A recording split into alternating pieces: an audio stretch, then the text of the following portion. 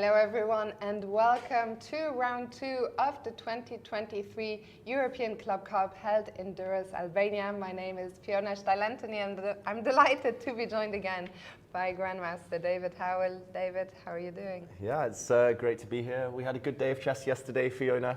It felt like the warm-up to what's going to be an exciting race for the European titles. We had a lot of top-rated teams against underdogs yesterday. Not that many surprises, but yeah, today a lot more top players are in action. Absolutely. Today, a certain Magnus Carlsen enters the fray. His team, as you mentioned yesterday, quite big rating differences between the teams. We can maybe take a quick look at yesterday's results, what happened on the top boards, but yeah, spoiler alert, we didn't see too many surprises.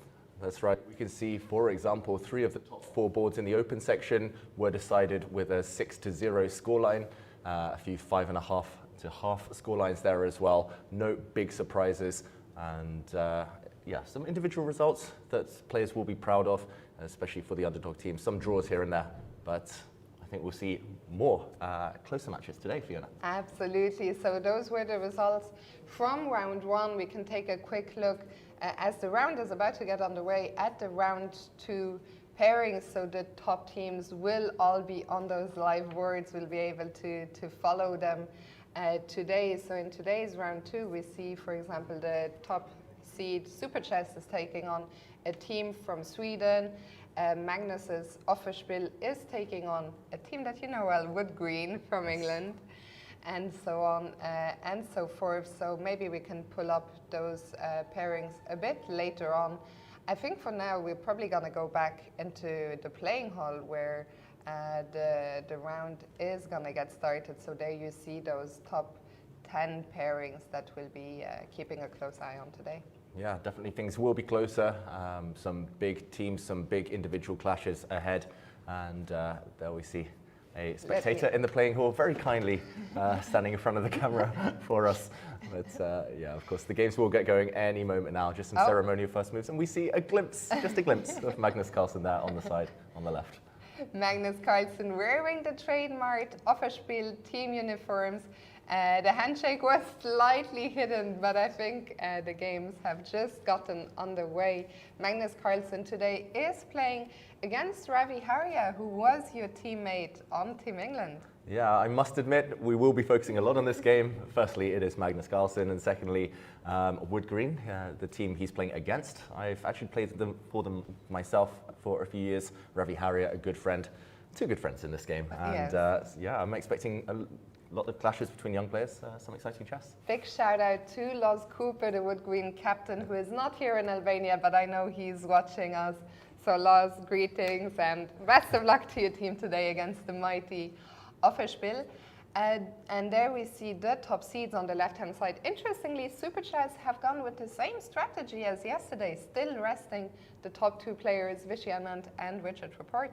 Yeah, exactly same lineup for the top seed Super Chess here. Maybe just trying to get, well, I was going to say they're lower rated players. They're all super grandmasters in this team, but trying to get everyone warmed up before the real stars do enter the action. Also in that way, the colors don't get messed with. So I think it's a strategy that they employed last year as well. We'll see if it works out better for them. They are chasing their first European title. We see their captain Ivan Sokolov on the left-hand side. I guess he's the man who's calling those shots, deciding who to put in and who to rest. Yeah, which 2,700 rated player do you want to put into your team? It's a dilemma, but that's why he's been chosen. Ivan, a great captain, of course, very successful one. Absolutely. Do we have moves already? I believe we do. We're just in the opening phases, just 2 or 3 moves in on most boards. And yeah, I think we'll start with the open section before moving to the women's section a bit later, where there are also some big clashes. Should we start with Super Bet while they're on camera, Fiona? Absolutely, let's do it. So the top seeds taking on SK Rokaden from Sweden. On first board, one of Sweden's grandmasters, Erik Blomqvist, very experienced player, taking on Bogdan Dejac. Yeah, and this one only 2 moves in. The Sicilian defense. Bogdan Daniel Dejac yesterday, he did have a bit of a tough game, but he got there eventually after some ups and downs. He likes to spend a lot of time on the clock, so thinking on move 2. Yeah, Not sure what too else. much to say for now. Not too much here I can impart. I guess we'll come back to this one in a short while. For now, let's move on to board 2, where Jordan van Forees is playing against one of Sweden's up-and-coming players, international master Jung-Min Seo. Yeah, and not a Sicilian this time. It's likely to transpose into the Queen's Indian, black with his pawn push. Just getting ready to fianchetto a bishop on a nice long diagonal, and Jordan, who I know was playing blitz into the early hours last night. Did you say another Sicilian? No, I said it's not a... Well. Not another. I was like, okay, I need to learn some openings. Yeah, I don't know what this is called, Fiona. That's why I... no, but it is likely to transpose after this move to the Queen's Indian defense. Sorry if I did say that. No, you didn't. I probably just misheard. I was wondering, is he saying it's a Sicilian with color was reversed? If black is going E5? Never mind. Probably just a hearing problem, old age. We all experience that, Fiona. I'm expecting black's bishop now to develop to B7 or A6, and still very well-known territory, of course, which will be the case for a lot of the top games in the first 15-20 minutes. We're used to that until the players leave their opening preparation. Absolutely. So let's move on to board 3, Edwin Trost against Vladimir Fedoseev. Yeah, and this one is a Sicilian. Another Sicilian. This one, a open Sicilian. We've just had a few moves. White here, just bringing the knight out, and playing D4 shows his ambition. I will say Edwin Trost, I didn't know him too well until the last 12 months or so. I sat in on a training session with the Offerspiel team, actually, and he was there. He's very ambitious, very tactically sharp. And against Vladimir Fedoseev, he will need to be. But open Sicilians, we love to see them. We can't complain. Absolutely. This is yet to be decided exactly what kind of Sicilian we'll see. We'll come back to it as it is at the top match after all, so we'll be keeping a close eye. So we're going to move on for now to board 4, where Kirill Shevchenko is taking on Jonas Bachhagen. Yeah, and I don't think Kirill's at the board right now. He has... It looks like he's gone for the moment, but... He's made a few moves, so he has arrived. So it did start, let's just backtrack to the beginning, it did start as a reti opening, but a very flexible reti, and here challenging the center now with white. This is a temporary pawn sacrifice, but if black takes this pawn, it's likely to lead to some forcing variations. This would be the most ambitious move. Black can, of course, just bring the bishop out to various squares with a rock-solid formation as well. And we're still some underdogs in this battle, Fiona, but I think we'll see some much closer scorelines today. What do you think? Super Chess yesterday, they won 6-0. Do you think they'll manage to do the same today? No. No. I'll call it now. I don't think we'll see many 6-0 scorelines for the rest of the tournament. Probably I'll eat my words. How about you? Yeah, I feel that this Swedish team has a lot of young talent in their ranks, especially Jung-Min Seo, Edwin Trost that we already talked about. I have to say the players from the last 3 boards I'm not too familiar with, but they are all rated between 2350 on the bottom 2 boards all the way up to 2500, so the rating gaps are a lot closer than yesterday. They are, and another player we saw a bit earlier, Erik Blomqvist on board 1, rock solid with white, very rarely losers with the white pieces, so despite being outrated, these players will have a chance. And player we do see closest to the camera on the left side there, Vishy with the black pieces, very strong grandmaster, and he's played some very quick moves here in the early stages against the Italian game. Let's just do a quick rerun, and I'm going to give you a quiz question, Fiona. Here, I love quiz questions, especially chess-themed ones. Especially chess-themed. It is chess-themed. And a quick question for everyone at home. Here, black plays knight f6, still a very well-known variation of the Italian. And firstly, black is playing king h8. Here, one of the most typical moves for white would be to play a5. Black could play a6, for example, and I'll just put a few moves on the board. Black's main idea with king h8 is to actually get the knight out the way to play f5, and I'm just going to give you a quiz question here. What is white's best move in this position? Oh, I'm being a bit mean here, sorry. Yeah, at least I'm glad to see, the engine bar hasn't shut up all the way, that I'm not missing something obvious. It hasn't. White's best move in this position, knight g5 maybe. Yeah, and actually there's a big trap, and Vishy is well known to be strong in the opening, but he does take big chances, and this is one that I fell for a few times when I was young as black, after knight takes knight. But this is on the knight g5 was on the board, yeah? Oh, not quite yet, Oh, but no, they're no, heading no, in this no. direction. Okay. Actually, that we're just 2 moves away now. Yeah. We see the live board on the right hand of your picture there, and white has played h3, so clearly white knows what he's doing. If black retreats the knight to g8, we might even get this position. And okay, this is the quiz position. White's Probably best move. queen in. Knight takes d5, black's last move. I was gonna Threatening say bishop takes queen knight. h5, but no, then you just take and retreat.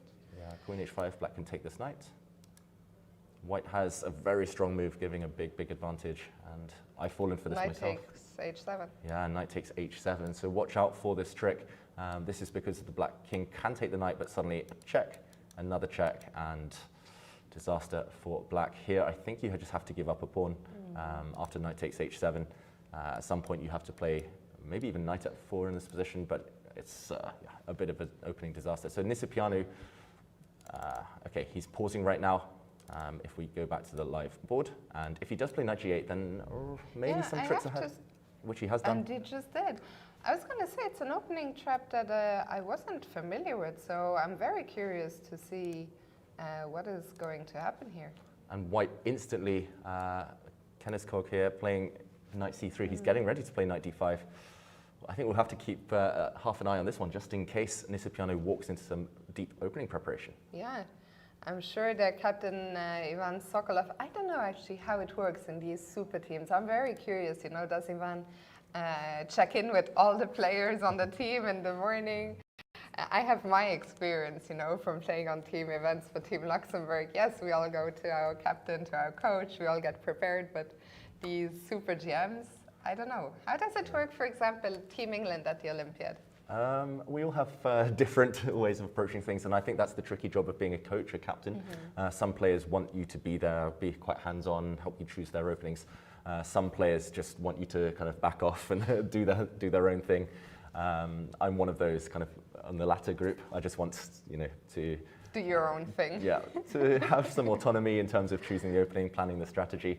I have found when there have been coaches who've interfered in the past, I feel a lot of pressure, even if especially if I play their opening, to justify that. And the more input you have, the more you kind of feel the need to back it up.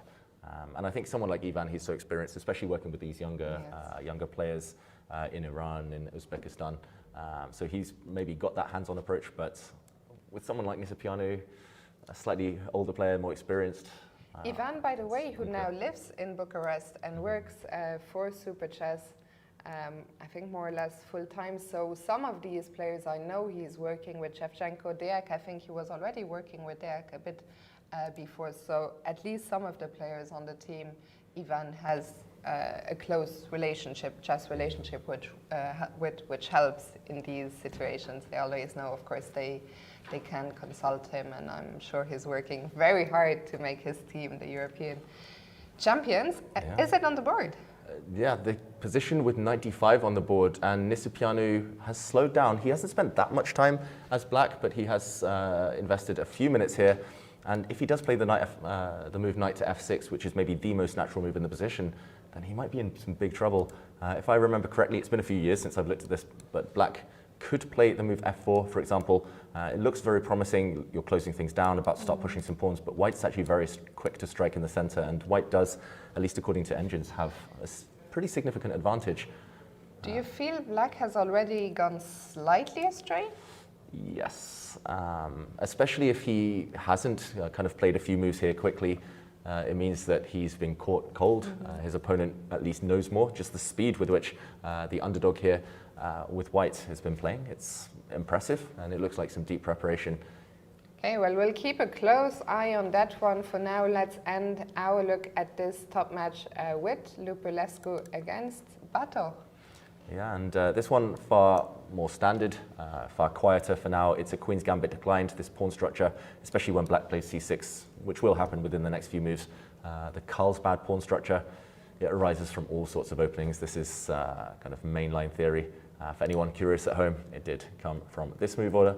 After a trade of pawns, we do see one of the main lines of the Queen's Gambit declined. And I think the only question is whether white kind of puts a knight on f3, maybe even castles queenside, or goes for more kind of standard maneuvers with knight ge2 and castles kingside. But Lupulescu, yeah, he knows what he's doing, very well prepared. I was going to say it might look surprising that Black has already spent so much time, but you talked yesterday about how wide Lupulescu's opening repertoire is. He plays so many things, so it can be very tough, especially when you're playing with the black pieces, to prepare against these players. So I think it makes sense that Black has spent a bit of time, because he probably could not predict which opening was going to appear on the board today. Yeah, and very flexible position for both sides, lots of different plans, so maybe just choosing which one. It's always a guessing game, the opening, right, Fiona? Just trying to dodge your opponent's preparation, but also finding something you're comfortable with.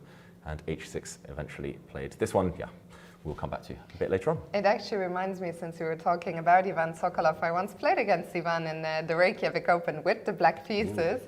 And I had to prepare, and I pulled up all of Ivan's white games, and I thought to myself, no chance. Where do I even begin? I mean, this guy has been playing forever. He plays everything. So a tough spot sometimes to prepare against these players. Now, shall we move on to Magnus Carlsen? Yeah, it's the moment we've all been waiting for. Magnus Carlsen has entered the fray, and after a day of rest yesterday, I think some nervy moments as well for Magnus, watching his team slightly struggle throughout most of the games, but eventually they did win 5.5-half.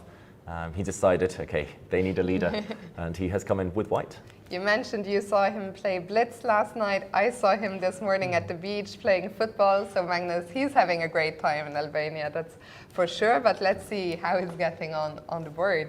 Yeah, he's really enjoying it here. Magnus, he's surrounded himself with a team of friends, which has kind of garnered this really positive team atmosphere. And we see him with white against Ravi Harrier, who's a well-known French defense player. So right now we see a very thematic pawn structure. Let's go from the beginning maybe, quickly here, Fiona. So we did see the French and the advanced variation against the French. Magnus usually in this position brings his knight out, or even sometimes captures on d5. So to see him to play the advanced variation shows he's done some specific Is the French Ravi's main opening? It's pretty much his only opening as black against 1e4, and he's had a lot of success with it, Ravi. He kind of ducks and dives and chooses lots of different side variations to surprise his opponents. But Ravi, well prepared. He's actually released some books. He's a theoretician. Bishop d7, not necessarily one of black's main moves. Usually the black queen comes out to b6, or black can play a move like f6 early. Now he captures on d4 very early on. Usually this is frowned upon because white's knight gets a nice square. And okay, just a6. I've got to admit, it looks really slow. What black is doing here, a6 looks like a bit of a waiting move. It looks like, no, I'm not going to be too harsh about a6. I was going to say someone in the park who's just learnt the openings will play a move like a6. But I'll not be too harsh, but I'll call him a park player anyway. Love you, Ravi. He's a good friend, so I feel a bit better about that. Hopefully he doesn't kill me afterwards. But a6, it looks like a waiting move. I guess it's just asking Magnus, what are you doing next? And white does have this dilemma, how to solve the tension against this pawn. The main idea behind a6, I think, if there is an idea, is that, for example, if white just makes a random move, black's queen can now come out and hit this pawn. So it's attacked 3 times, and white's knight often tries to kick the queen away, but at least now you have a nice safe square and you can kind of continue your pressure on d4. So there's kind of a hidden idea. If black had done this immediately, then the black queen really doesn't have a great square to retreat to. So a6, yeah. Maybe I'll revise my opinion. Ravi's more of an expert than me, of course, in this opening. He spent a little bit of time, but I think when you play Magnus Carlsen, you can be forgiven. I think there's a very good chance Ravi still knows what he is doing, but he's just taking some time to get into what must be the game of his life. Game of his life. And Ravi, he's a fantastic player, of course, Grandmaster, still very young, but he hasn't played, as far as I know, a serious classical event since the Olympiad last year. So that's over, 14 months now, 13, 14 months. And imagine jumping in, you haven't played for over a year, barely studied, and you're playing Magnus Carlsen with black. So it's understandable taking a few minutes in the early stages. And we see the zoom in there on Ravi, deeply focused. Has Magnus made a move after a6? Now he's still thinking. Yeah, I think the first surprise has been launched, and it's not so easy to prevent this threat. If white plays bishop d3, for example, you kind of lose the connection with the queen on d4, so there's no time to really eliminate this black knight. knight takes d4 would be a safe pawn grab. And the one thing you really hesitate doing here with white is getting rid of this strong knight with your pawn.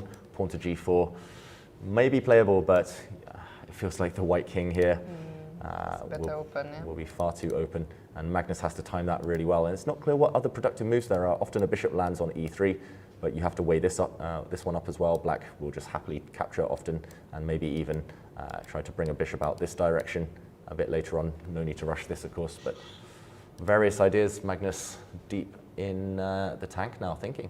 Interesting, Fiona. I see that Loz has now seen our comment from 15 minutes ago. Yesterday, we invited you to interact with us in the chat. What I'm saying now, you guys will see at home in 15 minutes. So we'll still try to interact, but we'll only be able to get back to your questions after 15 minutes, if that makes sense. We'll see them in real time, but you'll see our answers because of the 15-minute anti-cheating delay.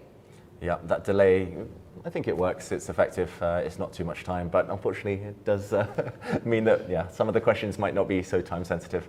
But you have to come to Albania and join us. There's plenty of space in this room. Unfortunately, right now, only 2 people here, but we're very happy to have you both with us today. Our 2 favorite people in the world right now. Actually, I will admit, Fiona, so today I went into town. I went into Durrës, the town centre, and I saw a group of slightly older gentlemen crowded around a chessboard, and I came to watch, and then suddenly one guy was like, "You're the commentator," and it was someone who was in the studio with us yesterday. He didn't know my name, didn't know anything about me, of course, but he recognized me because he was just a few meters. And then you played with them. And I played against him. Yeah, I played against a few of the park hustlers here in Albania, and I've got to say, they were really strong. I would say average 2200 rating. Wow. I was given a scare. I really had to focus. But yeah, come and join us, everyone. Come to Albania. Yeah, I mean, chess seems to be very popular here. It's great to see. It's my first time in Albania, but I'm loving it. Not the last time. And I have to say, I'm not just saying that because I'm a commentator here, but all the feedback I've heard from the players, from people who are here, everyone is having a great time, and we've been so warmly welcomed, so it's really fantastic. Yeah, so maybe we'll kind of leave Magnus's game on ice for now, and we'll come back a bit later. We see there some of the top boards of the women's section, but let's continue with the clash between Offerspiel and Wood Green. Wood Green, many time English champions. I think actually in the London Chess League they've won like 20 years in a row pretty much. So a very strong English team, now packed full of promising youngsters, and that's the case on board 2. Where Offerspiel have Raunak Sadhwani, a real prodigy from this Indian golden generation, but he's playing against Matthew Wadsworth, who's extremely dangerous, Fiona. Absolutely. Matthew,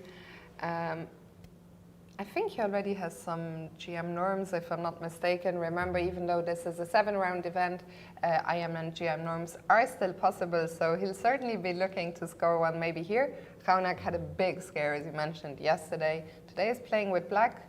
What do you make of the position these players have gotten? Yeah, let's jump into the chess and discuss the position, because Matthew Wadsworth, he's a very unorthodox player. For most of his career, he was playing the English opening, and it felt like he was kind of freestyling, and that means he's a moving target. He's hard to prepare for, but often, the opening stage backfiring. I will admit, he beat me when he was, I think, 11 or 12 years old in a simul. So I've always known he's a dangerous player. He's always been on my radar. And okay, the game started as another Queen's Indian. We saw one earlier on. Very orthodox stuff until after rook to e1, a5, still a known position, suddenly h4. And Fiona, it's just a trend. In all sorts of position, h4 happens. I mean, it's really the influence, I believe, of alpha-0. I was going to ask you, actually, when we first jumped into the position, what is h4 about? h4, often we see when black has played g6, then it's very common that white throws the h1 up the board to get at that target. But in this case, what is the idea? Yeah. Slightly mysterious. Very mysterious. I will admit, so at the recent World Cup just a couple of months ago, I was talking to Magnus about openings. I was like, my opening repertoire, it's a bit stale. I don't have any fresh ideas. And he was like, and I said I didn't have anything in the mainline Catalan. And he was like, why don't you play this h4 idea? And it's not a Catalan here, it's the Queen's Indian, but very similar pawn structure, similar kind of themes. and he was like, oh, h4, there's multiple ideas. Firstly, a knight g5 idea, it's not on the cards right now, maybe just to be able to show this. How would I illustrate this? Here, black has a nice move, bishop to e4, but often playing the move knight to g5 is actually a threat. Okay, h6 isn't a great one. Let's say knight back to e8. Now knight g5 would be winning because there's a threat against the bishop, and this knight is protected as well, threatening queen takes h7 checkmate. So for example, you do have time to capture, and next move, take this bishop, you'll be winning material. Sometimes it's useful here. And often, if the knight ever disappears, for example, knight to e4, you do have this idea again of knight to g5. And due to the pin, due to the fact you're protecting this knight, it can be a bit tricky for black. And often preempting just a pawn attack. G4 is hard to get on the board, but if you ever get it, it can be quite promising. I think there's lots of small ideas. It's also a useful waiting move, just waiting to see how black decides to fix the pawn structure in the center before continuing the game. Final point of this. No, but I think it's very interesting, actually. Yeah, after a capture in the center, Magnus was like, oh, often you have this sneaky move knight to h2. And I was like, really? And I was like, what's the point here? And simply the fact that you're pinning, next move you'll recapture on d5 with a slightly superior pawn structure. And for example, something like this, white is actually ready to play e4, g4, f4, throw all the pawns forward. And that is how you grind like a grandmaster. Yeah, or it's how you just surprise your opponent in the opening. And okay, enough of the opening lecture here. I mean, I'm just basically repeating something I was told without checking it myself. But I think we can trust Magnus. I think we can trust him. And sorry, Magnus, for revealing some opening secrets. I think it's actually known now that when Magnus goes back to his room tonight and rewatches the whole 5-hour show, he'll be like, I can't believe David shared this. Unfriend. Meanwhile, there have been a couple of moves after h4, a bit of a waiting move, black plays h6, just ruling out a lot of these knight g5 jumps. And after knight c3, bishop to b4 with a pin. So losing a bit of time here, black, developing this bishop once and then twice, but threatening to wreck the white pawn structure. Matthew Wadsworth thinking here, and the normal move, or kind of the typical idea would be to recapture with a piece. But yeah, I guess black might at some point just push the pawn to d6, take on c3 later, put a knight on e4, and just very standard strategic play.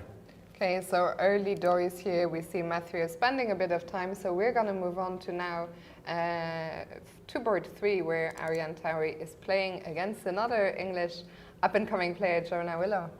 Yeah, and another Sicilian. We've seen a lot of those, which is fantastic.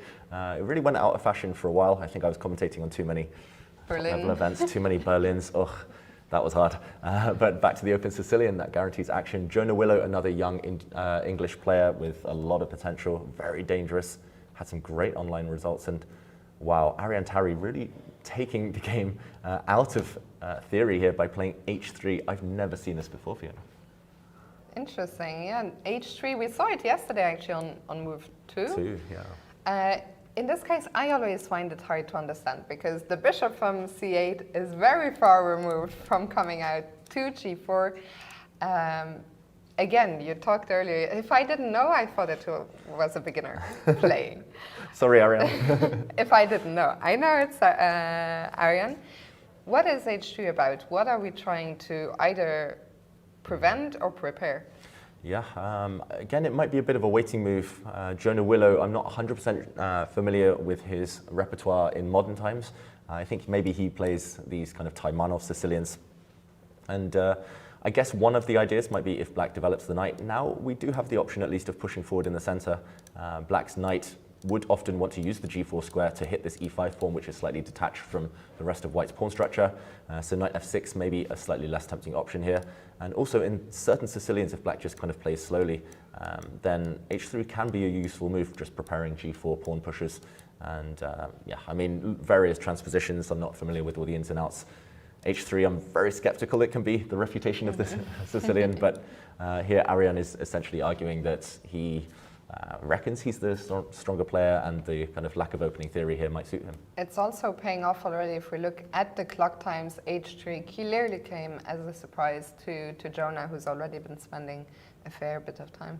Yeah, and he kind of mirrors Ariane by just waiting. a6 can never be a bad move in these Sicilians, often a useful waiting move. And okay, now we head back into more well-known open Sicilian waters, and a4 combined with h3, it feels really slow. Black plays bishop c5, logical move, and Jonah Willow, I'm expecting him to play knight e7, maybe b6, bishop b7 later on. Don't think he can be too disappointed with the outcome of the opening. I was just going to say, I'm sure Jonah will be quite happy with what he's gotten here. And, well, Arya now also starting to think. So let's move on for now to board 4, where Borna Darakshani is playing against Pranav. Okay, and this game is a bit more developed than some of the others. Just a quick recap until this position. It's actually still theoretical, I believe. It started as a Caro-Kann, the 2 knights variation of the Caro-Kann. White's knights coming out very early. Black plays the solid bishop g4 and an exchange, parting with the bishop pair, but erecting this really strong pawn structure.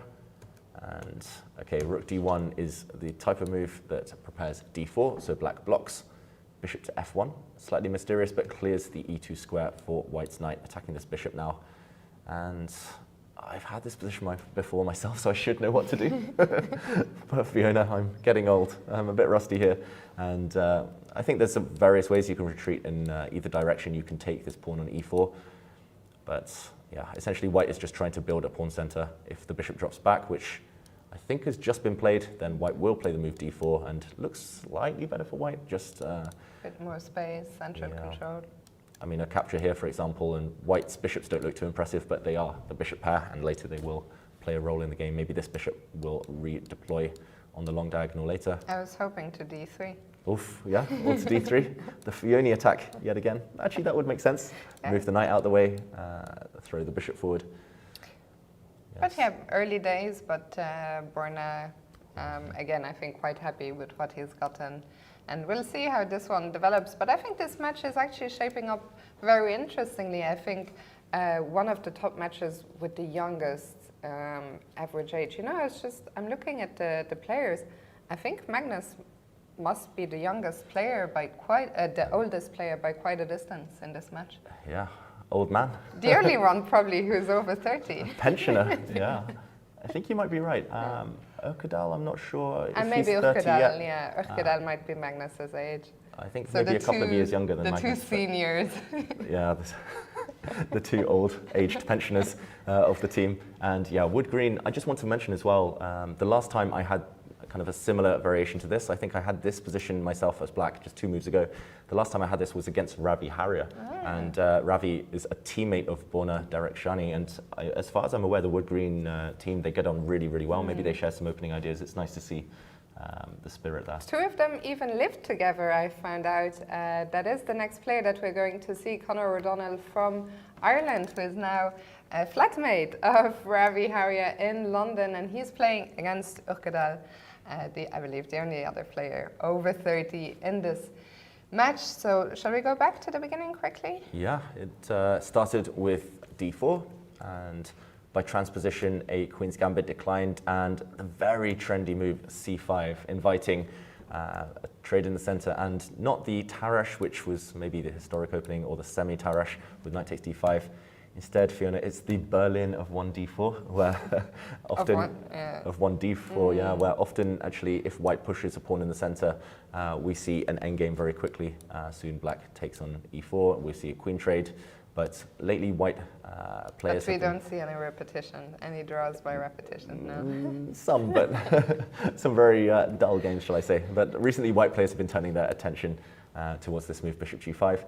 Actually, this is pretty much a direct transposition to the c3 Sicilian, the Alpine Sicilian, just with colors reversed, which is interesting because white has an extra tempo or 2 here, but black has very active play to justify this isolated pawn. And okay, interesting as well that white retreats. White could take this knight, but if a capture ever happens on d5, black's bishop is hitting b2. First, white retreats, and only after the black queen comes out, then he captures, so losing a move. But now this queen will actually potentially be a target for the white knight in the near future, and just castling. I mean, Urquidal seems to know more than me, I must admit, in this position. But there is a threat, maybe. Yeah, also both players have been spending quite a bit of time to get to this position. Knight takes e5 right now seems to be possible, so how does black stop it? Yeah, the most kind of natural move, I guess, would be something like bishop to e6, but here you would have to judge this type of position really carefully. If black ever takes on b2 with the queen or with the bishop, then there might be okay, I'm going to blunder a piece. There's an attack on e2. Okay, I'm wondering where the bishop moves, and next move there will be a threat against the queen and the pawn on b7 afterwards. Again, I'm not too familiar with the ins and outs here. White's bishop will most likely move, but this is what I assume both players are looking at right now. I don't think black will be too tempted to capture this knight because long term, essentially, you're going to be suffering. I think white will most likely take with the queen, maybe with the pawn, but black will be suffering with this isolated pawn on d5 forever. It's kind of a one-way street. Maybe black holds, but it won't be fun. So yeah, queen takes b2 is the other move, of course. But if your opponent invites this variation, then you've got to be slightly wary. And this queen, I'm not sure whether it's ever trapped. It does ring a bell. But yeah, you need to know some stuff in order to grab the pawn confidently, I'd say. Yeah. So this is the current position after castles. White threatening maybe knight takes d5 and Conor O'Donnell. Yeah, just weighing up those options. Sorry, I'm laughing because we just saw Magnus walking by with a big smile on his face. He seems to be in very high spirits. I think he really actually enjoys these team events. As you said, he surrounded himself with friends. I'm sure he has a lot of say when it comes to which players to pick. And he has a great time off the board, on the board. There isn't that pressure. He's talked so much about why he resigned the world champion title. So yeah, a happy Magnus, and we'll get back to his board, to his game a bit later. For now, let's move to board 6, where Viktor Stoyanov is playing against Benjamin Halldórsson. Okay, and this one only at move 9 right now. We have seen, I was going to say, the Queen's Gambit accepted. These two players, Viktor, I've got to say a shout out to him. One of the most enthusiastic chess players I've met. Really kind of a student of the game. He loves chess. And Benjamin Halldórsson, a young player, I believe, early 20s, a good friend of Magnus's. So this game started as d4, d5, and another Queen's Gambit declined. Several of these throughout this match, and transposing it now into a semi-Slav. And okay, still well-known stuff so far, I believe. And after a capture of pawns, it's so symmetrical, Fiona. But white, if he castles right now, does have a few extra tempi. White has this extra move, queen to c2, and the extra move, knight to c3. Everything else is balanced, and normally time is really important in these kind of pictures of symmetry. You just have this extra tempo to, for example, play a move like knight e4 later, or a bit of time to play b4. I would say small symbolic advantage for white, but it's hard to imagine it being that much. Yeah, this is not the game I'm most excited about so far, I have to say. Maybe what we can do in a second, I was going to say maybe we go back to Magnus for 1 second, because there have been a few developments, and then we could check in with the women's section. Yeah, let's do that. Magnus did eventually decide on a reaction to black's slightly strange move a6. He played bishop to g5, and after a trade of bishops, this is the current position, and okay, normally it would favor white to trade off these dark squared bishops. White's dark squared bishop actually tends to be bad because it's stuck behind its central pawns. If you compare the remaining bishops, white's light squared bishop has a lot more potential than black's bishop. This black bishop is the problem piece, right, Fiona? But I don't know, trading pieces when black is slightly cramped goes against conventional wisdom, and still some ideas of the black queen getting active. And look at Magnus's time. Magnus has been thinking a lot here. Do you think it's this a6 move that really caught him by surprise? Yeah, I know Magnus is on record in interviews saying the older he gets, the more he relies on opening preparation and opening ideas. It feels like he's been slightly caught out here. This is Ravi Harrier's comfort zone, his home ground. He's played the French literally since I first met him when he was, I don't know, 6, 7 years old. So Ravi really experienced in these structures, and it feels like black survived the opening in good shape. I'm expecting Magnus now to play a move such as pawn to a3 just to cut out any black queen moves, any active moves there. But how do you ever get rid of this knight without taking a big risk with g4? It's slightly uncomfortable, white's structure in the middle right now. Absolutely. So we'll come back to Magnus and other matches from the Open in a short while. For now, let's move to the women's section, and maybe we can start by very quickly bringing up yesterday's results. much like in the Open, there weren't too many surprises there.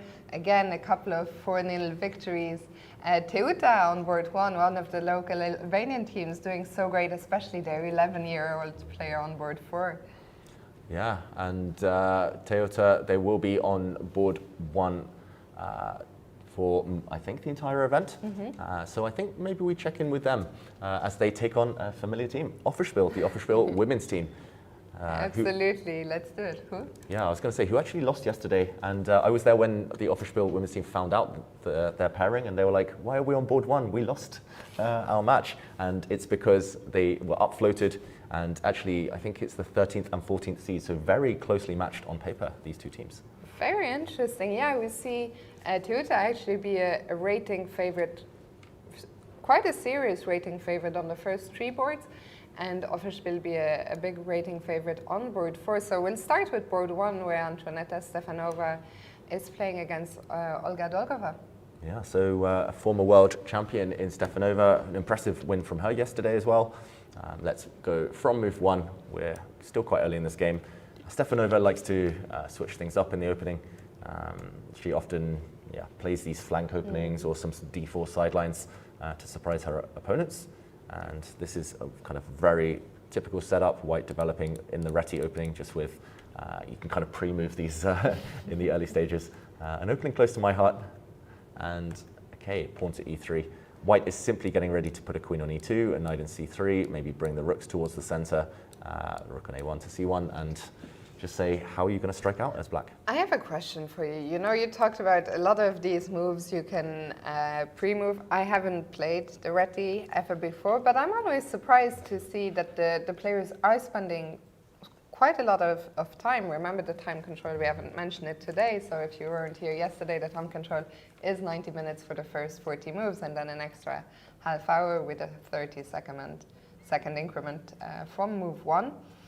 So is it just to do with always having to adjust on how black reacts, or what is going on there? Yeah, I think the reti and flexible openings like that, they attract a certain type of player, players who are indecisive like myself, who want that flexibility to kind of freestyle from an early stage. And yeah, as you say, Fiona, lots of different plans. You can choose to push this pawn 1 square and play for e4 later. You can put a pawn on d4. You can keep this pawn here forever. Just lots of possible squares for the knights. Yeah, I mean, that's my explanation, that's my theory. I think it makes sense. Yeah, I think having that abundance of choice is nice in a way. You know, you won't be hit out of the opening, you won't be punished, no theoretical lines to really memorize, but you're on your own from an early stage, and therefore you burn the time, you burn the clock, at least in my experience. What do you make about how black decided to set up? Looks very solid, right, with that pyramid pawn structure. Yeah, the triangle here in the center, or the pyramid, if we go a bit deeper. It's really nice, really solid. Oh, actually, it looks like a bit like a pyramid. But yeah, I mean, the one problem, of course, for black in a lot of these d4, d5 openings is the problem piece, this bishop on c8. If it can ever get out of the pawn chain, it's a really happy piece, of course, but often it's a bit stuck. Maybe black will try and develop it with a fianchetto, in which case the pawn on c6 is slightly misplaced. And yeah, I mean, other ideas would include throwing the a pawn forward, maybe playing a bishop to d6, trying to put a pawn on e5. That would come at the cost of some time. Black's position flexible as well, but that also means that Olga Dolgova here, she will be spending a lot of time on the clock. Okay, so we'll come back here later, still very early stages. Meanwhile, on board 2, Victoria Ni is taking on Monika Sochko. Okay, and interesting position here. I was going to ask you to guess the opening, but okay, this one started as a Trompovsky attack. We've seen several actually in the first couple of days of the European Club Cup.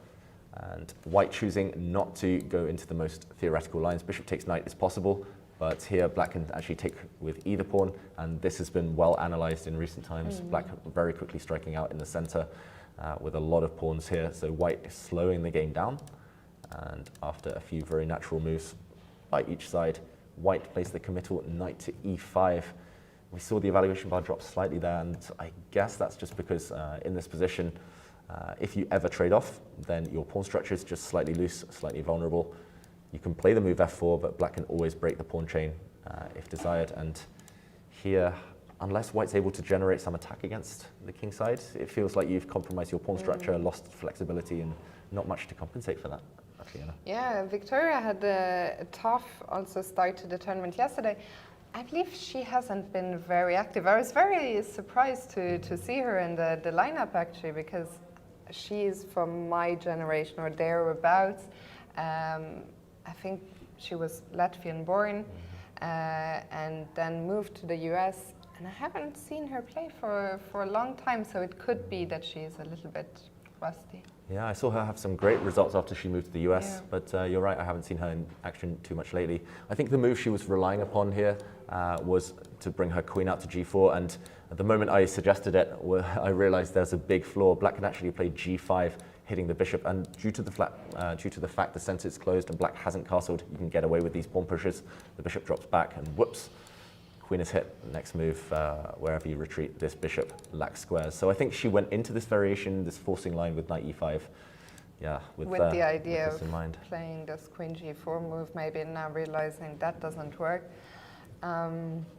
Yeah, the position is not dramatic, but as you say, the pawn structure has been damaged, not too much to show for. So I think we'll come back to this one, but yeah, Monika Sochko is certainly doing great out of the opening with black. On board 3, we have Karina Zivka, who's playing against Ellen Nilsson, and Ellen Nilsson yesterday lost that game against Sarah Kadam, who we talked to in the evening, and maybe you can tell our viewers what happened in that game. Yeah, so Ellen Nilsson, who's playing black here, very popular streamer, very strong Danish international. She was so close. She had an advantage against Sarah Kadam, kind of higher rated opponent. She did everything right, but just before move 40, inaccuracies from both players, and I think we showed a moment just at the end of that game where she only had one move to survive, Ellen Nilsson, and she couldn't find it. So she was heartbroken. I actually saw her in our hotel afterwards as well, and she said, it's frustrating, she played so well, but ended up losing. And also, Sarah told us she had offered a draw, I think, on move 40 maybe, or when things were complicated, a draw, which was turned down by Ellen. So Ellen, really a very ambitious, very hardworking player. Tough defeat for her yesterday, but let's see if she can bounce back today. Yeah, but the chess gods, they reward players who turn down draws, who fight. Even if it backfires in the first game, often things balance out. Yes. So great to see that attitude from Ellen Nilsson. So this game, just to quickly go from the start, was a Nimzo Indian, black's bishop coming out to b4. So one of the main lines here, with white playing very slowly, just building up, bringing pieces to the center. I always struggled when I was young with this central tension. I never knew kind of who should pull the trigger, who should clarify things. I think a lot of us still struggle with it to this day. Yeah, me too, still. And we find out one of black's potential plans, trying to force white to trade on their terms. And okay, now black has parted with the bishop pair, but still a very healthy position. Often black's bishop develops on the long diagonal on b7. Black can strike out in the center in some scenario with e5, but white does have the long-term kind of potential of the two bishops. So yeah, this one is still a well-known position, I've got to say, but players spending time, Fiona. Absolutely, yeah. Early doors, this match has been developing quite slowly. Of course, we're only 15 minutes in. And let's take a look. Today there was a change of guards on board 4. Yesterday we saw the 11-year-old Eileen win a nice game with the white pieces. Today on board 4 for Teuta is Claire Chaku, I'm not sure how it's pronounced, against Teja Vidic. And wow, this game looks like one of the most exciting, and we said that yesterday about their Teuta board 4, and again that has happened. I think we have to go from the start here, Fiona. Let's do it. And this one really, really livening up. Take on the Vienna setup with white's bishop coming out. Not quite the Italian game, because white keeps the option of playing f4. That's why knight to f3 has been delayed. And using that option right now, after a trade of pawns, this is something you play, Fiona. Yes, it is. I was going to say, yeah, I was like, someone I know plays this, and then I realized you're sitting right next to me. I was thinking about something, and then I looked at the board and I was like, yeah, this position looks very familiar. You know what, I played a game in the Luxembourgish League just last Sunday, and I think I had this exact position on the board, and my opponent took on f4, and we had that exact position. Wow. Good times. Crazy. It's my first game in a million years, so I should know in a million years, so I should know something about this. But And how did that game go, can I ask? I won, but it was a very tough game. Some adventures on the way. Yes, some adventures for sure. But it feels like white should be happy here, right? White should certainly be happy in general. I mean, black has gotten rid of one of their central pawns, so you've traded your f pawn for the central e pawn. You have a semi-open f file, which I'm always very happy about. In the future, white can often hope to put some pressure on that f7 point. Yeah, and okay, white should be happy with the outcome of this opening, but the pawn push to d4, I'm a bit skeptical about. It feels like you need to kind of decide where to go with the king.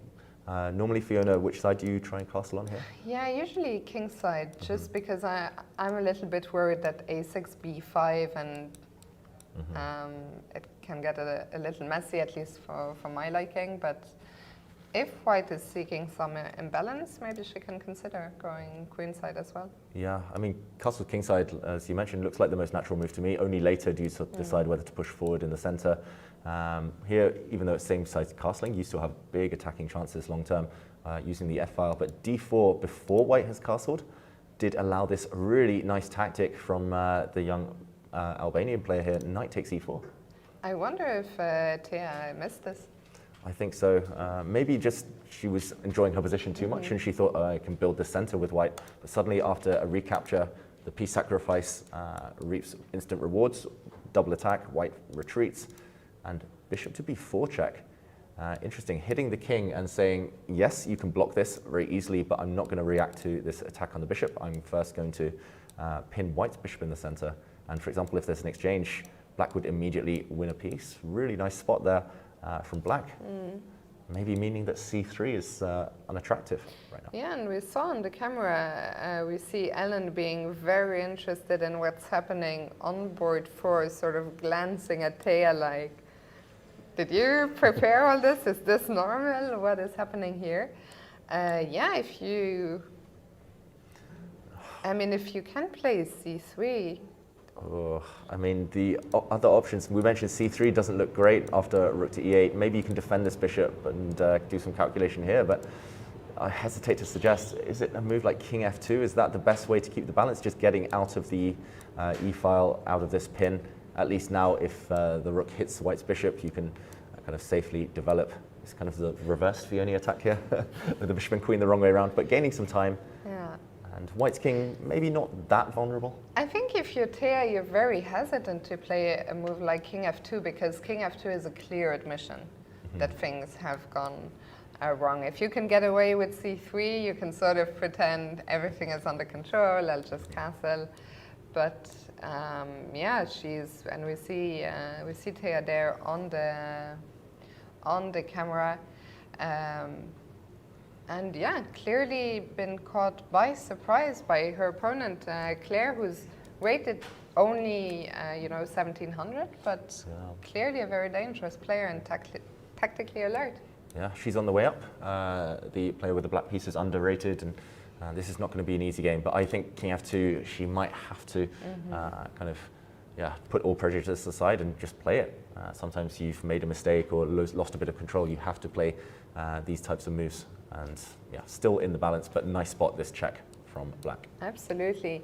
So we're going to move on to the next match now. The next match is between the top seeds from Monte Carlo, and they actually have quite a tough task already today. They're playing against the Macedonian team, MSK Center Asseco.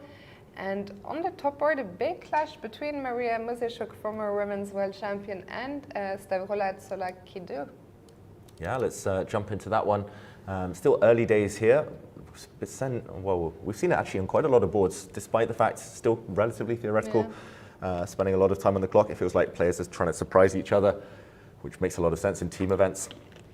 We started with d4 and a quick King's Indian defense, white taking the pawn center, but black kind of doing a reverse of the reti and just building a really nice solid structure here. And one of the main lines with blacks striking out now with e5. And okay, h6. This move frustrates me so much, Fiona, because I saw on Twitter or X recently like an article about h6. I remember Matty Sadler was saying computers really approve of this move. And I spent like a couple of hours trying to figure out what the point is, and I still came up short. It's a really strange kind of waiting move, kind of stopping white from playing bishop g5 in some positions. For example, after a exchange, the exchange variation here, one of white's main ideas would be to play bishop g5 to create some pressure along this diagonal, and h6 stops that. But yeah, it just looks so slow, so counterintuitive, and white kind of copies. Maybe Maria Muzichuk thrown off guard here. She plays h3, and after a capture, rook e8, bishop to f3. The one downside with white playing h3 is that now f3 is much less attractive. Usually you want to build this pawn chain, but suddenly some holes in the white dark squares. So f3, not a possibility. Instead, she decided to play bishop f3, which, okay, the bishop is looking down, well, first of all, of course, defending the pawn, looking down that long diagonal. Now, how is black going to develop the queen side? Black has played is apparently a very modern, useful move, h6, but all of the pieces are still at home. Where are they going to go? Yeah, good question. It's all about this black knight, first of all. It has to decide whether to kind of come out on a very flexible square. Maybe you come to e5, try to eliminate this bishop. Maybe you come to c5 to put pressure under this pawn. This makes a lot of sense now that white isn't defending e4 with pawns herself here. The other option would be to prepare or to play instantly the move knight to c6. And this one you have to be slightly careful just in case there's a capture and maybe a move like e5, white's bishop opening up. But here black can take on e5 pretty safely. Yeah, knight to c6 is another way, because black is slightly cramped here, just playing within her first 2 or 3 ranks, so trading pieces will free up her position somewhat, and that's why I believe Stavrula with black is thinking. She's just debating kind of which route into the center she wants with her knight. Either she is not at the board, or she is hiding really well behind the board 2 player. Yeah, maybe we're just walking around. There's a lot of games in that tournament hall to enjoy. I've often, not enjoyed my position, so I've just gone wandering around the tournament hall instead. Are we sure that she hasn't made a move? Yeah, she's probably just not at the board at the moment. Okay, so we'll see how she decides to develop. For now, let's move to the other Muzichuk sister, Anna Muzichuk, who's playing black against Mai Nafa. Yeah, and the older Muzichuk sister here, Anna, she won a really, really nice game yesterday. And okay, let's do a quick recap of this opening. Oh, the dreaded Berlin. I thought we'd get through 2 days without looking at any Berlins, but it's already. We can be happy to have had one Berlin-free day. It's been a success. Yesterday was a lot of fun, but we do see the Berlin, and not the Berlin endgame, and a bit of a kind of fruity take on the Berlin. Bishop to a4. This has come into fashion lately, just not recapturing the pawn yet. And after the move pawn to d4, it's actually a whole pawn sacrifice here by white. Black can take on d4, but it does get a bit dangerous. White's knight will leap into d5, and despite being 2 pawns down. Is this a fashionable line? I'm very surprised just looking at the clock times. Mai has clearly blitzed out everything, while Anna has already spent half of her allocated time. Yeah, there's actually several trendy ways of countering the Berlin these days that do involve pawn sacrifices. In this position, I mentioned bishop to a4.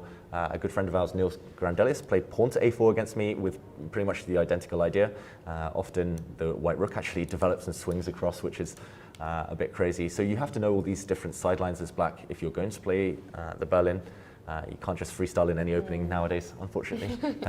But yeah, this is trendy stuff. Except for the Reti. Except for the first 5 moves of the Reti as a white. And pawn to d4.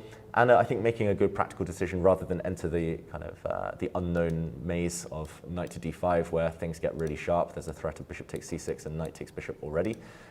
She dodges any potential attack by white by giving the pawn back. And she gets this solid structure herself. And with a pin, the only imbalance really here is that black has double pawns, but black does have the bishop pair to compensate. So I feel that Anna should be pretty happy, but it's still black fighting for equality here, Fiona. Yeah, and especially with that time usage, it's very likely that Mai is still in her preparation and might be for a couple of moves. Where do you think the bishop? Do we try and maintain the pin and go back to h5, or does the bishop want to drop back along the long? Yeah, I guess we're not too tempted to take this knight, which is a solid decision, but not a kind of positive, not an ambitious one. Here, it's going to be white occupying the open file for a long time. White has clear targets, especially the pawn on c6. I think this one would be basically admitting that the opening's gone slightly wrong. The ambitious one, Fiona, is your first suggestion. I guess now the big question is whether white pushes the bishop back and lands a knight on e5, threatening knight takes c6, maybe threatening at some point to try and trap this, this bishop on g6. I'm not sure how you do that with some pawn pushes. Yeah, I mean, I'm starting to understand that Anna is spending quite a bit of time. Although, has she also disappeared? She's made a move, actually. Everyone's just hiding from the camera. Yeah. So what did she decide on? Eventually, she did take on... No, she's still deciding here. We see the live board on the right-hand side of our screen. And pawn to h3 still looks like the live position. No, but okay, the white clock is ticking. Ah. A bit of a delay Actually, here. there is no bishop. I think she has kept... Well, at least there is no bishop on h5. I'm wearing new glasses, Fiona. They're still a bit blurry. You need to help me out. There's no bishop on h5 and there is no bishop on f5. That's for sure. So Okay. either she's gone back, and no bishop on e6 either. Okay. So either she's gone back. She must have taken, no? I think she's taken. That's impressive eyesight, I must admit. Bishop takes knight on the camera there. Viewers, help us out. What did she play? And if this... Oh, we are zooming in. We'll get the answer now. Where is that She black has bishop? taken, yeah, she's captured. There is a big queen on f3. Okay, the big queen on f3 and white's move, it looks like. So black has also played another one. Yeah, black has played another one. Okay, looks like rook to e8. Yeah, rook e8, yes. Yeah, rook to e8. At least nothing's come past the third Shout rank for out black. to our producer, Tyre, for some excellent camera This work. is some riveting commentary, just trying to identify moves on a chessboard, 2D style, and rook to e8 has been played. So, okay, solid play by Anna Muzychuk, but as we said, not kind of positive decisions here. It feels like, at the very least, if white is happy to go for an equal position, then after a move like bishop to d6, they can just kind of trade pieces on the e-file, trade bishops, and this one would fizzle out. But maybe there's ways to be ambitious here for white. Maybe it could be to do with pushing bishop on d2, maybe breaking with c4. Yeah, Anna Muzychuk, I think, just playing solid, which makes a lot of sense in a team scenario when you have black. Absolutely, and I'm sure Mai will also be happy. The rating underdog she's playing has got a very risk-free, nice advantage. So we'll see what happens here. On the next board, with the white pieces, Sara Kadam against Victoria Radeva. And okay, we won't go back to the start of this one, I think, but this did begin another theme of the day. The Queen's Gambit declined, and the first set of pawns have just about to be traded. C takes d5 is the last move, and big moment now for Radeva as she decides what pawn structure to go for. There's two very tempting captures. You can take with a pawn, whereupon you might well get a hanging pawn structure. Kind of, this is a matter of taste. I'm really not a fan of them, Fiona, but I know a lot of top players who like them. What do you think? No, I don't like them. That's probably why I'm not a top player. Me too. It's a lot of responsibility having these double pawns, not double pawns, hanging pawns, because they could become weak in an endgame, but very strong dynamically. The kind of lower responsibility move would be knight takes d5, trying to trade off the dark squared bishops, and then we might see these pawns disappear as well. And if we do, symmetry. So this would be the solid option, and if we go to the game, e takes d5 would be the ambitious one. We'll see what she does. Victoria, very ambitious player in general, young player from Bulgaria. So we'll see what she goes for now. Let's check out the last game of this match, Maria Gaishin against Elizabeth Pitts, and after that we will be taking our first break of the day. Yeah, and this one, early day, still all pieces, all pawns on the board. It started as an Italian opening, and the current position, Fiona, you mentioned it, the influence of AlphaZero pushing rook's pawns. Again, computers really love, they really endorse pushing pawns as high up the board as possible. Yeah, I guess this is a potential queen. It's very rare. I haven't seen too many Italians, I have to say, where we're only, on move 10? The pawn has made its way up all the way to a6. Yeah, it's really come into fashion just these last few years, and this kind of opens up the white rook to kind of lift up the board, develop vertically, and also some ideas of queen a4 and some pressure along this diagonal. Often this formation with black just slightly soft on the light squares, this black knight will want to move out the way as quickly as possible. But yeah, it looks relatively balanced for now. White has been spending a lot of time maybe just trying these kind of weird pawn pushes, has come at a high cost. Is black's idea going to be at some point to get the f-pawn moving? Maybe king h7, knight g8, or? Yeah, something like this, or maybe knight even forward. Yeah, maybe knight h5 at the right moment and trying to play the move f5, definitely on the cards. There's kind of two pawn breaks, there's d5 and f5 for black. For white, it's mainly about whether d4 is ever possible. Whoever gets their pawn breaks in favorably often tends to be better long term. And yeah, who would you pick here? I would pick white, I think. Me too. Maybe. Until f5 appears on the board. Until and then f5 and g5 and ask f4. me again. And I might change my mind. So this one's still in the balance. Absolutely. Okay, so we've covered the top two matches from the Open and the women's event. We're going to go on a short break now. When we return, we'll of course take a look at the title defenders in the Open, Novi Bor, who we haven't seen yet. We'll go back to Magnus Carlsen and all the other top players we have here with us. So don't go anywhere, and we'll see you on the other side of this. See you soon.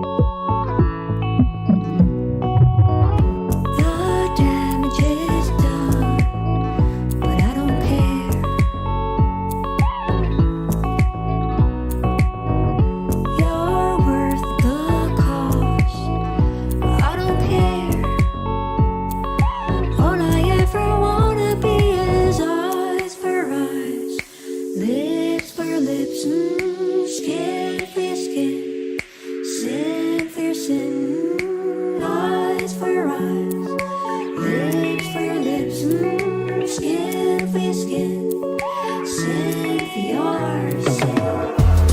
Feel it down, down, down, down. Think about it later.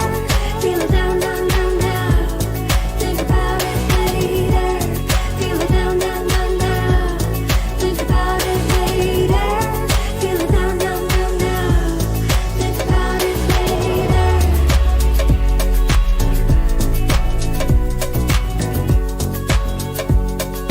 All I ever wanna be is eyes for your eyes, lips for your lips, skin for your skin, sin for your sin.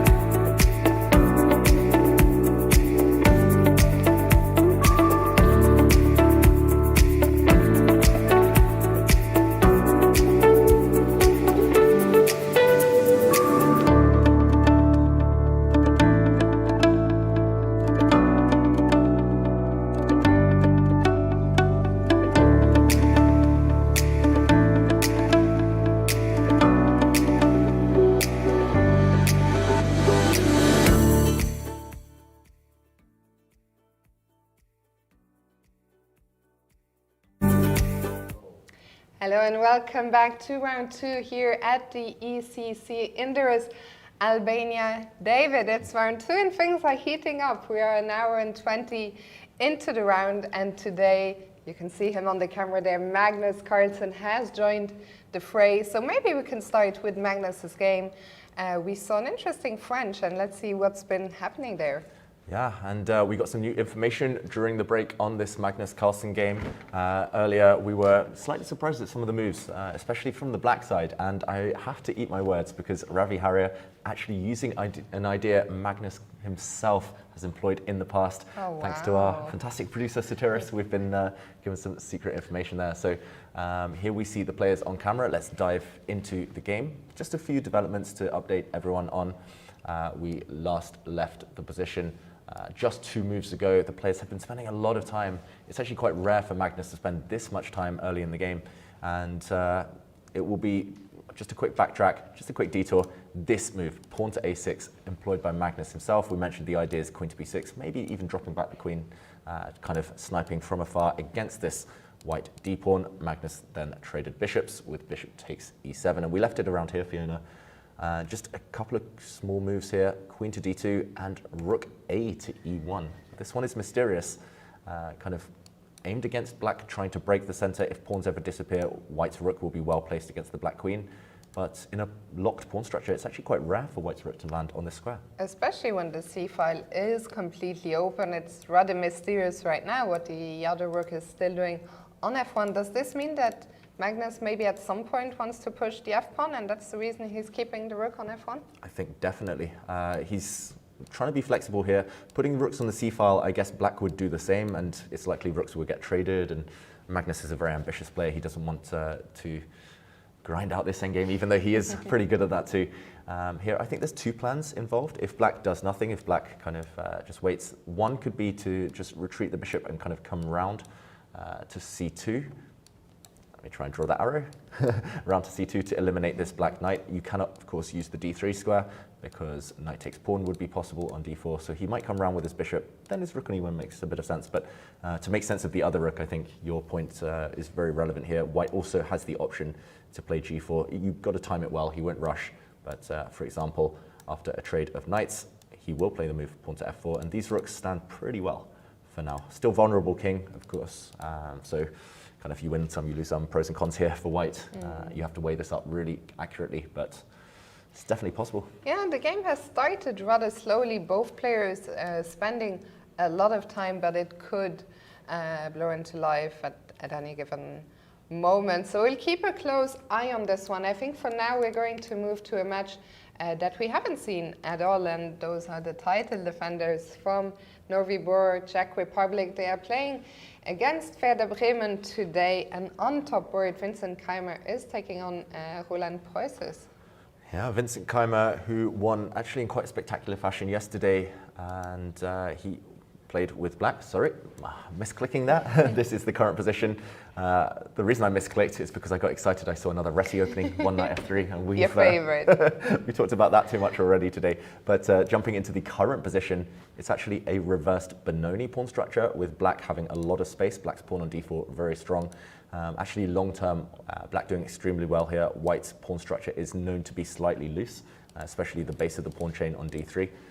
Black is the more flexible player in the center, at least, trying to get the e5 break. But for now, Vincent has covered the e5 square. He might even drop a knight into the center. He's aiming to play knight to c2 next move, putting some pressure on d4. And if white ever gets the chance to throw pawns forward, a3, b4 later, then things will turn.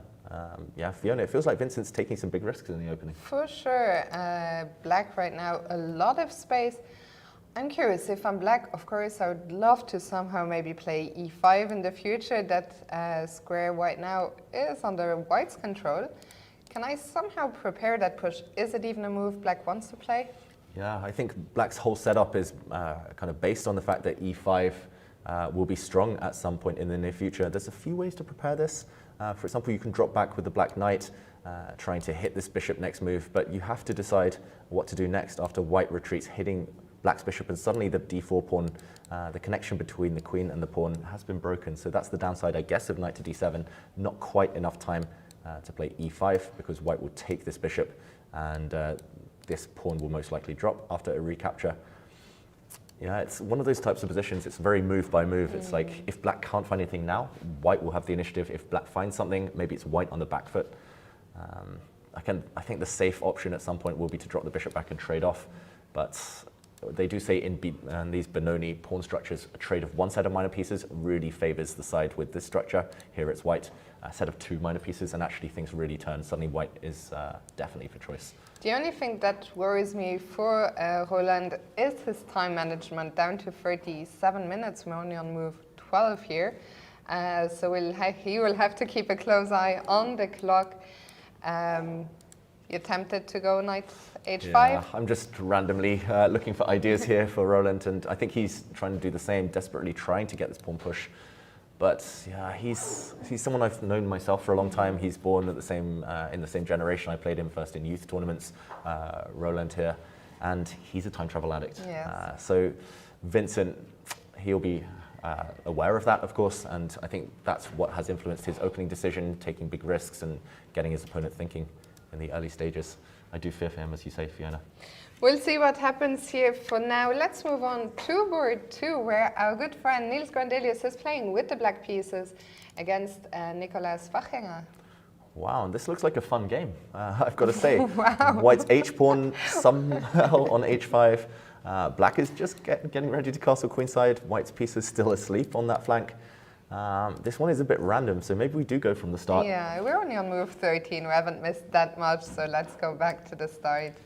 Yeah, and Niels, a good friend of ours, very well prepared in the opening, but he's lower on the clock right now. So it started as a Spanish, a Roy Lopez, and White retreating here. And okay, Niels not playing his usual repertoire because he's playing someone slightly lower rated, trying to mix things up, trying to surprise his opponent. The knight, of course, defends its fellow knight here, and actually comes round to g6. This is really kind of trendy stuff. It's supposed to be slightly dubious for black if white knows what they're doing, but certainly playable. And wow, h4. We've seen a lot of those h-pawn pushes today.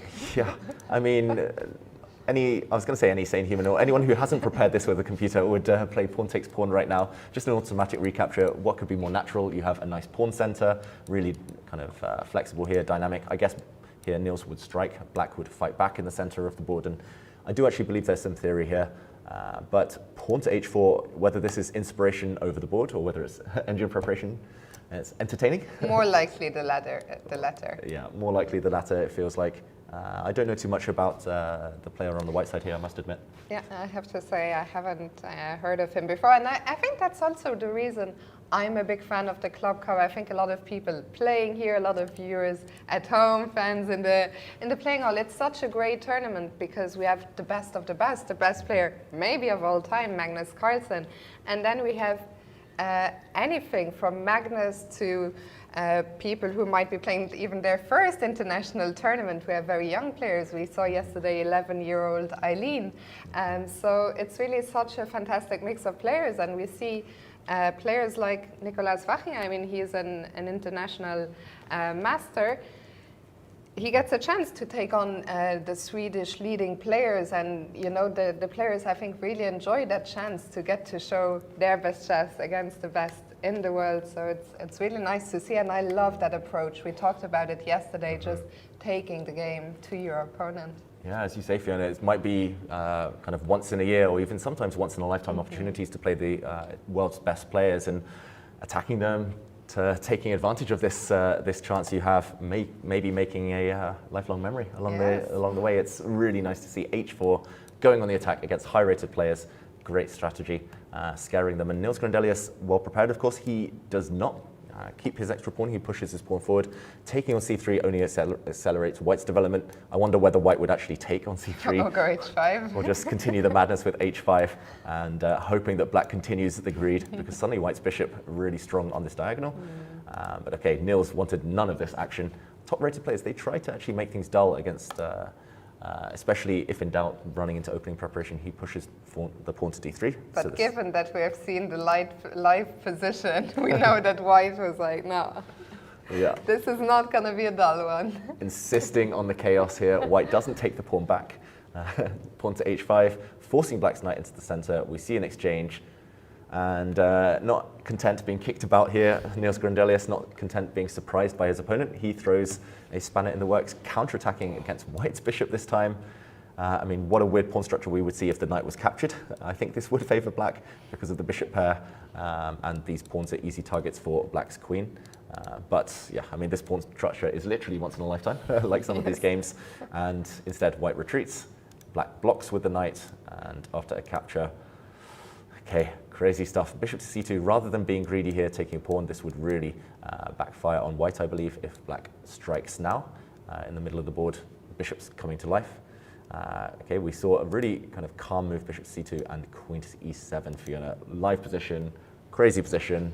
I don't even know where to begin when it comes to evaluating this one.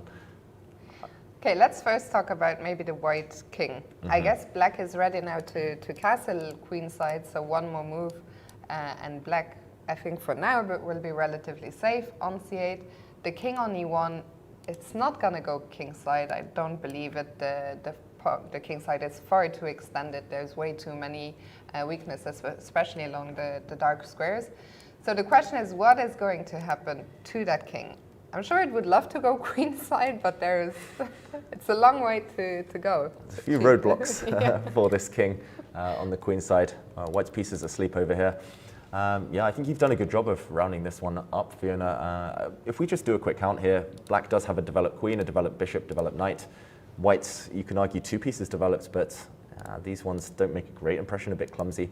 And black has so many ideas with this pin right now. There's pawn to d5, there's pawn to f5, there's knight to d6 coming around, winning this pinned pawn. Do you have, I was going to say, do you have to bite the bullet and castle? But your idea of queen to c5 check is just so annoying. This pawn suddenly on h5. It wants to retreat, it wants to go, wants to go back. Let's go back to the live position, because even though I said everything I said, I am an attacking player at heart. I like what white has done, so I want to make it work for Nicolas. But I'm not sure, because the problem is I don't want to give up my dark squared bishop. So bishop d2, bishop e3, those are not moves I want to make. As you were highlighting, knight d6 is an idea for black anyway. So if I play b3, I'm only really helping you, I feel. So I'm just struggling to see a move concretely for white. I think, you've pretty much said it there. Process of elimination, the only logical move we're left with is knight to d2. And after all, black's knight on c4 is the strongest, kind of most active piece. If now black trades on white's terms, suddenly your dream, Fiona, comes true. White can castle queenside next move. And suddenly, whose king is safer? I would argue white's for sure. And white still with a strong pawn center intact. So black wouldn't trade most likely on d2. I'm wondering whether black kind of retreats the knight, or maybe it's time for d5 and the center exploding. Okay, even the evaluation bar is here slightly confused, and it's not an intuitive position. Both sides are likely to make mistakes over the next few turns. I'm surprised the evaluation bar didn't like d5. It looked like such a natural move when the white king is stuck in the center to try and open the center. But yeah, it also tells us something about the nature of the position. It's very sharp. Any wrong decision, you can pay quite a hefty price. Yeah, I've got to say I love what Nicolas has been doing. Actually, I love what both players have been doing, and we'll definitely keep an eye on this game. Maybe one of the most fun positions so far. Absolutely. For now, let's move on to board 3. Actually, enlighten me. I never know. What is his first name? Is it Van Nguyen? Fiona, you put me on the spot there. Put you on the spot. I'm not sure either. We'll just say his full name, yes. Name Tai Dai Van Nguyen. He's playing against Spartak Grigorian. And what do we have? We have a position that has actually stemmed from a exchange Slav, so symmetrical pawn structure, but that has slightly changed in that white has captured a bishop, a piece on f4. So slightly damaged structure here, but white does have this dark square grip. I'm expecting either the move queen to d2 to defend this pawn, or just simply pawn to g3. And white's knight is going to come into the c5 square. White will be the first to occupy the c file. It's not much here, but it might be something. This is the type of position that a lot of top players really like for white these days, just because there's no risk. Most likely things will just fizzle out if you want to kind of pull the handbrake and go for a draw, or you can kind of just pressure your opponent forever. Black can try and trade off pieces, but once a white knight lands on c5, it's actually pretty hard to get rid of. b6, for example, here would be impossible due to suddenly knight takes a6, winning a pawn. Although, this would have to be calculated well. I mean, this is maybe what the players are kind of considering right now. Maybe white can be a bit more ambitious, defend the pawn with the queen, get rooks to the c file very quickly. It's slightly quieter than a lot of the games we've seen so far, but... Yes, let's move on. Yeah, maybe white slightly for preference. I'm joking, but we have so many games. In fact, we are being spoiled. We have so many live boards. We're never going to be able to see all the games, but from this point on out, we're going to go a bit faster. So let's move on to the next one, board 4. Colin Colbo against David Anton. Yeah, and David Anton here with the black pieces, one of Spain's strongest players. He's taken some big risks. White looks really active in the center. We talk about centralization. White's pieces look beautifully placed. The one downside is maybe this isolated pawn. Black's last move, knight to f5, is threatening this pawn. But okay, there's various ways to keep things together. I'm wondering whether you just defend it by gaining a bit of time. Sorry, David, I'm being sidetracked because David Anton's opponent looks a lot like Vincent Keimer. Do you know what I mean? Are you sure it's not Vincent Keimer? Yeah, because at first I Does thought, Vincent have a twin? that's Vincent on the left side, and then our producer actually thought the same thing. That's the similarity is, what's the word? Cunning. Cunning. It's uncanny. Uncanny. That's, Uncanny. That's the word. The resemblance there. Wow. Don't tell me you don't see it. I mean, I want a full view. You need to front get view those before glasses checked. It's literally the glasses. Oh. But, So anyway, sorry, back to the game. let us know at home what you're thinking. Is that Vincent Keimer's doppelganger? Okay, knight to f5 has just been played, and I'm expecting the move bishop to e3 just to keep everything protected in the center, developing at the same time. I think one thing that Colin, or Vincent, should I call him, shouldn't do in the game position is start trading everything off. For example, starting to trade knights, trading off this knight would, I think, just really give black a pleasant position, despite the kind of odd pawn structure here. Not quite the box. If black's pawn was back on f6, that would be the box, the cube. But despite the slightly odd pawn structure, black's bishop is really nicely placed. This bishop will play a role later, and actually black has a simple plan of pushing forward on the king side. White's isolated pawn will only get so far up the board. So I think he shouldn't get tempted to release the tension, just keeping everything together with bishop to e3, utilizing this pressure on the d file, gives white a healthy position. For example, black cannot take here because a double attack. So he should just sit and slowly improve. Yeah, I'm really quite liking Colin's position. I'm also liking the Werder Bremen uniforms. We talked about that yesterday. I really think it's great for team events. In this case, both teams actually sporting a matching uniform. And with that, let's move on to the next one, board 5, where Marcos Raga is taking on Jari Royka.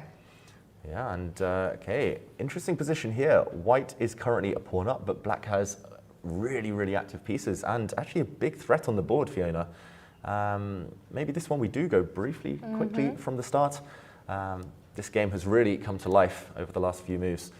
It started as a Catalan, seems to be in every top player's repertoire these days. Marcus Raga is actually famous for this. Actually, I played him in the European Club Cup, this competition, like 7-8 years ago, and he was still playing the Catalan back then. Okay, a check. This is one of the main lines. Black's bishop dropping back, arguing that the bishop on d2 is actually slightly misplaced. The white knight wants to use the square. This is a very typical theme. Still very well-known stuff here. Both sides just putting their pieces on healthy squares. And d takes c4. I believe this is a move. Usually black just kind of plays very standard developing moves, but d takes c4 is an ambitious one here, aimed at kind of luring the white queen forward to a square. It might get hit, might be slightly vulnerable, and we'll see that in the game position. Black brings the knight to d5 and a sacrifice, actually. Yeah, very interesting idea. So the pawn cannot be saved. It cannot be saved. You can kind of protect it with your bishop, and actually this happens in a moment. First, black hits the white queen. I'm wondering here how deep the preparation goes, because this is either a big risk for black or it's kind of well calculated. Yeah. It's interesting because both players have spent quite a bit of time. So let's see this pawn sacrifice, which I imagine Marcos spent quite a bit of time before capturing the pawn. Yeah, it would be interesting to know exactly how much, but bishop to b7. If white doesn't take this pawn, black has a really healthy position. Black will just play rook to c8, pawn to c5, and black has the bishop pair, will break out, and will most likely actually even get an advantage. So white takes up the challenge. We see a capture, a trade here. So white a pawn up, but after queen to a5, I mentioned a threat, and for example, if white just makes a nothing move, then we would see the evaluation bar drop, all in black's favor here, because the queen is trapped. Nowhere to run, no escape squares. She has to move forward, and she'll get that trapped there too. And black would win a lot of material. Queen for rook would be decisive. So, okay, how does white extricate the queen? Bishop takes knight does not help, because again, the rook traps the queen, and yet again it's trapped on d7. I actually went back to see what the time usage was in that game because I was very curious, and turns out b5 must have been an over-the-board inspiration by Yari. He spent 35 minutes on b5. Wow, a lot of time on one move. A lot of time. Then Marcus spent 7 minutes on queen c1. Then bishop b7 came quickly, and Marcus quite quickly, 2.5 minutes, decided to take on c6. Okay, so the players have sped up over the last few moves, but Marcus Raga, how much time has he been spending on this one move right now? It looks like 17 minutes on the current position White has been spending. I guess it has to run, the queen. Yeah, and that's with the 15-minute, no. I'm so confused. This 15-minute delay is going to be the end of me. Maybe it's just, but yeah, he's been spending a lot of time, and it's not obvious how the queen gets out. We see the bar likes White a little bit, but it's not, you know, it feels like if it was just a clean pawn, it would be higher up. So very messy. What does the engine say? Enlighten us. Yeah, and I mean, by kind of process of elimination, yet again, by logic, the White queen has to retreat. You have a choice of a couple of squares. You can use the c2 square. The bonus here is that you might be able to activate into the center. You can use the c1 square. I'm not sure if there are any other options. The engine, the computer here, I'm just checking, does say queen to c2 is the best move, and after the black rook hits the white queen, you have to be a bit careful where you go with white. Maybe the best square, the safest square, is actually to park yourself on b3, and black's compensation lies in the activity of the pieces. Black's bishop, for example, is about to land on a really active square. Black's knight can sometimes try to sneak in. Maybe the best move here, the most kind of the safest move at least, would be to retreat and say, yes, I'm a pawn down, but if you're careless here, black's knight will be jumping in. There's a nasty fork threatened. If white guards against that, for example, black could even win back the material with a nice little trick. And a position like this would be very safe, I think, risk-free at all for black with opposite color bishops, very active pieces. I actually slightly prefer black's position. And Marcus Raga, I know him quite well, I've played him a lot. He really doesn't like to retreat. And we see a move on the board, knight to c3. He's taking risks. This is actually a queen sacrifice. This one of the most exciting games. And I think Magnus, he's someone also who in general, you say doesn't like to retreat, but he also doesn't take too many risks in general. He's not a player known for his flamboyant style. I think he's an openings expert. He's very solid, very strong player, of course. But this is going to get very spicy. He's so strong, Fiona, that you called him Magnus. Marcus Raga here with the white pieces. He can play like Magnus. Magnus Raga. Magnus Raga, indeed. And this, I mentioned it's a queen sacrifice. This is a tricky move. For example, if black plays rook to c8 now, which is actually a mistake, getting greedy, white would play knight takes knight, just leaving the queen hanging because geometrically everything works out in white's favor. Rook takes queen now. This would be a check. The black king would have to react, and now a knight capture. So many forks. All the forks. This is why knights are so tricky. Next move, once the queen saves itself, we do a quick count at the very end. White has 2 rooks and a bishop for the queen, and that's simply too much material. Essentially a piece up here for white. So a tricky move. That's why he probably spent so much time on the last turn, just calculating this one. And black has a few choices. You can take this knight if you want to be really safe. You can maybe play knight to b4. I would say good compensation for black, but is it enough? That's the question.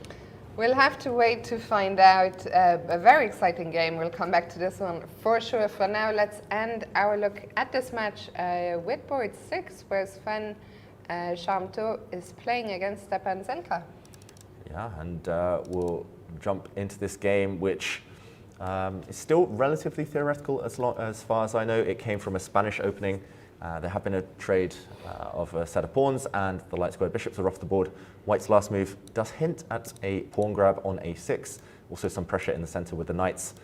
For example, pawn takes pawn now on c3 would be met by, I believe, a knight trade. And this position, the dust would settle after a few exchanges. And white here has a small advantage, I think, just because of the centralization of white's queen, a simple plan of pushing forward, maybe this bishop exerting some pressure on the king side. Essentially roughly level, but just because there's such reduced material on the board. But yeah, I think Stepan Zelka here is the high-rated player. He'll be looking for ways to imbalance things. He might have to take some risks if he wants to win as black. Yeah, I think we see already it's round 2, but the matches are a lot closer, you know, almost 2 hours in now and not too much is happening. David, I have one request for one game to look at. It's actually the next match.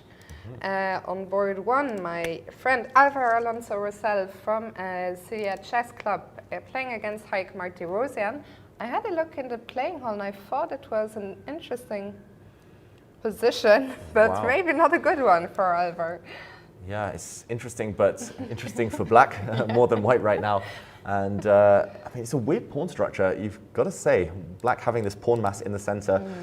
White cannot chip away at this pawn center, just to show why this position is maybe so favorable for black. Pawn takes pawn would run into a nasty check, and there's nowhere to hide. The black queen has this X-ray vision, and okay, you can block with the white knight, but this would be disastrous. This would be a killer pin. So yeah, something seems to have gone very wrong here for white, so a spare Alvar. He needs to teleport his king across the b1 square magically into a1, into the corner, tuck it safely to bed, and he'll be fine, he'll be safe. But I think it's just all about the placement of the white king. Yeah, I also, when I saw it in the playing hall, my view was a bit blocked, and I saw those pawns on the king side. I saw that white had gone queen side, and I thought, it looks interesting, but seeing the full picture now, yeah, I think things have definitely gone wrong here for white. David, I picked a game. Is there anything that is catching your attention? I'm spoiled for choice. Beforehand, I actually I went through the pairings. I was like circling ones I wanted to look at, and then I ended up with like 40 different games circled across both sections. I wouldn't mind actually in the women's section. Sure, let's do it. Yeah, looking at board 3, the clash between Wood Green. We saw the Wood Green women's team, the Wood Green Open team taking on Offerspiel. The Wood Green women's team also have an uphill battle playing against Super Chess. Yeah, Super Chess, the second seed of the tournament, so let's go there. We'll take a look at all the games, and on board one, our good friend Jovanka Huska. She is usually in this spot commentating on the games. I'm sure she'll be happy to also be playing. And she's taking on Nino Batsiashvili. Yeah, and I think she'll be happy to be playing Jovanka Huska, and she'll be thrilled with the outcome of her opening. White here has a significant advantage. Jovanka, she's really good at these 1d4 openings, and right now it's just all about the space in the center. She has these fantastic pawns. I wouldn't be surprised if she kind of cements that pawn on d5 with her bishop in the next few moves, brings her rook to e1, and I'm not sure how she breaks through or where she breaks through, but black's pieces are so passive, especially these knights. I'm slightly surprised at black's last move, I've got to say. Knight back to c8. I'm wondering why not capturing on d5. It looks like a pawn is up for grabs. Knight to c8 instead. One of the most mysterious moves I've seen today. Yeah, this is really, really odd, knight to c8. You can take this pawn in two different directions, and I've just checked the computer. Both look fine for black. The game is roughly balanced, but the pressure would be on white there to justify the sacrifice. Instead of taking this pawn, knight to c8 is really passive. And we can see, if you look at the bar jump. I was waiting, yes. Waiting for that. This is not approved by the computer. I mean, it's also hard to understand from a human perspective. Really hard to understand. I mean, you're cementing the d6 square, but you're essentially saying, okay, I'm setting up a wall, I'm going to wait for you to come to me. And in chess, that's very rarely a good strategy. I mean, even if white just kind of plays a quiet move, I'm not sure. Rook to e1, for example. I'm really attracted to this bishop c4 move. Just looks so logical to set up this nice little kind of chain. This, pawn on b3, bishop on c4, pawn on d5. Just kind of cementing here, and I think the idea for Nino is to actually take at some point and put a knight on d6, act as a blockader, but it's just really passive. Agreed, yeah. Things looking great for Jovanka here. We'll come back to this one in a bit, but great start to the game for her. Yeah, I just want to say, if she was commentating here, she would be thrilled that white is throwing pawns forward. Her number one her favorite thing when she's commentating is to push pawns, and yeah, this is the dream for Jovanka right now. Absolutely. We'll check back in with her later. For now, let's move on to board 2, where Dinara Wagner is playing against Laniao. Wow, and a wild position on the board. I mean, I'm just trying to do a quick count here. Black is two Some pawns up. are missing, yeah. Some pawns are missing for white, and I know we're deep into the round, but if we have time, Fiona, Let's do I'd it. love to jump back and do a bit of a recap, a quick recap here. We saw another Catalan opening, very popular, of course. Dinara has had some success with this opening, I believe, over the last few months. And giving up a pawn, the Catalan is a bit of a pawn sacrifice. Black does have the option to take this pawn and cling onto it. And a trendy variation where White's knight jumps into the center now. And okay, a second pawn sacrifice from Dinara after queen takes. She has given up the d4 pawn. And I do remember some games here between some very strong players. I remember Levon Aronian had this. Dominguez has had this. I believe Wesley So as well. White is 2 pawns down, but your pressure, for example, on the c6 square, your pressure along this diagonal, your pressure on the a file potentially can be blocked. You know my memory, David, it's not the best, especially not for chess openings, but I was commentating on the Dortmund tournament this summer where Dinara scored her second norm, and I wonder if she didn't have this position herself on the board.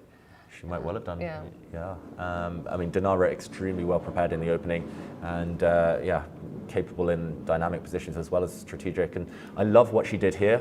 I do remember a game, I believe it was with Levon Aronian, where the players played Queen B3, Queen B4, and David, they failed out with a draw and repetition of moves. But she's a fighter, Dinara, and she played on.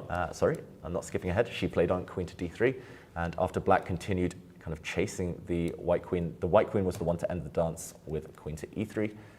Black's knight, though, allowed out now. Knight d7. If I can get that move to load. I might just need a second. The board is refreshed. But yeah, the current position after queen to e3, Fiona, it's just good compensation for white. Yeah, we see the position there. So Dinara, I think, an expert in that line. Let's just go back to that moment after queen e3. As you said, Yao now allowed to bring the knight out to d7. Yeah, white trades off a set of pawns, takes the rooks off the board and leaps into the black position. And this would be winning if not for the move that Lan Yao found here, dropping back her queen. And the queens have just come off. Okay, 2 pawns down though. Feels like Black with the extra material should be safe, can even part with a pawn or two to maintain the balance. I guess Black might have to part with a pawn, rook c1. Yeah. Oh, which wasn't played.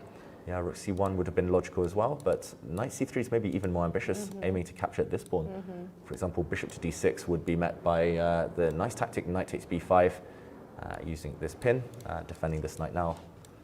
Yeah, the thing is, I nearly called you Vanka. Fiona, it's great to have you here. And you do have your Vanka next to you much more often these days in your defense.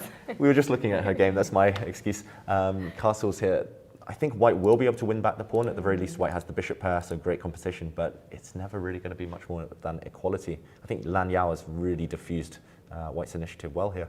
Yeah, I'm impressed with how she handled this. It can be quite unpleasant to be hit with these kind of lines. So good on Lan Yao, who's very solid here with the black pieces. Let's move on to board 3, Harriet Hunt against Marcel Efremsky. Okay, and Harriet, yeah, one of the legends of English women's chess. And okay, she played a slightly odd variation against the French defense, Queen E2 on move 2 against the French. We won't do a full deep dive into the opening there, but this position really, I was going to say really dramatic, because black has this huge threat of just taking a pawn, even at the cost of material sometimes. And this pawn looks really weak. I think Harriet's pretty much all in here on an attack against the black king. I'm pretty sure she wants to play the move knight to g4 and land a check next move. Black's king lacking defenders. Fiona, you're the attacker between us. What do you think of white's chances here? Well, I like attacking. I also have the advantage that I can see the evaluation bar, so I'm loving what Harriet has done. And yeah, not so clear to me. How does black continue here? Yeah, it's a bit awkward. I mean, for example, if a black rook lands in the center, white does have one weakness, the backward pawn. Then this pin could be extremely annoying long term. I mentioned that the knight will jump in with a check, maybe conquering the dark squares. If black ever has to take, then there's going to be all sorts of, for example, checkmating patterns around the black king now, if white's queen ever just sneaks in. The black king is very lonely. I mean, the queen is on a5, completely removed from the king side. action, as is the bishop on a6. I'm really, really loving this for white. Yeah, it looks really promising for Harriet, and this could be a key game. It's a really close match on paper, but wood green, it feels like they're doing really well right now. Absolutely, Jovanka with and Harriet with the white pieces, both pressing. Lan Yao looking very solid. Let's check out board 4. Elina Rubers for Super Chess against Katerina Thoma. Yeah, and this game came from a Sicilian Najdorf, and for Najdorf experts, often achieving a break in the center kind of gets equality. It simplifies the equation somewhat, and I think here again wood green have reason to be happy. I know that Elina has been one of the informed players of the last year or two, just in chess in general, but right now it feels like she's got no opening advantage. Black is maybe threatening in some positions to drop back with the knight, hitting white's rook on h4, hitting the bishop on e3.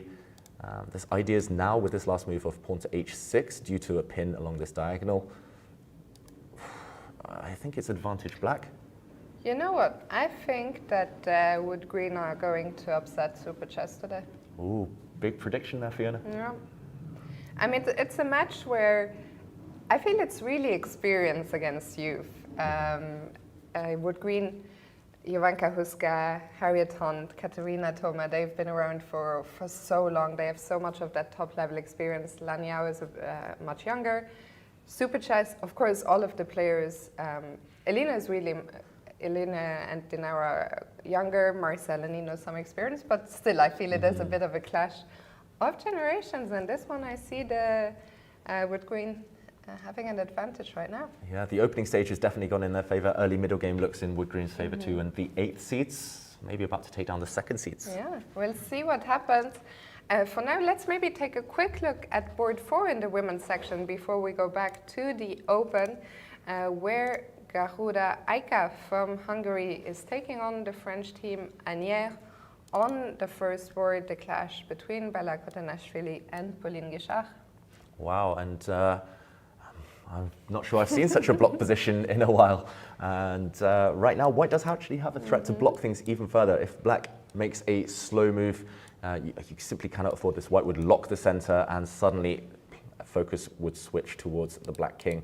The white queen is coming forward. There might even be a sacrifice to open up His Majesty over here on g8. And I mean, this black bishop is dead for life for the rest of the game. I think black pretty much has to trade off this pawn and at least hope that the black knight can come into the center. Pauline Guichard, she's kind of a really principled player, and I'm expecting her to make this decision. But to me, Fiona, I'm not as great an attacker as you in some, or at least my instincts are less attacking than yours, shall I say. And yeah, I mean, even here, I'm getting excited from the white side. Yeah, for sure. I think a very unpleasant position. For Pauline, I think we can trust the clock times here. Remember, the first time control is only an hour and 40 away at this point. We'll come back here, but looking great for Bella Kotanashvili. Let's move on to board 2, Inna Gapanenko against Nuriel Salimova. Okay, and yeah, Salimova, another informed player, gained a lot of fans during the World Cup. Absolutely. Yeah, and I saw some of her against Fiona, just, I mean, inspired, mark of genius there. But this position doesn't feel like her trademark. Yeah, more passive than she likes. Salimova, an attacking player, and yeah, here the white pawn structure not ideal. White does have these doubled f pawns long term. Actually, black is doing very well. Black's knight a great blockader. I'm just looking at the passive rooks here. White's rook can kind of start swinging across towards the black king later. White's bishop, nice and flexible. The one thing you've got to calculate is maybe bishop to f4. I was going to wonder whether black can block with a pawn, because suddenly this would lead to some real complications. If maybe the black queen just moves, but pawn to e5, there's en passant, and black has to be really careful here. Some tactics. Yeah, but maybe Salimova would be happy as well, you know, to liberate her position. She might not shy away from these tactics if she feels they work out in her favor. Yeah, and I think Gapanenko here, who's very experienced, she needs to dodge this. It looks very tempting. I was going to say this looks winning for white because queen takes rook would allow a fork, and suddenly the white queen pounces, checkmate next move. But yeah, it feels like it's just about hanging together here by a thread for black, and if the queens come off, black, remember, with a better pawn structure. So bishop to f4, impossible, and maybe this is the plan next move, just to break out with black. I would say in the balance, it could go either way. Absolutely. Let's move on to the next board, where my good friend Joscha Iglesias is playing with the black pieces against Theodora Iniac. Yeah, and unfortunately for Joscha, it looks like she's about to face the might of the two bishops. Bishop to c3, it looks like the most logical move right now for white. And I mean, they're just staring across the board right now. There's also this lever. How many h-pawns have we seen been thrown up the board today? All of them. Yeah, and in almost every of those positions, we always liked white. So if you watch this at home, push those h-pawns. Yeah, take a leaf out of the top players' books. Makes a lot of sense. And I think Joscha would be really happy if she had time to drop her queen back and start pushing some pawns now against the white king. But it just looks like a race where white is ahead. And you could imagine already the contours of a checkmating attack against the black king. Yeah, this one looks on the verge, actually, unfortunately for her, of being lost. So let's see how they're getting on. On board 4 with the white pieces, Beatrice Belluir against Jocka Gaal. Yeah, and okay, the last move from Beatrice is really trying to open up the center while the black king is a bit stranded. I mean, there's tension. Who's it favoring? I'll say it favors white because the black king is in the middle, but the evaluation bar is kind of teasing us. It's in the middle. Also, you said while the king is still in the middle, the king is kind of stuck in the middle. The king cannot castle kingside because the pawn on h5 is undefended. So in the live position, I mean, the computer seems to ever so slightly favor black, but at first sight, I would take white. Any day in a game. Yeah, and I must admit I'm familiar with this variation of the Caro-Kann that they have played, and I was surprised. I was looking at it from the black side. It looks terrifying. So not exactly this position, but something very similar. But the evaluation, the computer always says it's fine, it's playable. You can later actually you can even castle at the cost of this pawn as long as the kind of rest of the board is favoring you as black. So Gaal here has to defend really, really well, but she isn't panicking, she shouldn't panic, and it still takes a while for white to break through.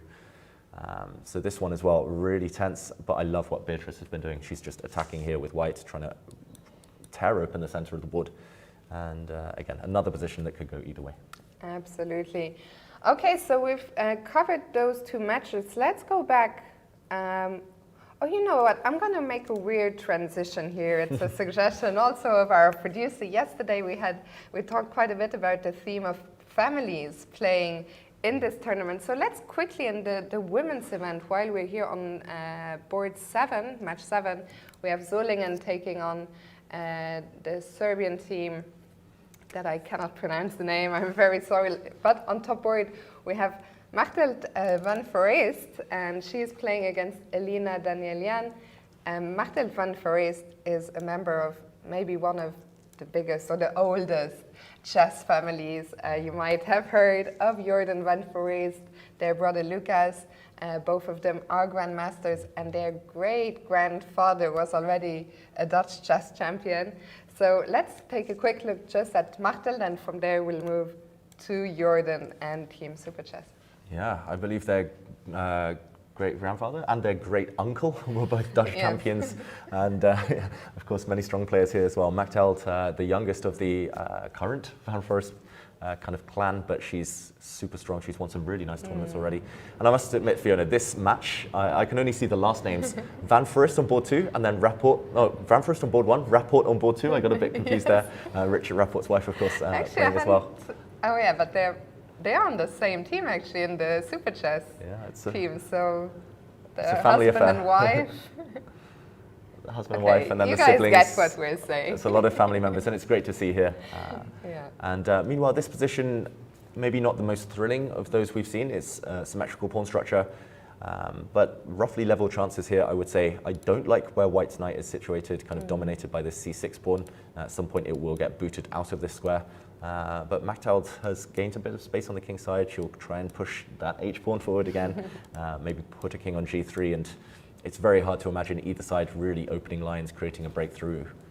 Just very level at the moment. I think there is a good chance when we come back to this in maybe a couple of hours, they will still be there. So we'll leave this one be for now. And let's go back to the open section, to the top match between Askar Okadan and Super Chess, and start from board 1, Erik Blomqvist against Bogdan Deák.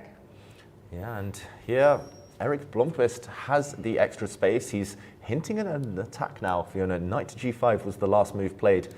White has this Maruxi bind, just preventing black, or at least deterring black from breaking forward in the center. White's pawns really clamped down here. I mean, you've got space. You control everything here for white pretty much. And where is black's counterplay? You know me, I'm not a player that likes to play just within the first 3 ranks. So these positions, I always struggle. I know that black, of course, wants to find the right moment to break.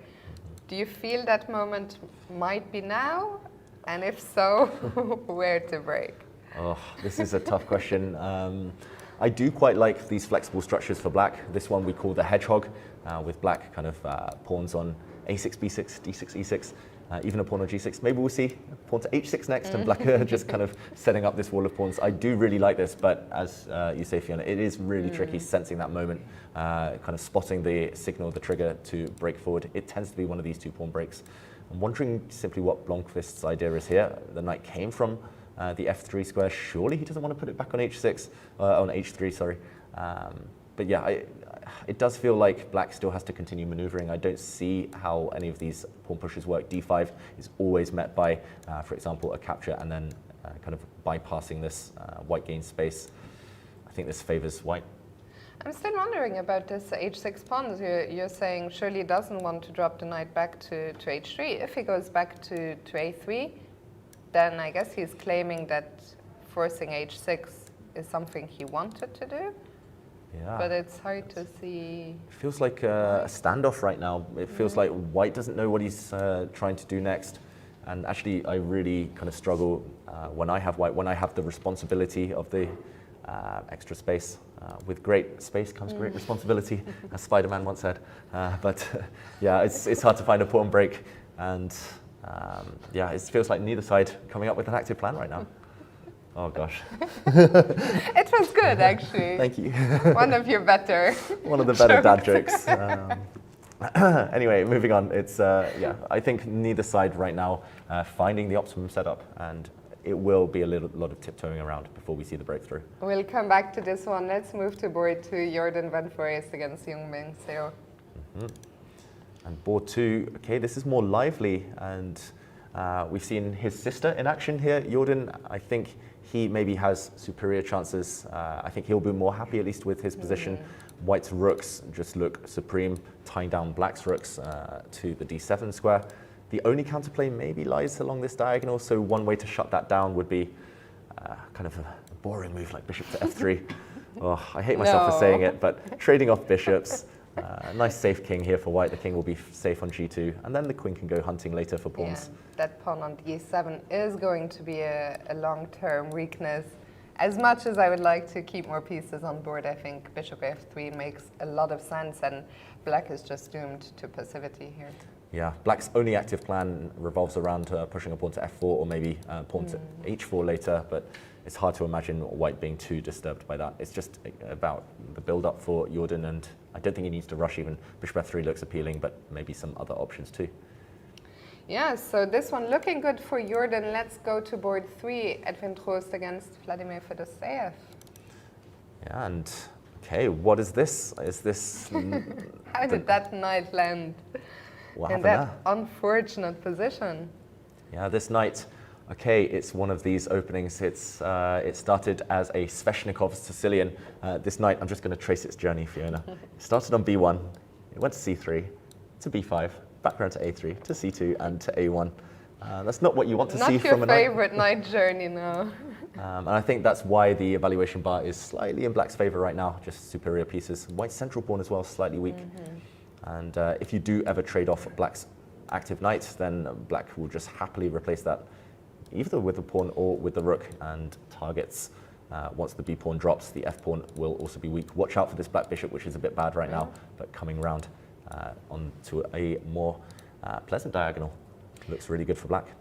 We earlier predicted this wasn't going to end 6-0, but so far the 3 boards that we have seen are looking really good for Super Chess. Let's move on to the bottom 3 boards, starting with Kirill Shevchenko against Jonas Bachhagen. Yeah, and okay, level pawns, level pieces in this queenless middle game. I think this is roughly level. Normally I would be inclined to favour the bishop pair, but white's bishop is just staring at a wall of pawns. Fiona, do you see anything here for white? If not, then it looks like black is relatively stable. Yeah, I recently filmed a course on tactics, and I just immediately, I thought I would love to set up Boden's mate, but we're very far removed from that. We need a bishop on f4, that white squared bishop would need to Somehow I come don't down to even know, A6. yeah. That was my thoughts. Those were my thoughts, but a little abstract in this position. Yeah, a little abstract, but there are tactics, and it is to do with this bishop especially. Rook to a1 does set up a threat of capturing on the c6 square. For example, if black is a bit lazy here, a bit slow, pawn to h5, white can take this pawn in 2 different ways. For example, okay, let's say knight takes c6, and if the pawn recaptures, rook takes knight. Black's knight is misplaced, so I'm expecting this to be improved. Either back to b4 or... I like knight b4. I'm just, again, wondering if there are any tactics in the air. Everything's pointing towards the black king right now. This black bishop's slightly loose. It feels like Jonas here is solid, but Kirill... You're saying maybe knight c7 is the safer choice? Possibly, although I do kind of want to blockade white's pawn mass here. If white can ever get pawn to b4, then things start to roll, things start to open for this bishop. It does feel like black is solid, and actually long-term black's doing very well because there are targets on the queen side. So I'll say in the balance, but yeah, Kirill Shevchenko, really dangerous tactician. So he needs to keep an eye on those tricks. David, I'm really curious about the next one. We left it off a couple of hours ago at Theodor Keneskog against Liviu Nicepianu. We were saying in the opening, Nicepianu had to be careful. He was on the verge of being caught out. Let's go back to that moment and see what happened. Yeah, we are over 2 hours into this game, but they've only made 5 moves in the last 2 hours, pretty much, since we left. So knight to d5, we left it here, and I mentioned that knight f6 walks into a well-known trap, actually. This is move 11, but suddenly white would be able to jump in with the knight to g5. It looks like a blunder. It looks like white is about to lose a piece, but knight takes h7, wins a pawn, wins material, due to the fact that the king cannot recapture. This would end in a nasty mating attack on the black king. So, of course, he didn't fall into this. Nicepianu maybe smelling a rat. He played bishop to f6 instead. Really solid, of course, covering the key g5 square. White eventually played c3. The knight drops back to e7. Exchange, knight g5 does threaten knight f7. This was stopped with queen e8, and white blows open the center. Really logical from white here, but I'm not sure whether he's timing it well. He's trying to open things for his bishops, but suddenly there are tactics all over the place. And okay, the live position is this one. If rook takes pawn, Fiona, I smell some tricks. I smell some tactics. I'm not sure whether they work, but they're in the air. I'm looking at queen to g6. With bishop h3 threats. Yeah, and I mean, how is the evaluation bar?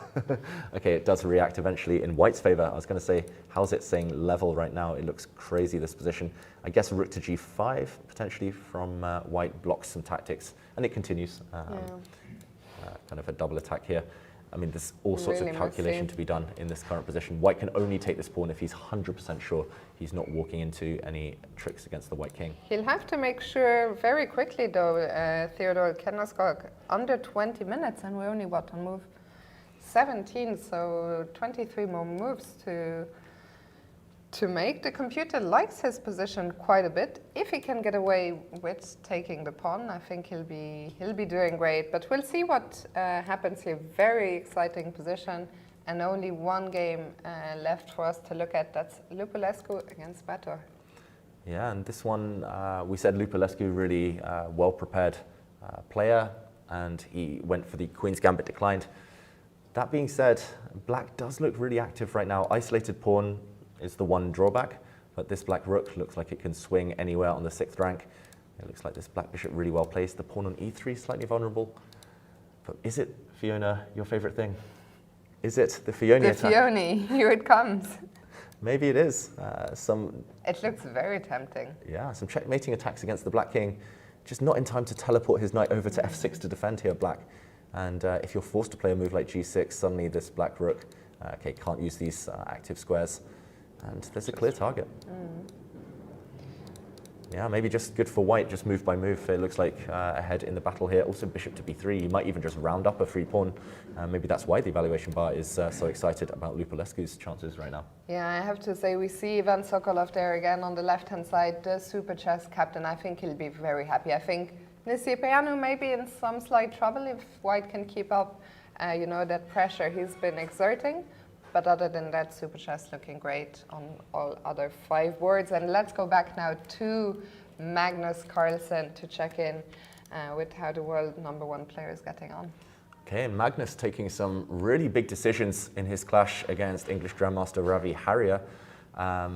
This is the current position. Let's just go back to that moment. Magnus played this really mysterious move, rook a to e1. I guess all queens feel uncomfortable when they're stared at by a rook, even if there's a lot of pawns in the way. And Ravi taking the decision to drop back, maybe coming back around to hit the d4 pawn. White retreated the bishop. We mentioned this was one of the plans behind Magnus's last move. And rather than continue with the logical continuation, queen to b6, maybe just wondering, maybe assuming Magnus will defend this pawn, although the bar reacts. Ravi, somewhat surprisingly, opens the center, opens the king side, and this really justifies white's rook being in the center on e1. Magnus plays bishop to a4. He's saying, okay, there's a strategic trick here. If black takes on e5, white will be happy to capture on c6 and establish a beautiful knight on the e5 square, this outpost. I think strategically Magnus would win this one 99 times out of 100 just with such a beautiful piece against any opponent. Black, of course, blocks this. Good move from Ravi. The bishop drops back. And Magnus, I was going to say, he would love to take on e5 with a piece, but he can't right now. Knight takes pawn, drops the d4 pawn. Okay, he takes back with a pawn instead, and I think Ravi's got to be quite happy here, Fiona. Yeah, I wasn't sure about this decision to break with f6 at first, but as you said, he's been playing the French all his life. The fact that there is a pawn now on e5 rather than a knight is a huge success. The one thing I'm concerned about is the time. 20 minutes for Ravi. We're only on move 17. King h8. What is King h8? Just, is that a very prophylactic move, stepping out of that diagonal? King h8, I really hate. No, oh God, I'm so bad with the jokes today. Okay, King h8. What was your joke? I don't know, just a pun. Just an insult. Just a terrible pun. Hate, h8 is like hate in text language. Oh God. Anyway. That was off. That was pretty bad. King h8, this is, I'm going to try and save myself with some chess moves here. King h8, basically, I think Fiona, queen b6 is the move Ravi wants to play, but it would be a blunder here due to knight takes d5. The queen b6 kind of sets up knight d4, stares at the white king, but knight takes d5 would be a winning trick, a double attack due to this check. So he's just walking the king to safety, it's like you said. It's not as prophylactic as I thought. It's just immediate. It's not. I thought it was a long-term prophylaxis, but it's an immediately preparing to then play maybe queen b6 on the next move. I think so, and yeah, right now, could it be a case of another Fiona attack, a queen on d3 and a bishop on c2? Right now, it doesn't quite work because of the move knight to b4, but he could set this up, Magnus, in the next few turns. And yeah, there's also the option at some point of eliminating this knight. Actually, we just saw Magnus make a move there on the camera. Did he go knight? Knight to e2. It makes a lot of sense. The d4 outpost looks pretty juicy for one of the knights. I was going to say the other option would be taking this knight off the board. And here, the one reason you don't want to go knight to e2, okay, apart from the fact it drops e5, is because black will always be ready and willing to capture and sacrifice the exchange just to wreck white's kingside. And okay, you've given up just 1 point here technically, but this is horrible for the white king. So Magnus wants to get his knight round to e2 and into d4 without allowing this. So knight e2 first, and next he will threaten bishop takes knight, followed by installing a beautiful knight on d4, good knight versus bad bishop. So Ravi says, okay, before you go for good knight versus bad bishop, I'll save my knight. Knight h4, and okay, the moves are coming in now. Very fast. Yeah. Magnus captures on h4. Ravi just recaptured, of course, as he would. Okay. And F4, and suddenly rook a to e1 has been vindicated. Yeah, just a real foresight there from the world number one, as we're used to, of course. And watch out for this rook lift as well. Rook f3 to h3, not only almost trapping the black queen, but some severe threats against the h7 pawn in particular. Okay, the last 2 or 3 moves, maybe it's the clock situation, as you mentioned, Fiona. Ravi's been rushing slightly, and I think he's taken sub-optimal decisions. Yeah, I think this is going to be a typical Magnus game. He looks in great shape to win his first game of the European Club Cup. We're, of course, not there just yet, but looking very promising on the board and on the clock. Let's move to Matthew Wadsworth on board 2, taking on Steil-Antoni. Yeah, and okay, a quick count. Black is a pawn down, but the evaluation bar says black is, well, significantly ahead here, has a big advantage, and it must just be to do with an attack against the white king. Steil-Antoni has sacrificed a pawn. He saved a hopeless position yesterday. Actually, his opponent agreed to draw while winning, but it looks like Steil-Antoni has really struck back. He's really brought his A game today. It is black to move, so I wonder, how do you continue? You're hovering over the knight on d7. That knight would love to get in the game. I mean, there's 2 paths. You could maybe go for the weak c4 pawn. You could maybe come to g4. I was wondering if knight to f6, where the white just kind of tries to block off your entrance into the g4 square. It looks really sad what white's doing here, just a knight on h2 defending. Maybe black's attack is quite long-term here as well. I could see kind of... g5 on the horizon. g5. I'm not sure you want to rush this. The evaluation bar says not right now, but the idea will be in conjunction with queen to h5, and then later at g5 to try and open up this h-file.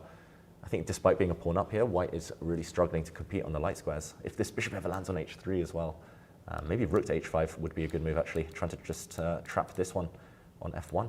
We actually just see some moves coming in. We saw there actually for a second, I think you just missed it, but Magnus looking over and Raunak just... I think it must be quite intimidating, you know. Yesterday Raunak was on board 1, now suddenly you have Magnus to your right and he's looking at your game, he's looking at you, he's judging your every move, but he seems to be dealing with the pressure well today.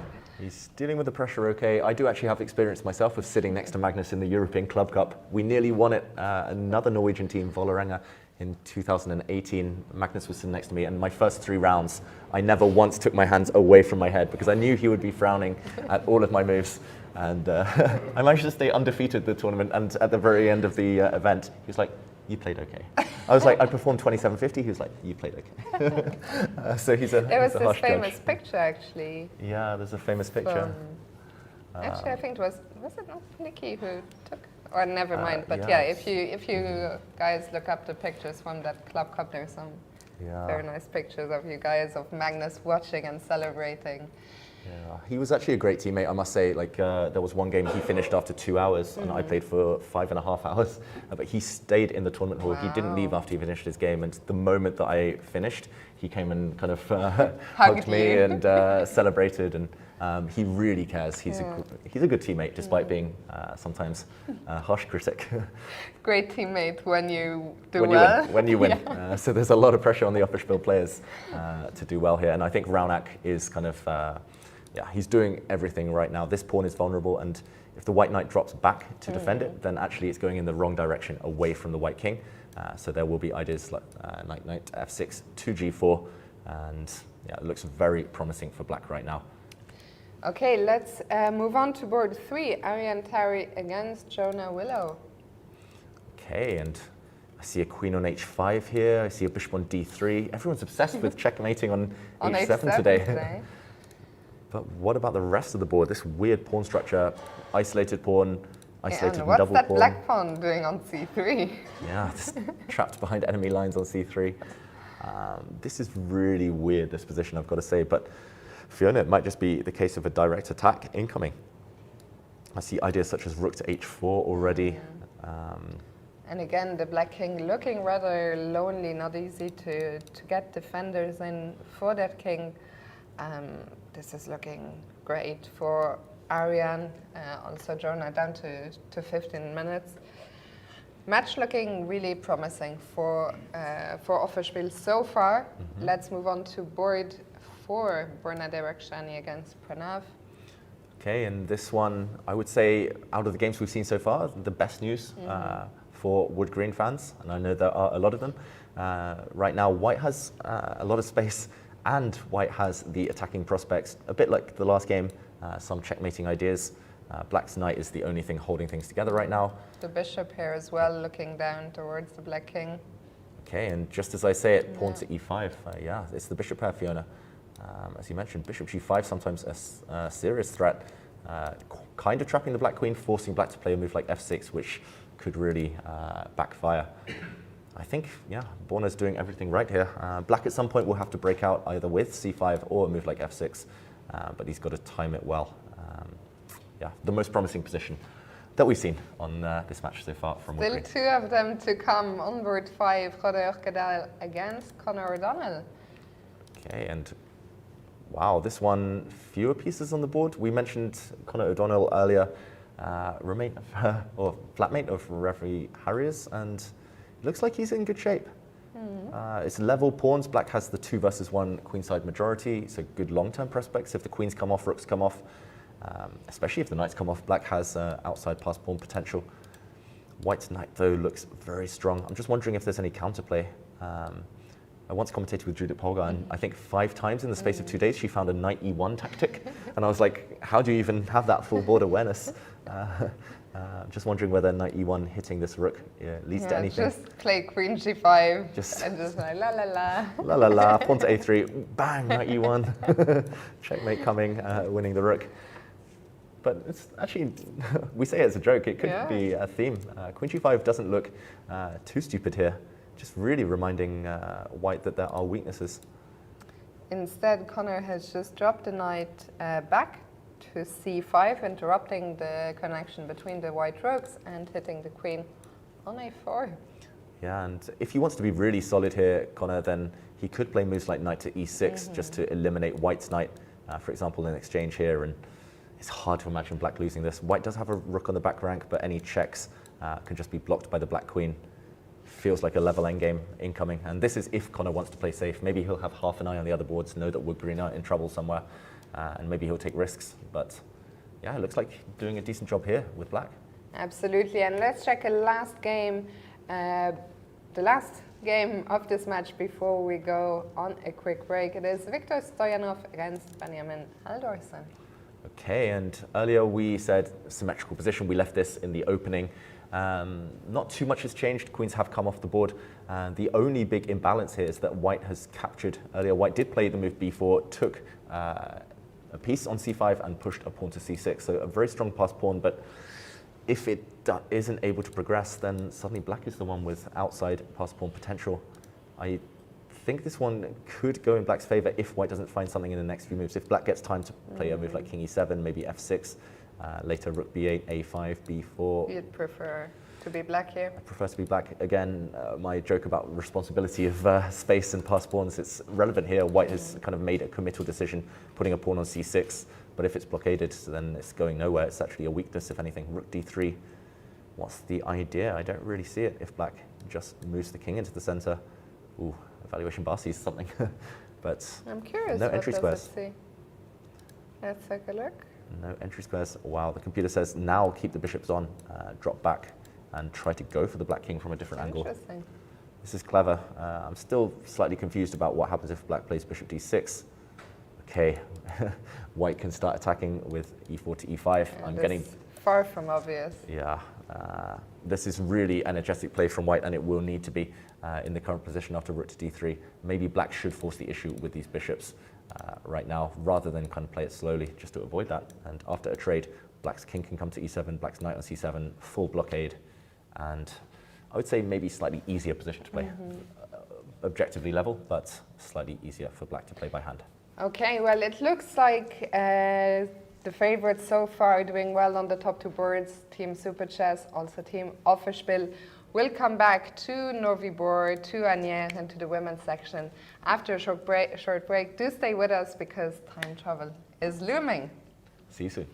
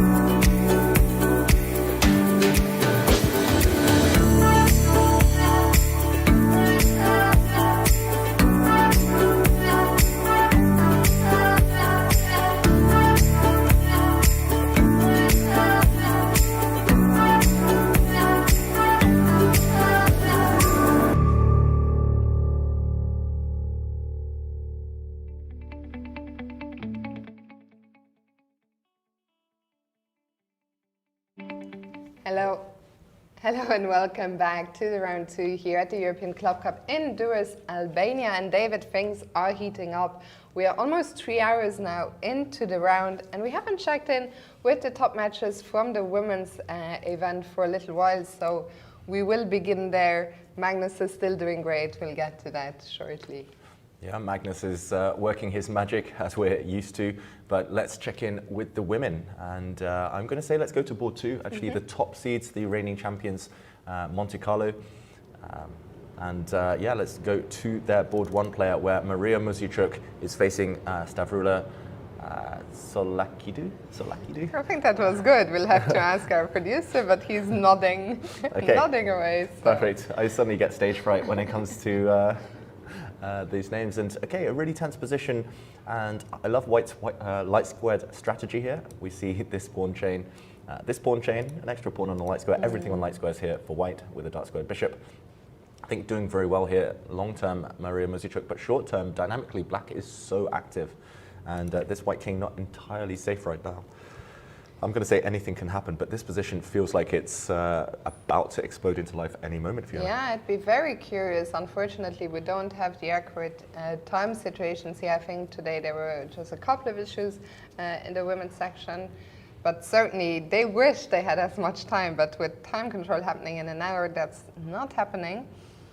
And so this last move, a5, if you're a Maria Muzichuk, how do you continue now?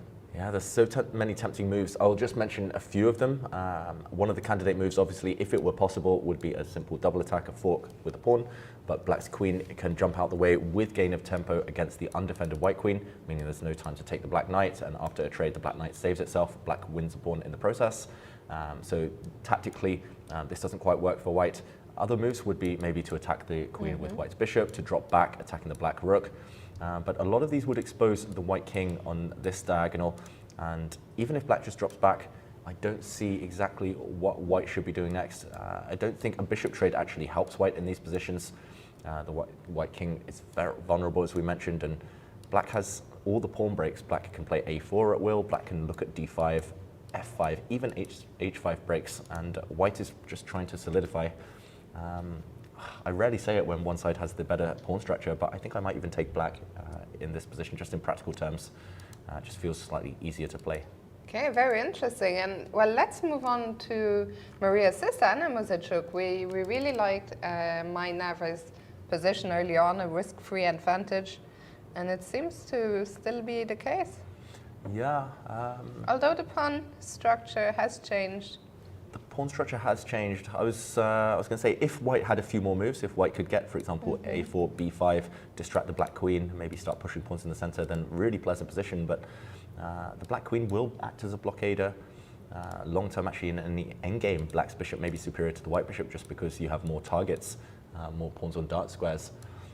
It does feel very level with best play.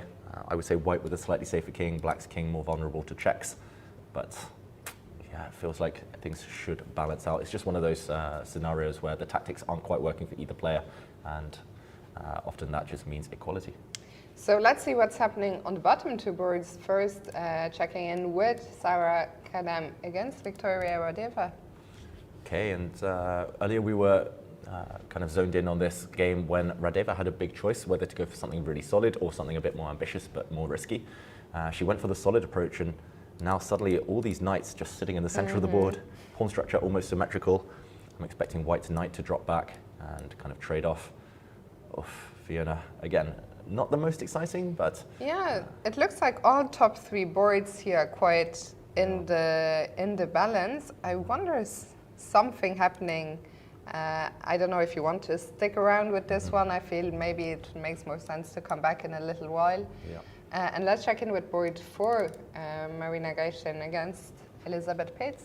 Yeah, and this one looking very level too. We talked about this game earlier when White went for this very early pawn push, getting a pawn, installing it on a6. And that makes quite a nice impression now because the Black b5 pawn seems a bit cut off from the rest of its army, but no open lines. What I was going to say is it's not the most exciting games these last 3, but typical team chess, especially when there's so much at stake, and especially when the top players are starting to play against each other. It feels like no one's really trying to take risks yet, just waiting for their opportunities. And as we approach that time control that you mentioned, within the next hour, these games will come to life. Yeah, Monte Carlo, the top seeds, their opponents are only the 7th seed, but we already see that this is a match that's certainly not easy. I'm not sure if right now, based on the live positions, Monte Carlo are favored, so we'll come back here in a bit. For now, let's move on to board 3 and see how Wood Green is getting on against Super Chess. Yeah, so the second seeds in the women's section, Super Chess, we mentioned they might be in a bit of trouble, or at least the opening phase hadn't gone in their favour, but they are turning things around. The high-rated team here against Wood Green, the 7th seeds, and the 8th seeds even. Seeds, yeah. And yeah, earlier we talked about Jovanka Hauska's position against Nino Batsiashvili, and this has turned. Somehow White's extra kind of pressure in the centre has just disappeared. Grabbing a pawn now on the edge of the board, Jovanka trying to restore the material balance, but Black has a few tempting moves. This rook is hit. Okay, let's try and figure out why the evaluation bar is in Black's favour. Is it just a simple capture? Yeah, so let's see, rook takes. And I'm assuming bishop takes right now. The queen recaptures, and this pawn is hanging at the end of this variation. The one thing that you have to kind of think twice about is the fact that the Black king is so bare right now, lots of dark square weaknesses, but you're gaining time against White's rook. This knight on the rim, pretty dim right now on a5. And this rook holds the d5 pawn. Feels like White's position just not quite coordinated enough to make use of the exposed Black king. Yeah, if the pawn on d5 was better protected, rook d1, you could picture some counterplay because of the weakness of the pawn on d6 as well. But the problem is this rook is tied down to the defense of that pawn on d5, so things now looking difficult for Jovanka, who's also down 15 minutes on the clock. So let's move on to board 2. Yeah, and just to do a recap of board 2, we actually left it around here. White did play the move knight to c3. We saw a bunch of exchanges. We left it in this position actually, Jovanka, and White's a pawn down. Fiona. No, every time, sorry. Do you hate me? No. You should hate me. I should, but not for that. Please forgive me. I've known it too long. There are many other reasons. Just In my kidding. defense, it's always after we've just come from Jovanka's games. Yes. Sorry. So that game actually has ended in a draw. I think something you were getting at earlier, this position, in the end, the extra pawn was recaptured, and with the opposite colored bishops, there was nothing left to play for. One thing, we mentioned it briefly yesterday at the start, the players are not allowed to offer a draw before move 30. That's why the game continued a few more moves, and as soon as Dinara made her 31st move, she offered a draw. And it's not the only game to have finished in this match. Unfortunately for Wood Green, they lost on board 4. So let's quickly see how that ended before we move to board 3. Yeah, so actually we were here not that long ago, just 8 moves or so before this game wrapped up. We said Black had an advantage. Didn't I say that game's gonna be here for a very long time? So yeah, something went very wrong for Black here. Rook to e4, a nice move from Alina here. And after knight to f5, this looks very logical, trying to remove the defender, this beautiful bishop, the defender of this g5 pawn. White defends the g5 pawn, and okay, it looks like bishop to c5 was just a blunder, one move blunder, unfortunately walking into a nasty pin. I think here Black, Katerina Toma, was expecting rook takes pawn, whereupon she could take on f2. Black's bishop is extremely strong, lots of targets, and Black would have a huge advantage, but unfortunately missing rook to c3. And the Black king cannot defend its bishop. For example, it would get chased away, deflected, and the bishop would fall. So the bishop was protected by a pawn, but it was simply overwhelmed, pawn to b4, losing a piece now with Black due to the pin, and a few moves later she did resign. The Black king actually chased forward and about to be in the firing line. yeah. So with Wood Green down half, 1.5, and Jovanka in some trouble on board 1, they really need a win from Harriet Hunt, who was doing well when we checked earlier, and seems to still be doing well. Yeah, still a pleasant position for White. White is a pawn up, If we do a quick count here, everything else looks relatively balanced, but white is a pawn up, and this rock-solid pawn chain means that white has good chances. This is actually an isolated pawn in the center as well, so a big weakness tying down black's rooks. I'm expecting white to come up with a simple plan, such as invading with the bishop to c5, and then maybe pushing a pawn forward to a4, undermining black's pawns on the queen side. It's going to take a long time to convert this. It's not going to be easy, but Harriet has the advantage, the extra pawn. Okay, so that concludes our look at that match. I think we're going to go back to the Open. Maybe a quick look just at Magnus's game, because I know people, I can see the chat. Everyone wants to see Magnus, and that, of course, makes a lot of sense. So we'll see Magnus and then maybe check in with Novigor. Yeah, let's check out Magnus Carlsen, the world #1. The position has really changed, really developed over the last few moves. We left it after this mysterious king to h8 move that I will not make any more puns about. And white's knight retreated. We saw a exchange of pawns, and here we left it saying white had a big advantage, a growing advantage. Rook to c8 from Ravi Harrier, and okay. Oh wow, this is really clever. I was gonna say, maybe there are some tactics if rook to f3. For example, knight takes e5 here, Fiona. Wow, Ravi Harrier set the sneakiest trap I've seen in a long time. This is attacking the rook. If the knight is captured, then rook takes rook, and suddenly a deflection at the very end. Rook takes bishop, and due to the fact the black queen is staring at the white rook on e1, black has won a pawn and has a big advantage. Note how after this tactic as well, rook to f3, knight takes e5, black can answer rook to h3, again with the same idea, rook takes c2, counter-attacking the white queen, and no time to take the black queen, and this would actually have been checkmate. Whoa, beautiful spot there from Ravi Harrier, the young Englishman. Magnus therefore saved his bishop, not on a loose square anymore. So again, the threat of rook f3. Very unfortunate actually for Ravi that he was playing Magnus, because I think there's so many opponents that would have fallen for this. Yeah, myself included. If this was a blitz game, a rapid game, rook f3 is the most natural move. It looks like a killer threat, but knight takes e5 would be, just a heartbreaker there, a game changer. So bishop to b1, of course, spotted by Magnus, and again, rook f3, rook to h3, a winning idea. Ravi retreated the queen, sneaky again, setting up some traps along this diagonal. Knight takes e5, now threatened due to a pin. Magnus improved the queen, defending the e5 pawn. Black's queen doing a bit of a dance here, keeping an eye on the e1 rook, the recurring theme, rook f3, still not possible due to a capture. And Magnus moved that rook out the way, queen dropped back. Checkmate threatened, pawn to h6, but now some holes. I'm looking at the Fiona attack, the white queen coming to h7. But Magnus going for an even more direct approach. Yeah, just trying to break the shelter in front of the black king, g4. Maybe hinting at f5 as well later in the future. d4. Wow, Magnus switching it up, slow playing it. Suddenly, I guess queen to d3, sometimes met by knight to b4, so he's just covering that square, taking it away. And after king to g8, g5. He's going for it. He's going for the black king. Yeah, the black king is looking quite unhappy on g8. It stepped to the corner, it stepped back now. White might even at some point also play king h1, free up the g file, get a rook there. Ravi under a minute now. It's moved 26. Oof, it's going to be hard to survive this, even if he had 1 hour, let alone 1 minute. Ravi Harrier. Just to point out, pawn takes pawn will lead to checkmate after queen check on h7, and the bishop is the one delivering the kiss of death to the black king. So this cannot be played, of course. But then again, how do you stop Magnus simply taking a pawn, opening up the king further? I love your idea, Fiona, of somehow getting a white rook to the g file in the near future.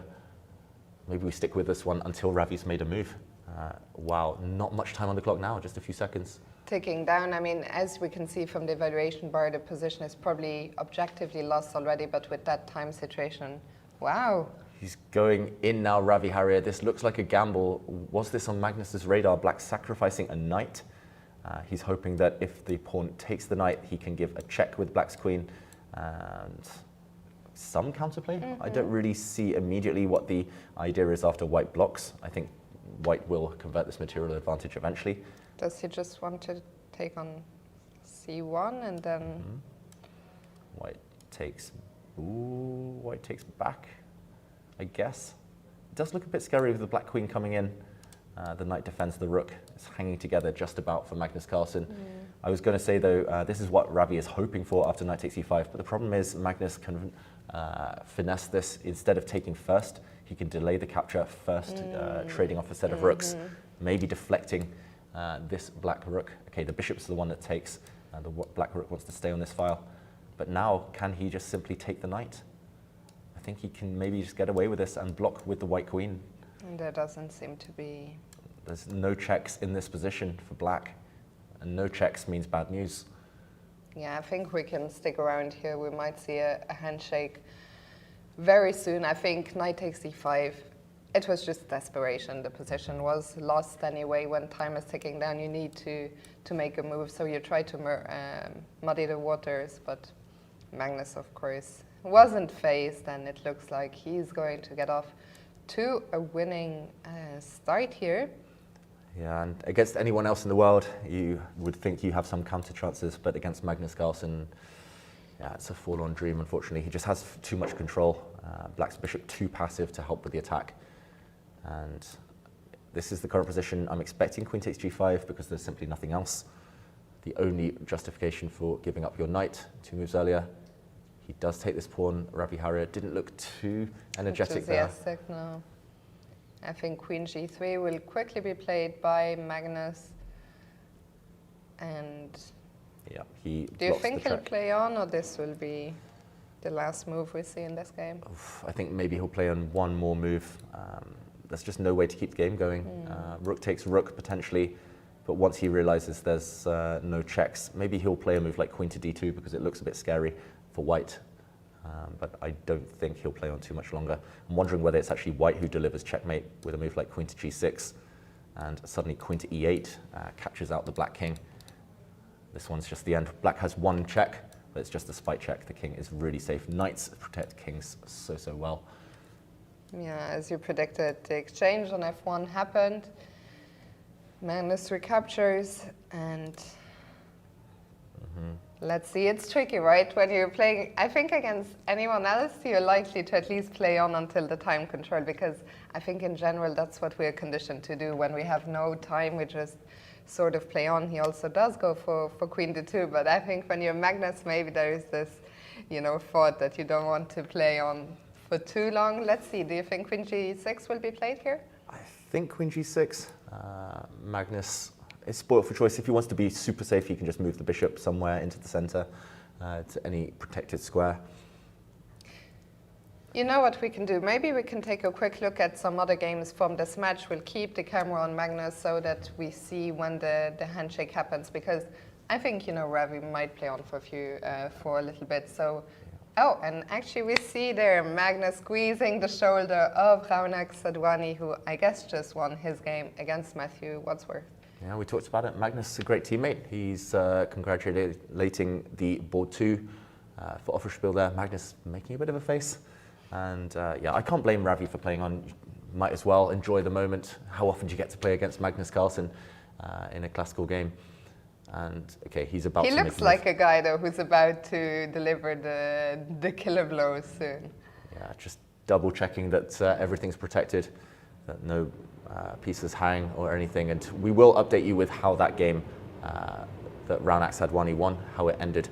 Okay, he doesn't play queen to g6. It looks like he played bishop to g6, just closing the net around the black king, and with the white queen. This also looks decisive. If I go pawn grabbing on b2, am I getting mated by force? I imagine so. I think so. Just no way to guard against this check on f7, forcing the king into the corner, and then a checkmate with the white queen on f8. Black's queen just, I mean, there's literally only one check, and that's the check in a1 that will not save. Get the handshake, takes his first win of the European Club Cup. Okay, congratulations to Magnus Carlsen. Offerspiel taking a 2-0 lead. Let's very quickly look at the other 4 boards, and then we'll go back to the Novibor Werder Bremen match. Yeah, and Magnus Carlsen there, just signing the score sheet, setting things up. I was wondering if the players would have a post-mortem.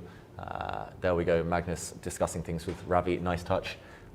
I know that, yeah, Magnus knows me and Ravi are good friends, so I'm glad he's giving some wise words of advice to his young colleague there. And yeah, maybe we can jump back and see how Sadhwani finished things off. Sadhwani, actually in really impressive style. Look at this white king. How many pieces are around it right now, Fiona? Too many. We talk about attacking and bringing pieces into the attack. This is overload. Shahut must have been very happy to be on the giving end yesterday. He was on the receiving end of a terrible attack. He was, and by terrible I mean terrific. He was very lucky to survive. And today, for Matthew, let's just see the last few moves. How did this happen? Yeah, just a quick action replay, because a few moves prior, it looked like white was creating some counterplay, and a really flashy move here from Sadhwani. Knight to a4. This is actually a sacrifice. If the queen takes this knight, then I'm assuming black breaks through with bishop takes e2, and this is a kind of multiple attack now against the knight, against both rooks. So a deflection tactic, but also aiming to come in. White reacted, but this just allowed the knight to drop back, taking a pawn. And this tactic, I mean, it's just tactics all over the place now from Sadhwani, removing the defender of the white knight. This bishop was captured, and a few moves later, the black pieces poured in towards the white king. And I just want to point out one tactic. If white kind of ignores the threats, I think I know how Raunak Sadhwani would have finished this game off. You can checkmate in a few ways. Fiona, what's the most spectacular? The most spectacular. I must guess it's a queen sack. Does queen g3 work? It does. Queen takes g3. Look at this. A queen sacrifice. A beautiful, cute ladder mate. And a ladder mate. There we go. Hitting the king. The knight defends the rook. No escape. And the rook cuts off the king. Beautiful attack there from Raunak Sadhwani against Matthew Wadsworth. I think Magnus is not happy because that green badge is the badge that indicates that you're still in play. And I think he wants to stick around. Did he actually tell him no? We'll see. Usually they make an exception for Magnus in general. Once you finish your game, you have to leave. We see Magnus there exchange a few words with their captain, Victor Havik. And it looks like he'll be allowed to stick around. So let's move on to board 3. Like Magnus, we'll check in with Aryan Tari and Jonah Willow. Yeah, and earlier we mentioned that white had this attack brewing, something in the air against the h7 pawn. It looks like black has survived the first onslaught, but white is breaking through on several parts of the board now. Black's rook on d2. I'm wondering exactly what to do next. Despite the evaluation bar, it's still messy, which suits Jonah Willow, but rook takes pawn. This is a cute tactic if, for example, black tries queen takes e5, trying to win the pawn back, activating the black queen. I think white can simply take this knight, removing the defender of black's queen, and if she takes a rook, there will be checkmate. I'm yet to see it, but okay, bishop takes pawn, there we go. This would be a check. If the king walks into the corner, there'll be some devilish discovered checks. If it walks to f8, then a simple check from the other bishop. And defended by the white queen, this would be the end. So what to do? Pawn to h6 from Jonah Willow. Nice tactic there. Maybe setting up, queen takes e5. He's not out of this, I will say. It's level material, so if black can get the queen active, can take a pawn, the fight back might begin. I am tempted to take on g6, but I'm also tempted to keep my bishop. So my idea is just to create a weakness. But of course, if I don't break through, then with the opposite color bishops, can I maybe bring a rook along the third rank, rather? Yeah, I mean, several squares that are tempting. Rook g3, rook e3 might indirectly defend this this pawn. I wasn't thinking of defending, but maybe I'll have to. Yeah, rook g3. Now the difference would be queen takes e5 impossible because this rook no longer hangs on the c3 square. Queen takes queen, white has won a piece in the process. Yeah, definitely. I think he should move this rook, you're right, Fiona. Rook g3 maybe looks quite tempting. Yeah, rook g3. At least now this black knight will never ever move. Yeah. I'm not really sure how the black queen gets into the game. She might have to kind of do a bit of a zigzag. c8, d7. It's frustrating for white that this rook is undefended, otherwise you could move your bishop out of the way. I was just thinking about that. I was thinking maybe rook g3 and then on the next move rook b3, bring all the rooks, set up these discoveries. I think Aryan will find a way to to wrap this one up, especially when we're so low on the clock. Let's move on to board 4, Borna Derekshani against Pranav. Yeah, and earlier that was an earlier position. We were discussing this game. We thought it was maybe the most promising, the best chance for Wood Green. And okay, Borna Derekshani here, he has one material. Yeah. He's currently the exchange up for a pawn, so rook for knight and pawn. But Black's compensation does lie in the inflexibility of White's bishops because it's so blocked, and this vulnerable pawn on d4. What do you think, Fiona? Enough compensation, or has Pranav got some long-term prospects here?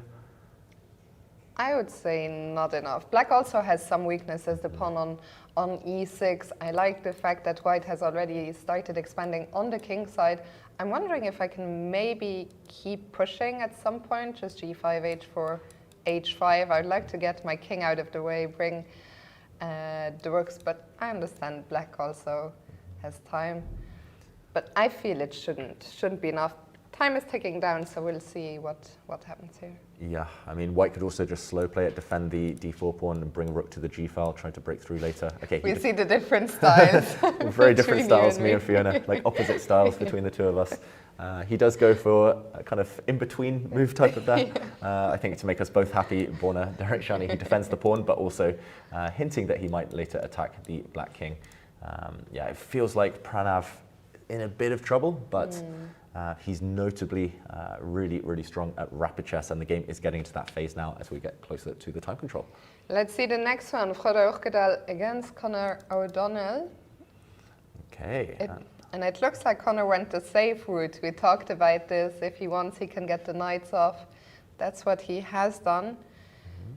Do you feel the majority on the queen side still gives him some chances, or it's rather equal? Yeah, I would say it's a 2-result game. It shouldn't be ever a win for White, this one, unless Conor does something a bit crazy, unless he really risks it for his team and goes for the win. I could see Black winning all sorts of endgames if these pawns start rolling. I can also see, yeah, somehow, I don't know. Rook c8. Yeah, rook c8. I'm looking at the h8 square. White sneaking in behind with an attack. The one downside for Black is because he has 3 versus the superior 4 on the king side. White is the one with some attacking chances. But yeah, I would say objectively with best play should be a draw in this one.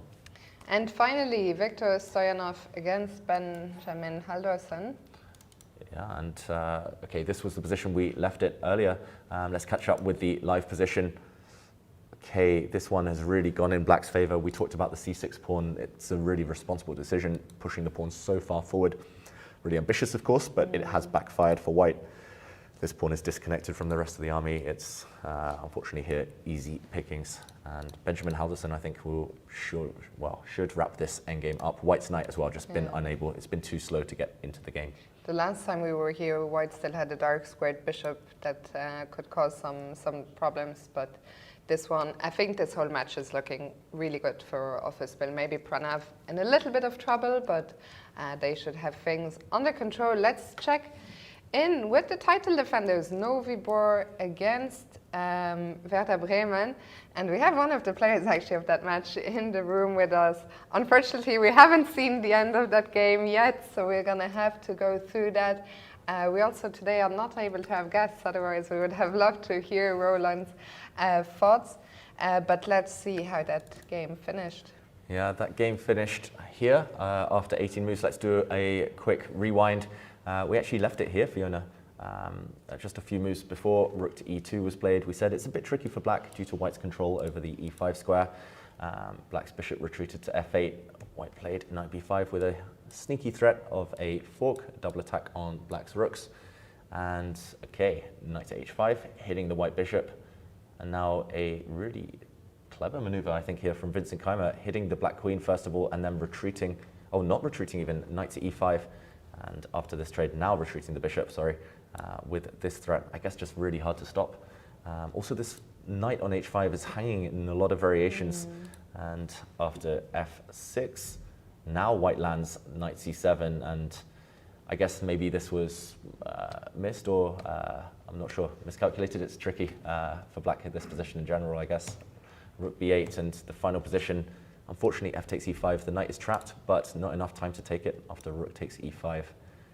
And this knight on h5 hangs. Yeah, just Vincent. I mean, he's so strong and so good at calculating. g6. Yeah. Could you check what happened if I didn't play rook b8? So instead of rook b8, which was the final mistake, maybe we'll just quickly ask the computer. So I guess the other candidate move is to take this bishop. Yeah. Yeah, and okay, the all-seeing oracle here does say knight takes a8, and with a white advantage, but still complicated, still tricky. It doesn't say it's significant here. Rook takes e5 is a threat. Apparently, a position like this one, still in the balance. Queen to d6, queen to b8, and maybe picking up this knight. It's crazy, right? It's Queen hard to calculate. d6, queen b8. I saw you recently commentate and saying how knight backward moves, especially knight backward and queen backward moves, are tricky to spot, and it's a really unusual maneuver. That's not obvious. I guess the more human approach would be, for example, something like b6, bishop b7, and yeah, still some chances for black if you can catch this knight. Objectively, maybe a bit better for white, but I mean, in a human battle, that's less relevant. Yeah, maybe this would have been a good practical try for black. Vincent thought this was completely winning for white, but I'm surprised about the computer evaluations. Yeah. Vincent fought, yeah? Yeah, and I spoke after the game. Yes. Okay. Did he just thought he could bring the white knight out and? No, not really. He thought that even if I can capture the knight, you just play bishop h3, queen into rook e1. Ah, okay. And get the second ball. So maybe just for our audience at home who probably cannot hear what Roland is saying, but he had a long chat with Vincent after the game, and Vincent actually felt that he was winning here, which to me is always interesting. How I like to get the human perspective. What the engine tells never tells the whole story. So an abrupt finish to what was an interesting game. Yeah, I will mention Vincent's a very ambitious player. I once played him, and yeah, a lot of his evaluations were very optimistic for him.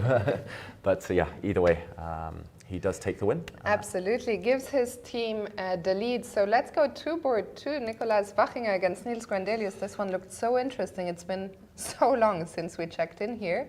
And Wow. Niels in huge trouble. Look at the bar, Fiona. Wow. It's just a fork, and white is about to win material. It's not just that, but there might be some potential threats to trap this black bishop. Yeah, black just plays the move a5. If he was a bit careless here, Niels, if he'd, for example, forced the white knight to make a decision, we could have seen the move b4, and white's king is simply coming around to pick up this bishop a5, for example, met by this king walk, and next move, pawn drops, bishop drops, game over. So Niels is fighting, he plays the move a5, and okay, he will have a pawn for the exchange, not entirely over yet. I do wonder whether white needs to rush. Maybe you don't rush at all here to capture. Can I play king? If I play king c2, Sneaky. you just got to drop the bishop back, and I've lost all my advantage. Yeah. Okay. Also, king c2 would lose protection of the rook on e2, And allowing rook e8. allowing black to probably save the d rook actually. Yep, and suddenly black saves all the material. So in the live position, yeah, I was just wondering whether you can maybe play a move such as rook to e1, hoping to take one of these rooks next, followed by trading off the remaining black rook. If black is forced to trade off everything, white's remaining rook should defeat the bishop. Also ideas like whether to flick in h6 first, break the black pawn structure, and then cash in. Either way, the higher rated player in trouble here. He does go for this, not the best according to the bar at least. But very human. Very human, very logical, and big threat of knight takes rook. For example, king c7, knight takes rook, and this rook will be traded. That should spell the end. No counterplay for black, and the conversion should be straightforward. Niels also down to only 5 minutes or thereabouts, and we're only on move 28, so looking very, very promising for Nicolas Wachinger. Let's check in with the rest of the match. On board 3, Van Nguyen against Spartak Grigoryan. Okay, and it hasn't changed actually that much Yeah. since we were last here. We're now on move 27, but the pawn structure, the skeleton of this position is still the same. We talked about how white had this bind with kind of pawns on dark squares, making it possible for black to ever break out. White had the c-file. White had some pressure on the queen side as well. So all of those add up to a little nibble. And now white trying to open a second front of attack, pushing the h-pawn. Seen it every game today, Fiona. I know. And yeah, it's just unpleasant for black. You can never really move this rook from the corner. You want to trade off rooks, of course, but after a trade of rooks, your a-pawn would just fall. So just really hard to sit and try to defend this position. Yeah, this one's going to be a challenge with under 3 minutes now. According to this computer, we're still not sure. There's like a minute only between our clock and that clock. Either way, not much time for black. Let's move on to board 4, Colin Colbo against Steil-Antoni. Wow, and a weird one here. This position has really changed since we were last at it. Okay, a quick count. Black is 1 pawn down right now, but fantastic compensation due to the fact the white king is so open. If the black queen ever gives any check, this could be fatal. The light squares, white has pretty much no influence at all. So yeah, I mean, while queens remain on the board, I think fantastic attacking chances for black. But he might need something in the next few moves before white gets organized with a bishop on e3. If white can somehow swing both rooks across, he'll have some level of stability. But you're the attacker, Fiona. Good chances for Steil-Antoni. Yeah, I mean, but what does he do in this situation? Yeah. Do you cash in? I was wondering about that. Yeah, it's not what he'll want to do because white's bishop looks so passive right now. But I guess the white bishop does have some prospects long term against black's king. So let's just quickly take a look at knight takes. Makes a lot of sense. I think white probably should eliminate that knight while you have a chance. You can threaten checkmate with the white queen, but the knight could just jump back. I'm wondering if there's anything else here for black. At the very least, you retreat the knight, and you've won a pawn back in the process. And if you eliminate the knight now, unfortunately, you don't win on the spot with queen g3, a double attack, because black can give a check on f3. I was going to say queen d5 actually for a moment, but then I realized, whoops, you might just block with the white rook and still some threats. How is this not just losing? I guess now you have to come back and offer the queen trade, and probably still acceptable. But yeah, Steil-Antoni, he's so ambitious, and wow, he doesn't go for that. He plays rook takes f4 instead. He's always looking for the most ambitious move. A real kind of talented tactician here. Okay, let me take that rook. Yeah, let's. Okay. Whoa, not knight takes. Okay, of course. Just lazy calculation from me there. Knight takes bishop would allow white the time to defend, for example, just a queen on e4 and covering everything. Instead, his idea is sneaky. He's going to give a check first, rook to g2, and now rather than taking this bishop, he will flick in queen takes g2. He's given up a rook, given up a queen, but at the end he will regain everything with interest, a fork. And black's knight not trapped, it will sneak out.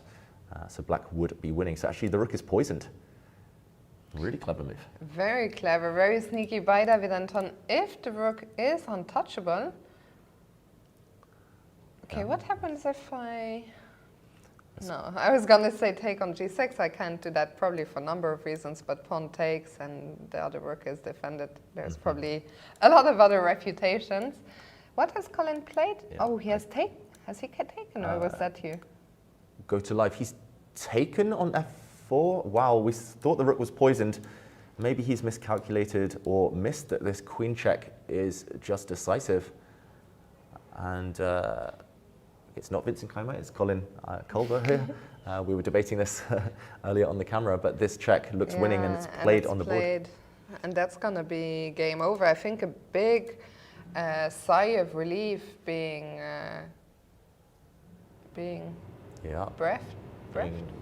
breathed by no people who were under serious pressure in this match. Yeah, we haven't checked in with the bottom two boards yet, so trouble might not be over, but this one will be over. I think maybe just missed that queen takes g2 before taking on f4 with his knight was the correct move order, and white now in huge trouble. You have some pawns, but they won't run fast enough. The black knight will decide this game. Yeah, pity for Colin, who really played a really good game against Steil-Antoni. Let's move on to board 5, Markus Rager against Jari Reuke. In the early stages, that was one of the most exciting games of the day, with Jari giving up a pawn. And Wow. I've never seen the rook stand up quite like this before. Just staring at each other, doing a little dance, and I don't think you can take either of these rooks if you're white right now. You just have to keep the tension. If you take this rook, then black will take the other rook and win material. Next move, take the rook on c3. If you take, this rook, then the other rook takes, and next, there's too many rooks here, I think Fiona. it's no rook can be captured. No rook can be captured. White is up a pawn, but there are opposite color bishops on board. King f3, the computer did Really? not like at all. Actually, the computer just died on us there for a second, so give us a moment to bring the position back. Was the engine getting tired, or was there really something wrong? No, there was nothing wrong with king f3. Yeah. But the engine also doesn't seem to think that white is doing better despite the extra pawn. Yeah, I guess it's just the presence of opposite colored bishops here. Black plays a very healthy move, h5. When in doubt, that tends to be a good move. Yeah, and if all the rooks ever disappear, if you kind of magic them off the board, imagine they're not there, then no chance for white. Black just blockades on the dart squares. White has no passed pawns yet. You need at least one passed pawn, maybe even two passed pawns to win opposite color bishop endgames. Yeah, right now, I think he's just done everything right here, Jari, to defend. And despite the fact he's a pawn down, he doesn't need to panic. He should still be able to hold this game. Hard for white to come up with a winning plan. Yeah, we're 9 moves away from the time control. Both players have 5 minutes on the clock. Let's move on to board 6. Sven Shahut against Stepan Zilka. Just need to do some magic here, and there we go. We have board 6. Stepan Zilka really grinding out a win yesterday, and it looks like he's trying to do the same today. He's taken some risks here with black. We mentioned this game was very balanced a bit earlier, but he has managed to lock out this white rook with his knight. And I really like the black coordination, centralization from the black queen. The knight can come back into the game at any moment. A bit loose for white right now. I don't see any knockout though, Fiona. No, I don't see it either. I think Sven, who's playing on seconds, it's move 32, so still 8 moves to go, has done a great job. Let's take a look at what is knight d4. Yeah. Knight to d4. I said I see no knockout, and then I suddenly realized the queen is attacked, has to defend its knight. And queen e1 fails to knight c2. Yeah, this would walk into a fork. Likewise, queen e3 would walk into knight c2. What is white's defense? Why does the evaluation bar say it's still not decisive? Do you have to play the move queen to h5? I think you might have to, just to keep your knight alive. And there's no double attack now on the white queen because it saves itself with a check. Black's rook would have to block. And then we just go back. And then, yeah, exactly, a check. Black's rook blocks, and white can repeat the position. It looks kind of really ugly for white here because black can take a pawn on f2, but okay, maybe white's rook just swings across to g3. This is crazy. Black is a pawn out, was threatening checkmate, but white saves himself here. And actually, big threats against the black king. For example, again, if black does nothing, then white could force a draw at least immediately with a check and a sacrifice and just a check, a repetition of moves. So actually, good counterplay, and it's hanging by a thread, but it's hanging. You know who I think has a great interest in this game, this matchup? On the left-hand side of your camera, you keep seeing a guy in a white shirt moving in and out of the picture. That is Magnus Carlsen, who is very interested in the action of this match. So yeah, I mean, a very tough test today. I think Novibor will manage to get out of it, but they're really being put to the test. Let's very quickly go back to Niels Grandelius's game before we move on from here to see what happened. Okay, he hasn't been able to deliver the knockout yet, Nicholas, but he's doing all the right things. He's won material, he's pocketed the exchange here, and he is putting black's kingside under pressure.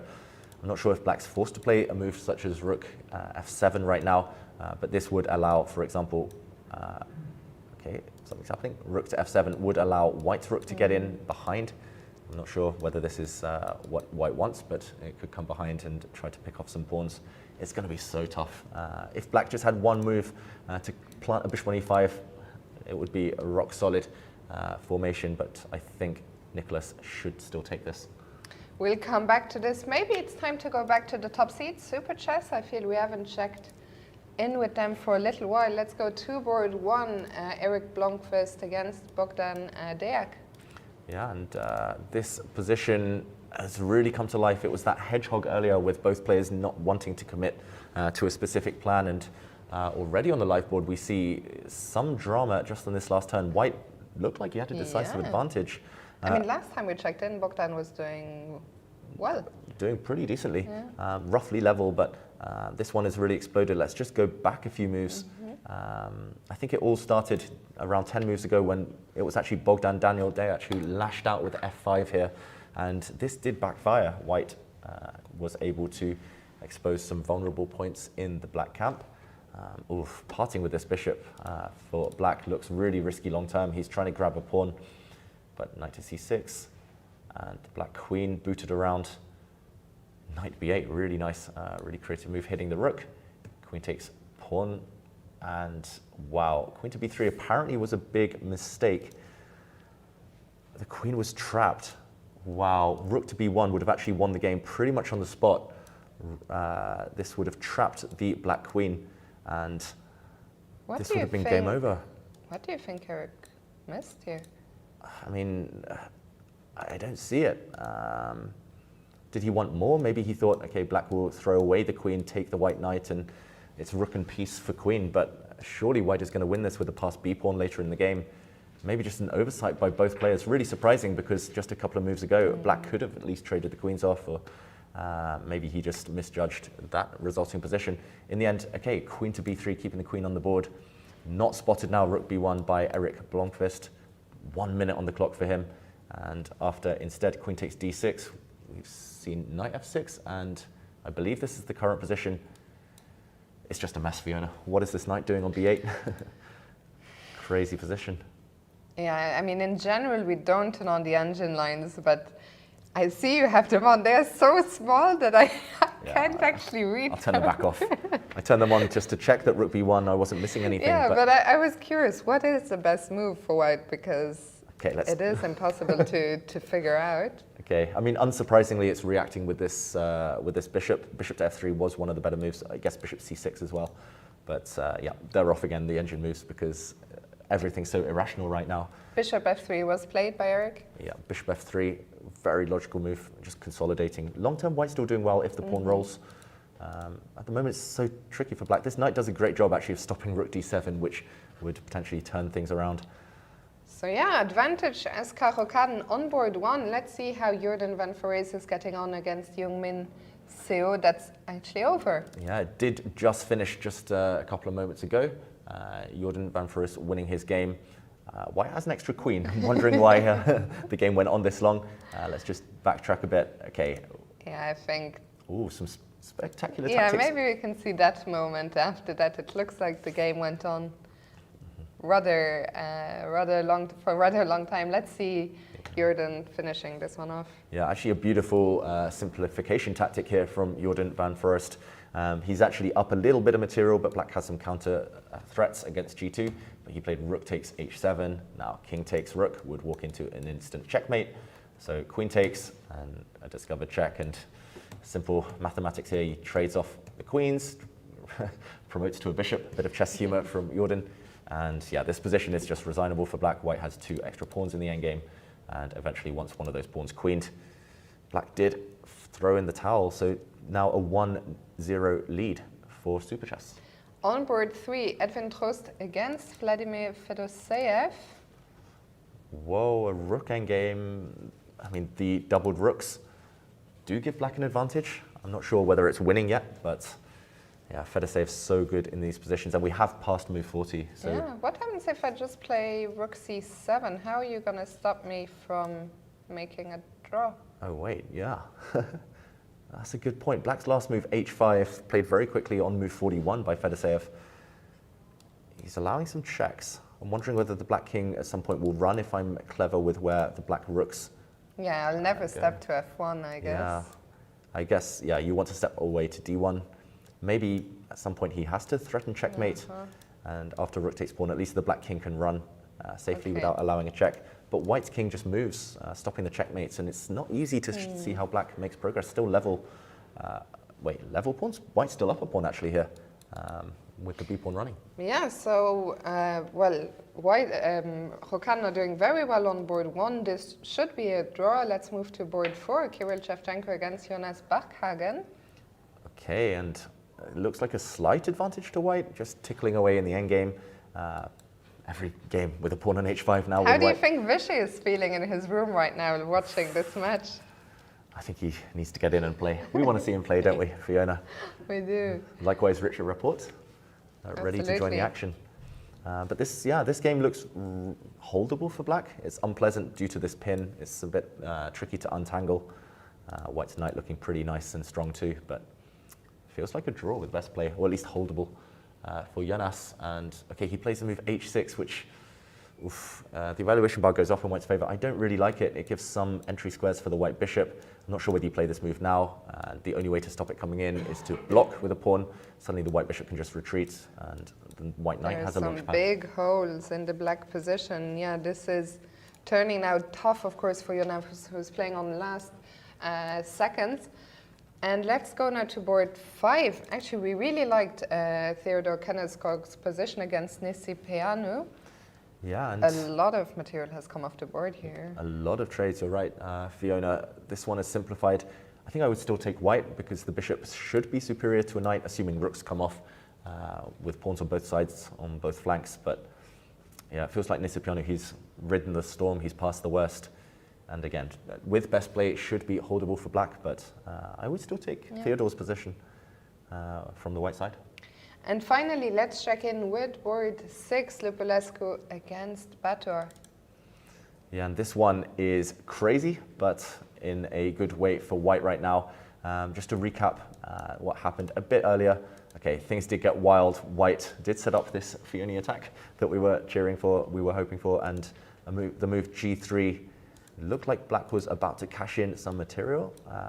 Okay, he did take on c1, but black's king just too exposed, and white's knight now coming in, white's bishop lining up, and I think just a great attacking game. At the very minimum, if white wants to win some material back, he's down the exchange. I was going to say he could trade queens and then play the move bishop h4, but he's trying to do that anyway, a more ambitious way, and discovered checks, black's position collapsing.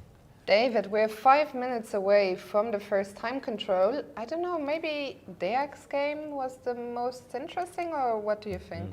It did look that way, and both players around the 1 minute mark.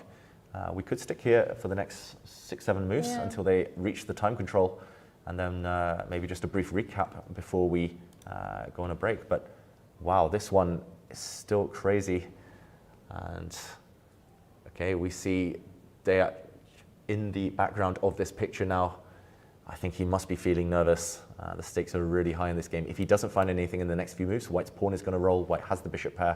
He needs to trick Blomqvist before move 40. Yeah, he has 7 moves to make. This was white's 34th move. White's position is incredibly solid. All the pieces do such a great job defending one another. If you're black, how do you try and create some counterplay here, or try and fight against the advance of the b pawn? It's not easy. I would want to distract white and somehow checkmate on the back rank. Just say, okay, just take some material, I'll checkmate you. But white will play h3 at some point, giving the white king some breathing space. I don't see it. The first move that came to my mind was bishop to f8, just to hit the white queen. But as we mentioned, endgame's favorable for white anyway. So if the white queen steps back to any safe square, forces the queens off the board, I think Blomqvist is going to win with the extra pawn, the extra b pawn here. Yeah, I think we have a big upset on the cards, almost 200 points between the two players. Bogdan is still thinking, and he's played rook d3. The engine bar did shoot up. Yeah, very natural move in terms of mixing things. Yeah. He's just trying to confuse his opponent now. Ideas of rook takes f3. Not sure whether they actually work, but at least hinting at that makes a lot of sense with the clocks ticking. And I'm wondering how white tries to consolidate here. Do you cut out that plan once and for all? Do you just, I don't know, kick the black queen away? Lots of candidate moves. What comes to mind first, Fiona? I was looking at knight. Knight e5? Yeah, also knight d4. Yeah, both of these knight jumps look logical. Knight e5 slightly maybe on a safer square. Yeah, with the defense of the pawn. Yeah. Also hitting at g6. I mean, this just looks like a clincher. And I think that's what he's gone for. Yeah. Knight e5 is on the board. Nice spot. Eric Blanc is getting very close here to a big upset on the top board, not just of this match, but of the entire tournament. Yeah, taking down a 2700 player. Never a bad result. And okay, the rook goes all the way back. Is it time to start pushing? Does white get greedy, try to grab some pawns? You just don't want to allow any counterplay. I just want to play h3, just to stop calculating.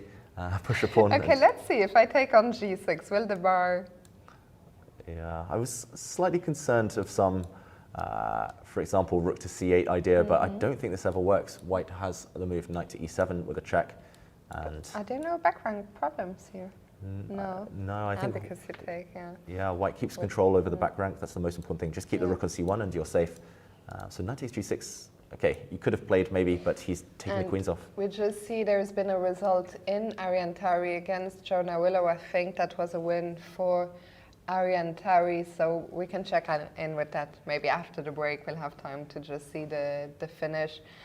For now we're gonna stick around here as what was played, the queens have come off. Yeah, instead of getting greedy, I think a good practical decision by Blomqvist with no time on the clock, just get the queens off. The pawn is not running away yet.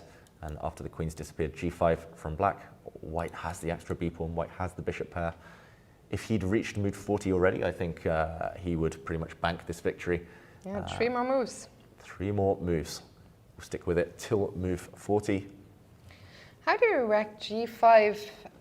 Is that, can you just play g3 and say, okay, finally that back rank is going to get some breathing space and I defend everything? Is that a move you're tempted to play? So professional, Fiona. I think this would be the kind of pragmatic approach, just defend everything and bring the king forward.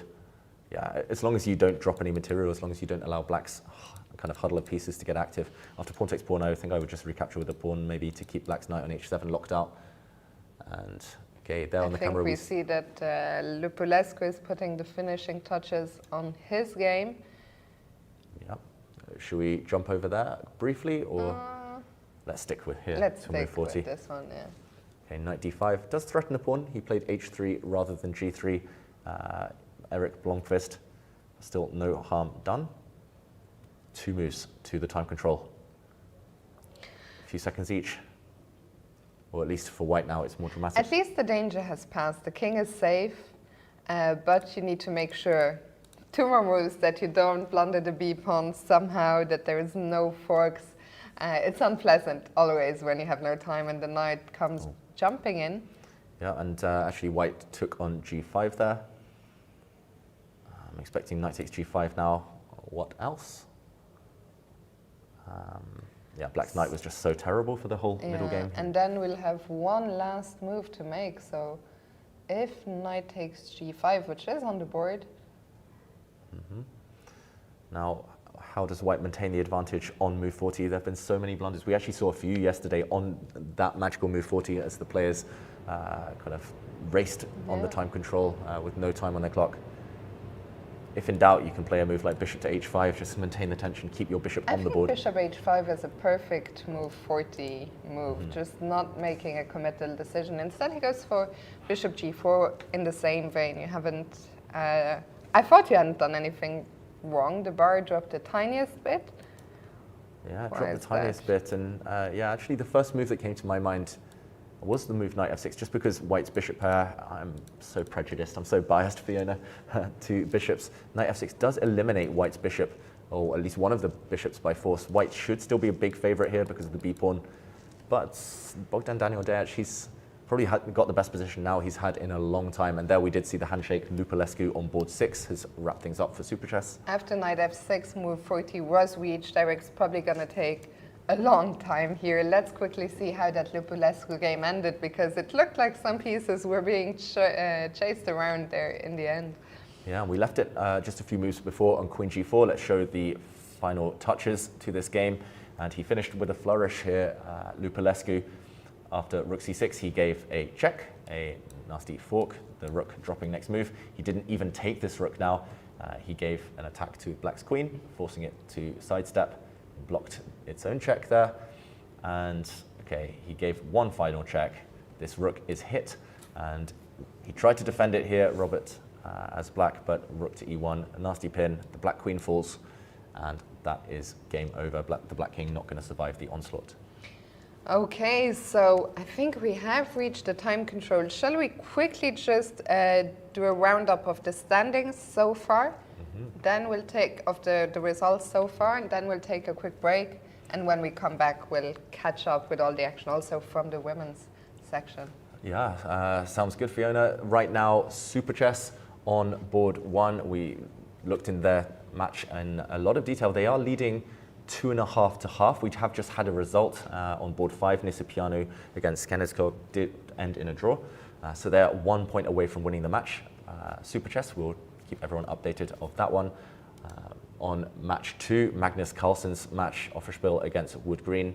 Offerspiel leading 3-0. They look like they're doing well, or doing decently on some of the remaining boards, so they should be winning their match as well. Novi Bor, the remaining champions.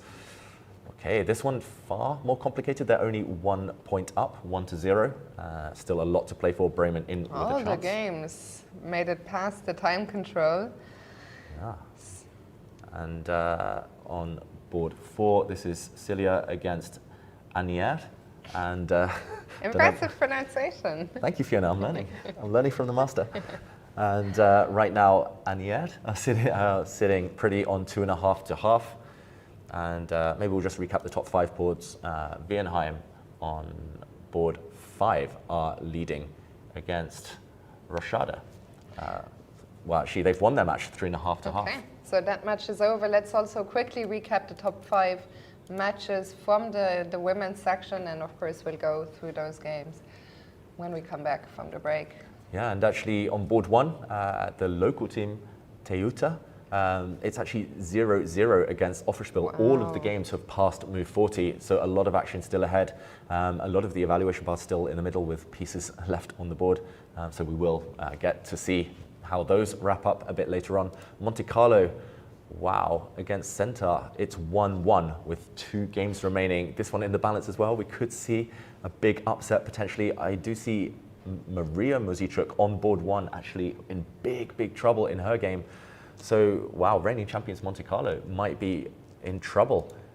Board 3 in the women's section, Wood Green against Super Chess. Super Chess still 1 point up, but things to play for. Yeah. Still a couple of games ongoing there. And to round up the top 5 boards, Fiona. On board 4, Garuda against Anier. I can't actually read the scores. It's still 0-0, so still all 4 games in action at the moment. And board 5 to round things up. Board 5, Göktürk Chess Sport Club against SP Gaz Ukraine. And the Ukrainian team there, they're 2-1 up with 1 game remaining. So still roughly in the balance. It looks like actually that might likely end 2-2. Wow. Today the action incredibly close, even though there are still big rating gaps. It looks like we might get our first upsets on the top board, so do stay with us. We'll be back in 10 minutes with all the remaining action from round 2.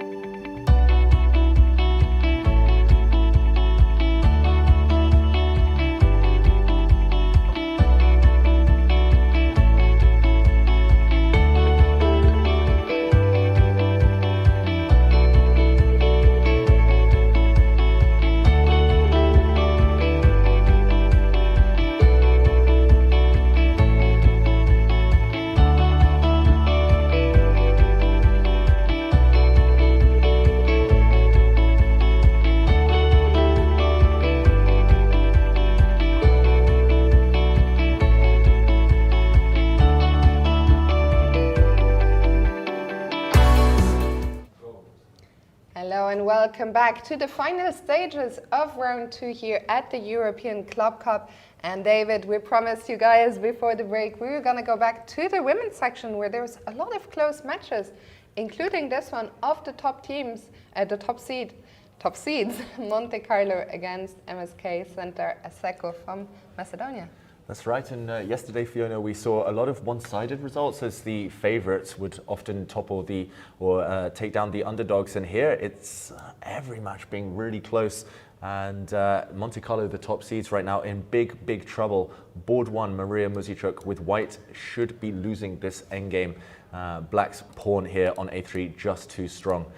White will try and stop this pawn with the rook, but I don't think she'll be able to hold this. Black's rook can, for example, start being greedy, start taking pawns, and yeah, Solakidu here just doing everything right and should be able to convert this advantage. This match currently tied 1-1. Yes, Monte Carlo is doing well on board 4. We'll get to that in a second, but let's take a look. It is Savrola to play. Can she just grab the pawn on g2?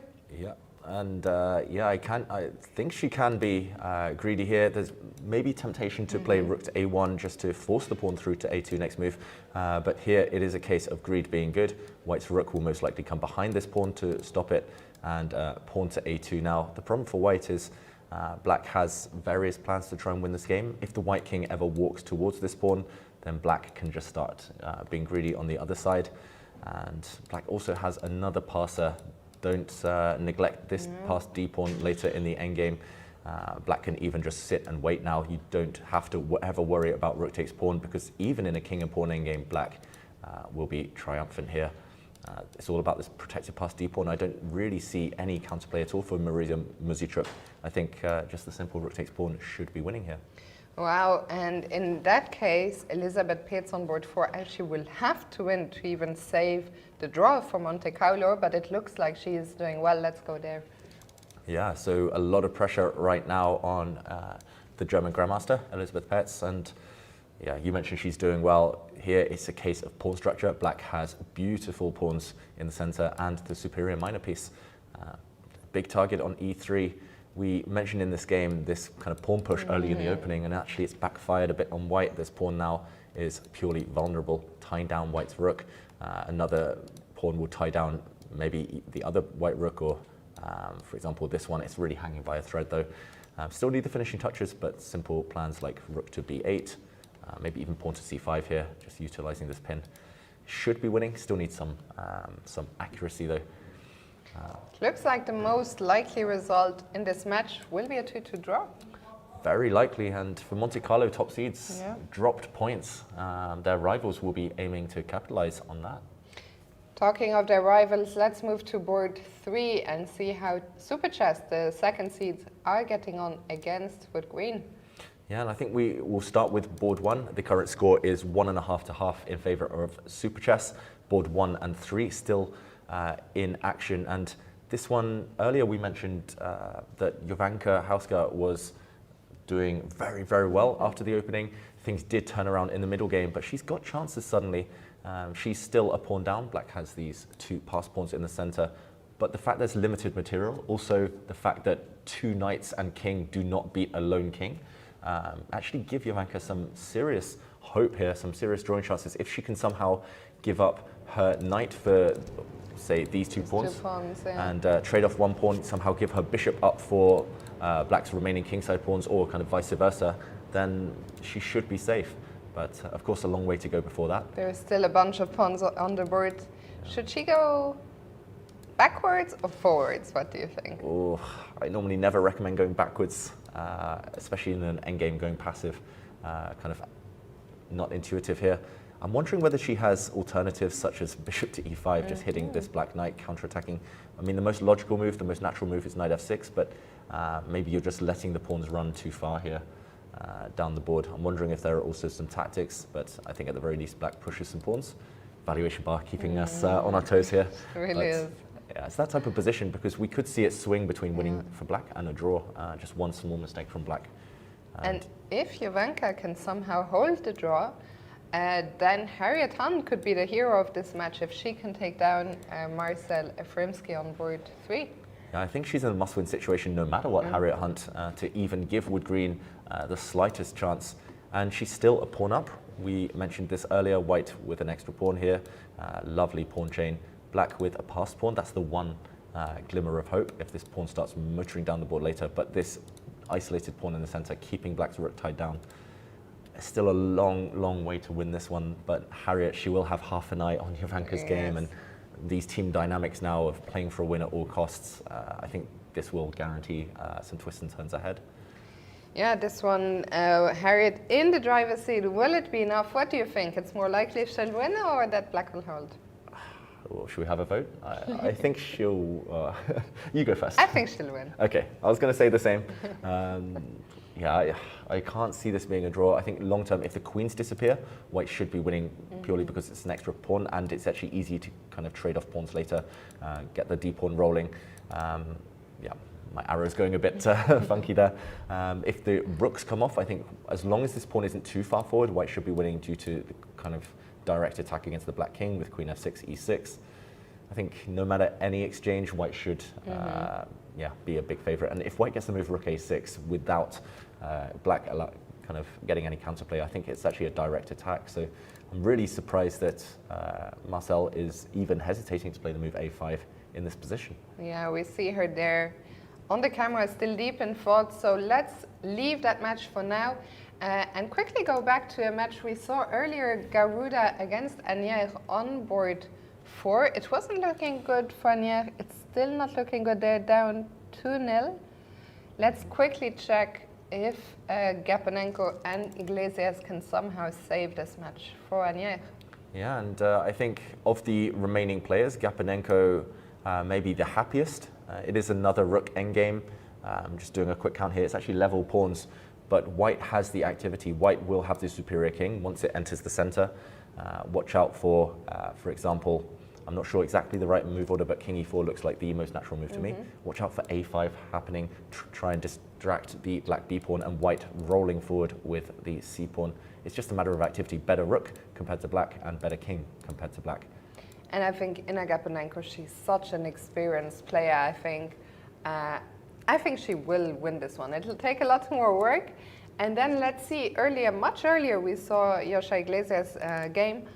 I'm shocked that she's managed to survive because her position looked very close to hopeless. And we see another rook ending here. And if anything, I think I was going to say I would probably take black just because I see that g-pawn being so close to touchdown. Yeah, actually in this position, maybe black wishes there wasn't a g7 pawn, because then the black rook would be supporting. She's done so well here, Yosha, to kind of stay in the game and create chances. If the black king could somehow magic its way to h3, this pawn is ready for a touchdown, but king h4 approaching would walk into a check. Still some work to be done, you're right. It's still... But I would say that Garuda, a huge favorite to win this match. And finally, let's circle back to just board 1. So Teuta, the local team, they will be playing on board 1 for the entire event. That's a fixed board, and they're playing against Offerspiel. And am I saying correctly? It's still 0-0. The score is still 0-0, 0-0. Wow. All 4 games are really tense, actually, and any result is possible here. Offerspiel, of course, lost their first match. Teuta won theirs. So maybe more at stake for Offerspiel. But board 1, I'll say not too much drama, not too much action. Stefanova, former world champion. She's got a slight advantage due to the fact her knight is more mobile. Black has these slightly awkward double pawns, and maybe the white king will try and sneak in later. But black should be solid enough. No significant weaknesses that can be probed at yet. Board 2, Fiona. Victoria Ni against Monika Sochko, and I think we kind of liked black's position in the early stages, but it's been very long. We are now deep into the endgame. Material is even, but black has these 2 flank pawns on the a file, on the h file. White has the big pawn mass on the e file and the f file. How do you even begin to evaluate a position like this? Yeah, I think this endgame, because as you mentioned, it's so imbalanced in terms of pawn structure, it's a lot of calculation here. Some endgames we can sit back and say, okay, more active king, passive king, push the pass pawns, kind of general theoretical rules, but here it's pure calculation. It's whether this pawn is promoting, it's whether there's a discovered check. I'm wondering what happens if white plays rook takes pawn. Okay, the evaluation bar doesn't move. I didn't see any good discovered checks with the black rook. If rook b3, do you step forward? I think white would be happy to step forward here. And unfortunately for black, the pawn is now a bit stuck. You really want to start pushing. I think the critical line here is whether black can play the move a3. And 2 moves away from touchdown and a discovered check will gain a bit of time. Yeah, so white, for example, cannot play rook h1 to try and stop the pawn from the first rank, because rook b1 now would be a big discovered check with the rook falling in the corner. And I mean, it's one thing for the evaluation bar to stay stuck in the middle and say this is a draw, but from a human perspective, I'd be very afraid here as white after a3. Yeah, terrified. And actually, okay, this is still the live position. I was going to say maybe there had been a move, no, but yeah, this is terrifying. I think maybe after a3, you have to be really careful. Maybe you have to sidestep with the white king finally, just so your bishop covers the square, but she'll need nerves of steel here, Victoriani, to save this game. Next move, your white rook might be able to come back around to hold things together, but yeah, really, really tough to calculate, and actually a key position, a key moment in this game. For sure. Let's move on now to board 3, Karina Zivka against Ellen Nilsson. And white is a pawn up, but white has really poor coordination, and white has a king sitting in the corner that might be targeted in the next few moves. It is black to move as well. Yeah. At first sight, bishop d5 looks very tempting. It looks very tempting. I think this would force white to create some escape squares. The king's cut off. I think white would be obliged to give a check to black's king. Black's king would most likely move, and maybe this pawn is not so important. White's bishop would somehow need to rejoin the action. I mean, there's so many tactics, even in this endgame. There's tactics against the white king. There's discovered attacks against the white rook in the corner. It's like I mean, everything's lined up on that diagonal. This match, not only is it 0-0, but all the games are in the balance. It's so far impossible to predict a favorite. And finally, on the bottom board, I mean, I'm sure this is where Offerspiel was hoping to score a point. Thea Vidic rated 2120, playing against a 1700 rating opponent. It's a big rating gap. Of course, ratings don't always tell the full story. We saw that the player with the black piece is Claire, very young player, and we left it off ages ago. Yeah, we left it ages ago. It was this opening that you employ on a regular basis, Fiona, with white being very ambitious in the opening, playing pawn to f4. We saw kind of a flurry of tactics early on. Just to remind all of our viewers at home, just to backtrack all the way to move 11-12. This is where we left it, with white's king in a bit of trouble, both with this check and on the e-file. Thea Vidic did move her king. We saw a bishop drop back and a bunch of trades, a bunch of exchanges. But in the current position, it's now good knight versus, I want to say bad bishop. The bishop is kind of going to hit thin air. There's nothing at all on light squares for white, so this bishop has 0 targets. But then again, how does white break through? It's as if black's covered this entry square, the d5 square, with a pawn, and the e5 square with the black king. Holding for now, Claire, as black. Yeah, as white, I would really like to get the knight into e5, but I'm just not sure how I can do that, because if I play knight d3, I imagine that black can take.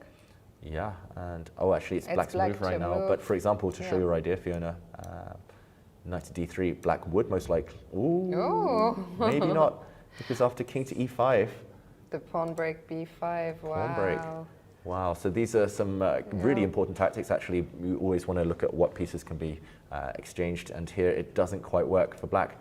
Pawn takes pawn allows this deflection, and the a-pawn. You've given up everything else, but the a-pawn runs through to glory. Yeah, and, what a pawn break, and so important. So knight d3 actually is an idea with the knight jumping into e5. So that's something maybe for black to look out for. I think Thea is still a favorite to somehow grind this one out like a grandmaster. Yeah, slowly but surely white's knight might come round to g5. You can kind of just sit on this position for a long time.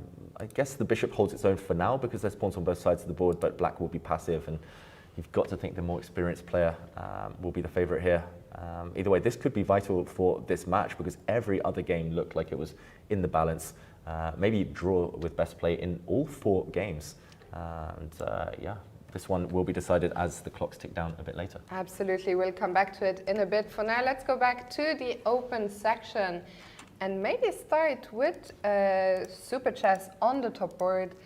And especially that Deák game, Bogdan Deák, who was in some trouble against Blomqvist, but it looks like he has weathered the storm. Yeah, Blomqvist, he will be regretting massively his decision on move 40 if we just backtrack to show what happened. White had a huge advantage actually throughout the middle game, but got a bit nervous with only a few seconds on his clock, and he allowed the bishop pair to disappear. It's already gone slightly wrong. This b pawn needs to be pushed at some point, but I think the move bishop to h5, as we mentioned actually, keeping the bishop pair on the board was vital after bishop to g4. Already black was able to trade off one of the 2 white bishops. The bishop even dropped back, losing time. And Bogdan Daniel Deák, I think maybe just with momentum on his side here, feeling relieved and now looking for counterplay. Still not over. The b pawn is still on the board. We see Deák there in a playing hall, which is getting quite empty now. We are 4 hours and 50 minutes into the round. But still some hopes for Eric, but I know what you're saying. The trend is shifting in Deák's direction. I'm not saying he's going to win, but I think he should be able to hold. Yeah, it's all about holding this one for Deák. It's not easy. I'm looking at moves such as rook a3, maybe just getting behind this passed pawn. Everything else for black is relatively solid for now. This knight is maybe the most valuable piece, just controlling everything. I will still say I think it's somewhere between a win and a draw, but it's the best position he's had in the last 20 moves, Bogdan Daniel Deák. And if he can't save this, he can save nothing. Yeah, and has the match been decided? No, they are leading 3.5. 3.5, so the match has been decided. The only other game that's still going is Shevchenko against Barkhagen, so let's quickly check in there. Yeah, and this one, white is a pawn up. These pawns are connected as well in the center, so white should probably be winning this knight endgame, but there isn't that much material left on the board. So some saving chances. We really liked what Jonas was doing earlier. It looked like a level position, but he lost control just around move 40. And okay, good winning chances for Shevchenko, even though it's not over yet. But we called it. It's not going to be 6-0.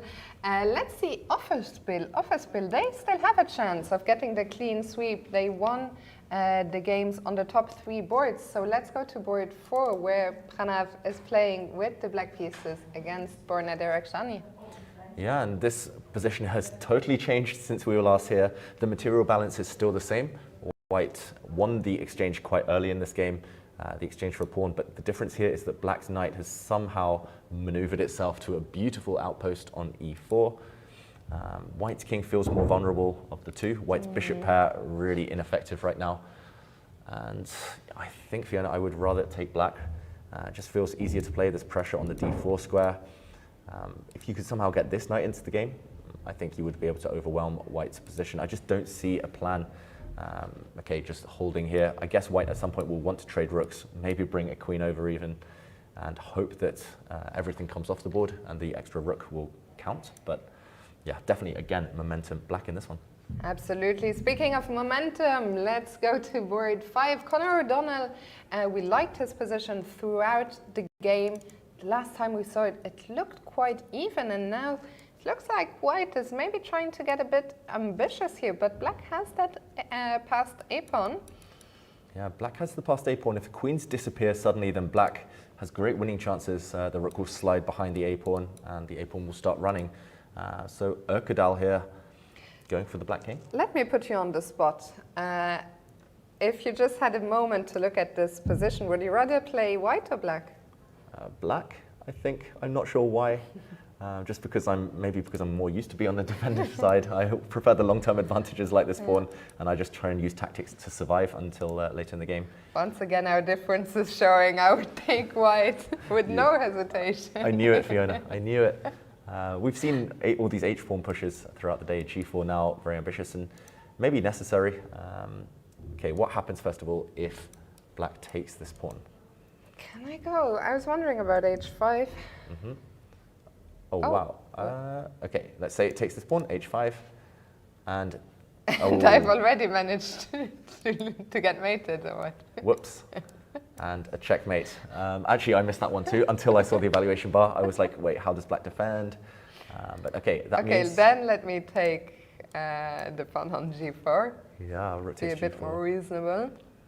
Okay, now h5 is a serious threat. In some cases, e6 is a threat as well. It's not actually that easy. Can I revise my opinion? No. How does black hold everything together here? Still a while before we can get at this white king, for example. I don't see any way to kind of come in with the black rook. It just feels too slow, feels a bit clumsy. He's really hesitating here. One move he would love to play as well. Okay, I was about to say it. One move he would love to play is queen to e6. Which has been played in the game. Yeah, and the one downside here is that a queen trade is kind of forced. The one downside for black is that you will have two pawns attacked in this position. So you need to calculate well. You need to kind of figure out, it might be a race at some point, black's rook going behind and throwing this pawn Here forward. I would take black, actually. Okay. With the queens off, with no more hopes of checkmating you. Now I take the passer. Yeah, and Erkadal, he has to maybe trade off the queens here and then go with his rook and at some point race his rook, kind of take a couple of pawns if you can, and race the white rook back to blockade the black pawn. Feels like it should be a draw with best play, but anything could still happen, of course. The evaluation bar is the big clue. Neither player will know what the result should be, but yeah, queen e6, I think a really good practical decision from Conor O'Donnell. I think out of everyone we've seen so far in the wood-green team, he's the most likely to score a result. Absolutely. Let's move on to the final, the last board in that match. Viktor Stoyanov against Benjamin Halldórsson. Yeah, and this game has just ended, actually, just this very moment. And Offerspiel take the win. The final position is a picture of domination. White's knight tied down, stopping the black b-pawn. And for example, if it moves, white is in zugzwang, there's nothing else to do, then black simply goes hunting. All these targets are on light squares. The bishop outshines the knight, and game over. Now a 4-point lead for Offerspiel. Absolutely. Meanwhile, on board 3, we saw the title defenders from Northibor struggling a bit, and Niels Grandelius has indeed lost his game against Nicolas Wachinger. Let's see how that one ended. Yeah, really nice way to finish this game by Nicolas. Here we saw Niels Grandelius, he was down the exchange, he was trying to hold a fortress, but his last move, g5, did allow en passant, creating a pass pawn for white. And here, it's similar to that game we saw a bit earlier with a rook behind the pass pawn. And here, unfortunately for Niels Grandelius, the white king was just in time. It was too active, it reached f5, and a nice tactic to finish this off, just eliminating black's best piece, the e5 bishop, by giving away the rook. And we see king and pawn endgames are all hopeless for black here. If black ever moves the rook, then white promotes and forces a king and pawn endgame, but if pieces disappear, then white will just move the king in. He'll start going for these pawns while the black king is distracted, and game over. So actually in the final position, Niels Grandelius resigned, and an upset win for white. Yeah, I think one of the biggest upsets we've seen in the competition so far. Let's take a quick look at the other remaining games in this one. And first, let me know, what's the live score in the match? It's 2-1 to Novi Bor, so a small lead, but still 3 games going, so still anything could happen here. I'm surprised the David-Anton game is still going. Let's go there. Board 4, we saw these nice tactics just before move 40. Maybe we can show it again very briefly, the way David-Anton went up a piece. Yeah, beautiful tactic here and a trick. Black in this position played the really sneaky rook takes f4, and white understandably made a mistake here, not that much time on the clock. White actually took the poisoned rook and walked into a check. White had to block, and this is the one he potentially missed. Queen takes g2 first before recapturing this bishop, and white's king is lured forward into a nasty fork. And black here ended up with an extra piece. Knight takes d3. Yeah, somehow the game continued, and let's fast forward to the game position. Black actually gave up a knight to remove some of the white pawns, but it is 4 versus 2 in terms of the pawns right now.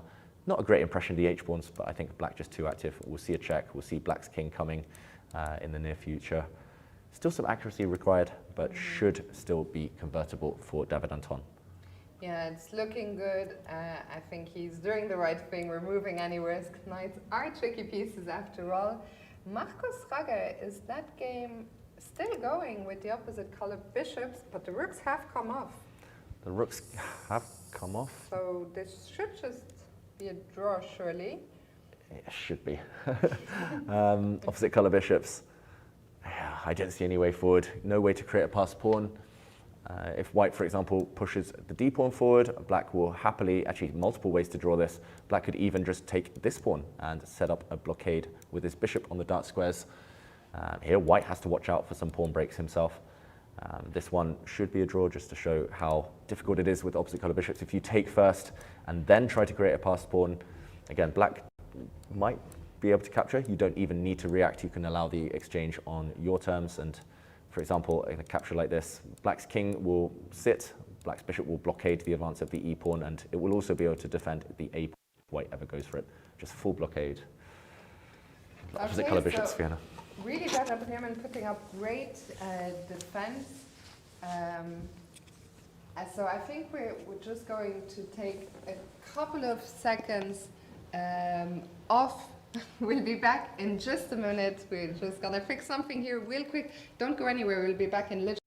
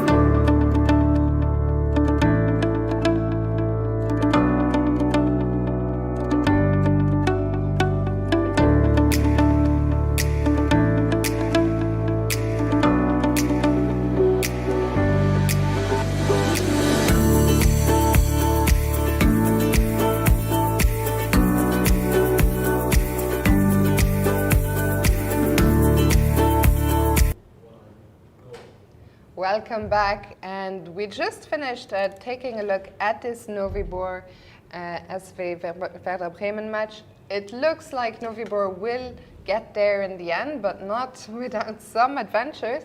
Shall we take a look at some of the boards below, maybe starting with Silla against Danier?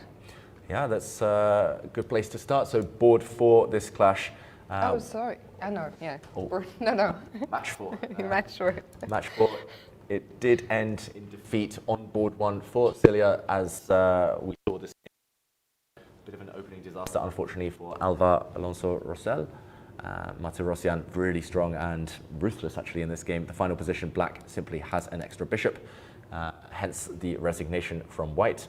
The current score is 3.5 to half. Yeah, maybe this was not the best place for me to take us to. Up to you, Fiona. Your choice. I just realized, I think where we should go back is actually the women's section, the Monte Carlo match, where we might see our first team upset today if Stavroula Solakidou can convert her advantage against Maria Musashuk. Yeah, and we last left it in this position when we were expecting rook takes g2. We have seen just 2 or 3 moves since then. Stavroula here plays the move rook to a1 instead. We mentioned this is logical, just trying to kind of brute force the victory by pushing a pawn to a2 and then maybe giving a check from behind to the white king. But the white king is within touching distance, and after Pawn to d4, already we see the evaluation bar react slightly, maybe some nerves kicking in as she gets closer to this huge victory against former women's world champion.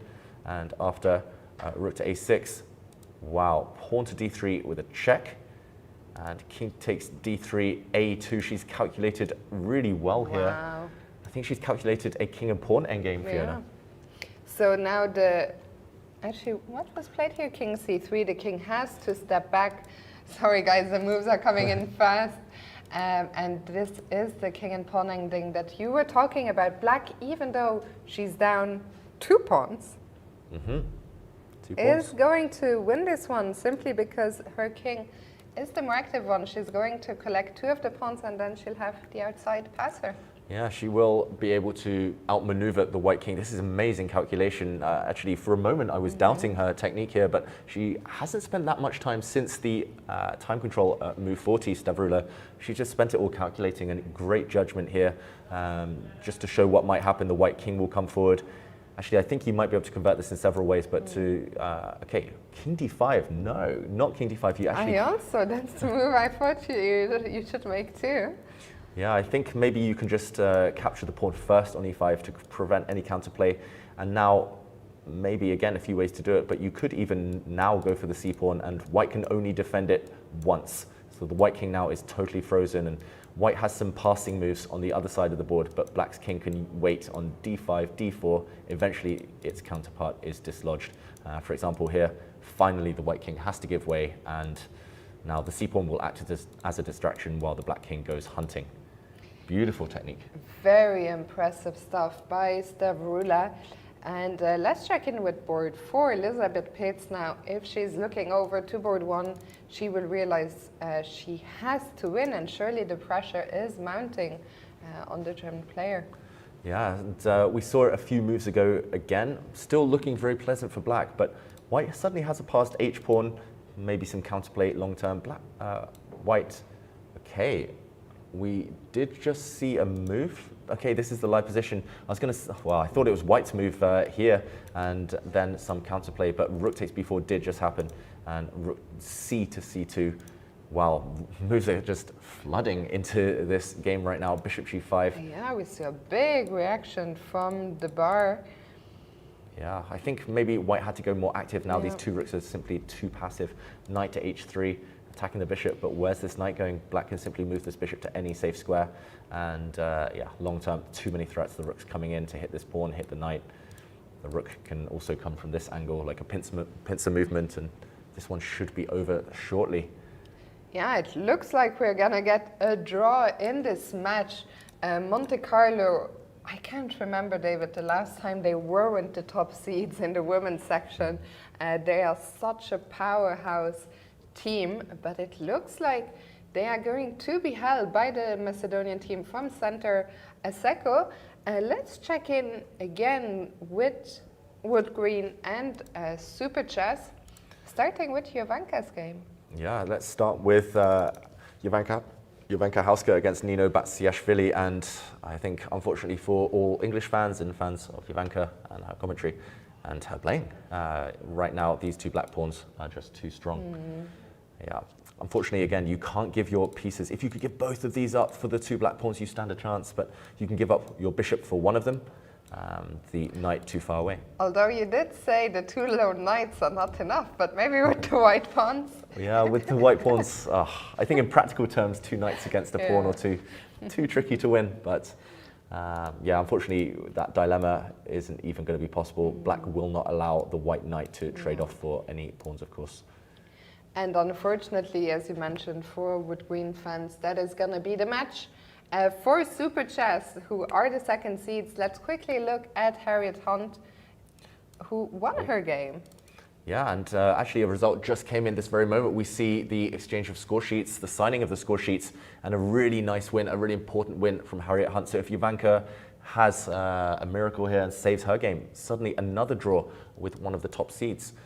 So we saw the white pawns marching, actually a mirror image of the Jovanka Hauska game. Here, white is the one with the pawns. It's a queen endgame this time. Black's king sidestepped, not much to do, 2 pawns down. White gave a check and another check. Black did resign here. If king to d7, of course, a queen trade, and white makes a new queen. and this was game over. Harriet Hunt, great victory. Absolutely fantastic game, dominating from start to finish. And let's now go back to a match where last time we checked in, all 4 games were still on the way. The local Toyota team against Offerspiel. Wow, Fiona, 4.5 hours in, and we still don't have a single result in this match. Incredible stuff. Board 1, Stefanova against Dolgova here. Just looks level, looks like it should be a draw. White trying to outflank Black's army, but shouldn't be enough. Antoinetta is going to try until the bitter end, at least if the other boards are still going. If a draw is enough to win the match, I think she'll be happy to make that draw. But for now, and Olga, I've been incredibly impressed. She's keeping the white king out. She's done everything right. She's now looking for an exchange of bishops. What do you think? Antoinetta will try to keep the pieces on the board? Yeah, I think this is kind of the epitome of team chess, right, Fiona? You have half an eye on your teammates. I think Stefanova would have offered a draw if this was an individual event, or at least would be quite content with a draw, but she has to be watching the other results. Sometimes you just have to gamble. If one of your teammates loses, you're a point down. A draw's the same as a loss, just go for it. And she's keeping the tension, hoping the opponent cracks. It should still be a 2-result game. I can't imagine Black ever winning this. But yeah, minimal chances of White breaking through. On board 2, last time we checked, Monika Sochko against, with Black against Victoria Rini was in the balance, but very tough to defend for White. And it looks like Black is actually making some progress here. Yeah, I think that golden opportunity, we mentioned it earlier, you needed nerves of steel to eliminate this pawn. Victoria Rini didn't manage to calculate her way through that one. She left the pawn on the board, and now it's just too late. The white rook cannot go pawn hunting because the black pawn, actually maybe there's a way to finesse this, but the black pawn will run through. I'm shocked that there's a way to save this. I guess you'll have to give up the bishop. Sooner or later. I mean, I was more worried about this threat check and taking the bishop. As well. This one as well. Maybe king to c2 prevents this, and if black gets over hasty and promotes, then suddenly white has counterplay because you have so many extra pawns here. Suddenly some hope of saving the game. Do you think we might see rook against rook and bishop? Oh, I'd love it, Fiona. We'll be here all night. But I don't know. I think here... there's still a lot of pawns. Yeah. Monika Sochko, I think she wants to wrap this one up sooner. I wonder whether first, after rook takes pawn, you give a check, forcing the white king to stay protecting its bishop, and then you push the pawn, because now you are threatening rook takes bishop and promotion. I don't think white can hold this too much longer. There'll be all sorts of tactics just to show one. Now you can continue harassing this bishop, and the only safe square is d4. Now you give a check. Next move you take it, then you make a queen. Yeah, I'm wondering how the bar doesn't go, doesn't shoot all the way up in black's favor. If there is a defense, it must be incredibly tricky to find. I think in practical terms, Monika Sochko a huge favorite in this game. So let's check in on board 3 with Karina Zivka and Ellen Nilsson. Okay, so we were last here in this position where I was drawing some pretty arrows, but of course those arrows weren't so important. Catching up with the live board right now. Okay, black is still a pawn down, as we saw earlier, but white has also been able to coordinate the pieces. Some pressure on f3, however.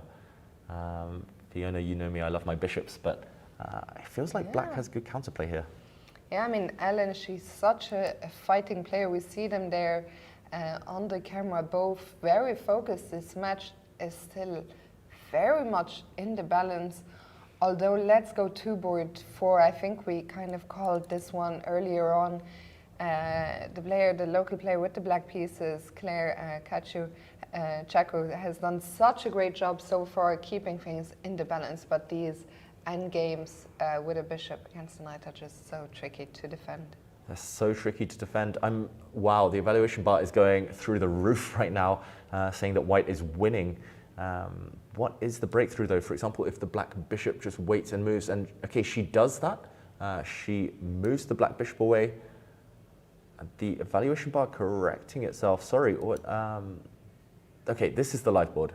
And why is white winning here? Let's try and figure this out. Still need the breakthrough, still need to infiltrate with the white king. If the white king ever gets to a dark square, if it ever steps across the 4th rank into the 5th rank, it's game over. Have you found the solution? No, I need help, Fiona. I'm guessing it starts with a check, forcing the black king away. E7. King e7. I mean, you can make an argument for racing. I was wondering about that. Because as soon as the white knight moves away, black's king will come back. I mean, also the king could go hunting for the knight. I don't see the breakthrough. Knight d7 check. The king drops back. This is mysterious, I've got to say. And knight, did she play knight? She has just given a check with her knight here. Teja Vidic. Okay, the king has to move. You simply have to dodge. You have to attack the white knight. And it's just about whether white can give up the knight in a favorable way. I mean, at some point you have to start calculating these races, but... Claire might be thinking about going to e6 rather than e7. Yeah, also very logical, hitting the knight. And it doesn't stop white's king coming in. She does go back to e7 in the end. King back to e7, and moment of truth. If white can find a nice sacrifice here, a move such as king to g5, for example, then it's maybe, if she calculates it well, she's winning. But I think if she goes back, it's not actually that easy to find a plan. I mean, it's very risky, right? Because you do give up a knight if you miscalculate. Yeah, and there we see it. Yeah. The bar would drop. I don't think it's enough because actually you're just one move too slow. Black, it's all about the h-pawn. If the h-pawn survives, black is winning. There's no time to deflect. And okay, what to do then? We haven't even found it yet, have we? No, we're not even close to finding a win here, Fiona. Maybe the knight has to stay alive. What about this square? Okay. Well, we haven't found it, but it looks like Teja has.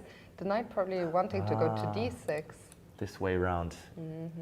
Okay, we got there. Well, thanks with for a little help from Teja. Thanks for saving me, Fiona. Yeah, I was looking at all these knight sacrifices, but knight b6, of course, there's no need to rush in, especially with not that much time on the clock, calculating variations. If black keeps the white king shouldered off, if you prevent it from infiltrating, then actually we will see most likely a nice zugzwang. For example, a position like this. Black's bishop would be forced back to defend, and now finally a check.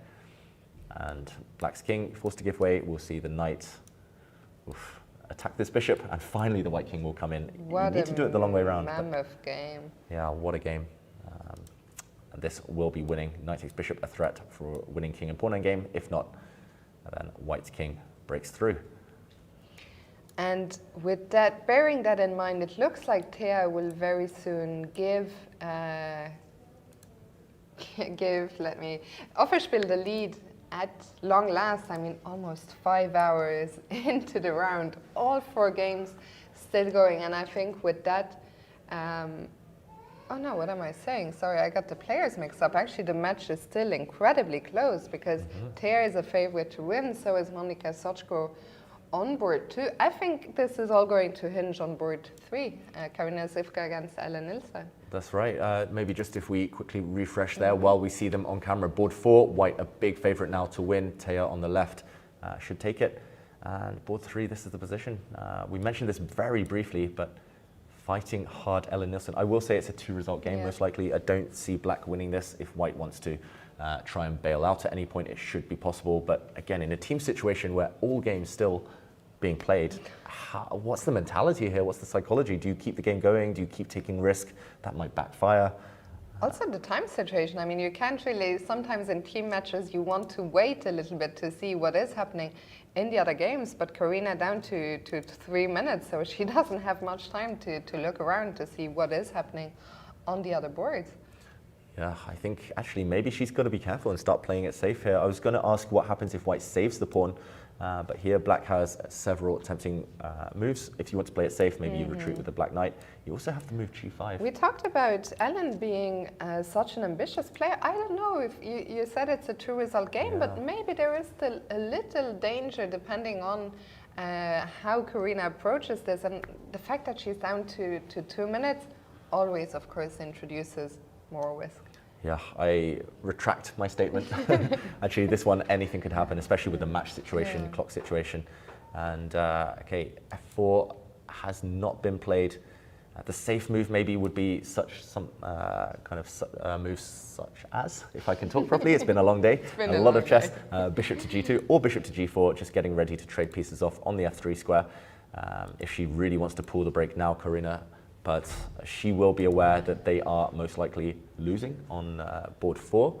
And even if they win on board 2, I don't think they will be happy with a draw here.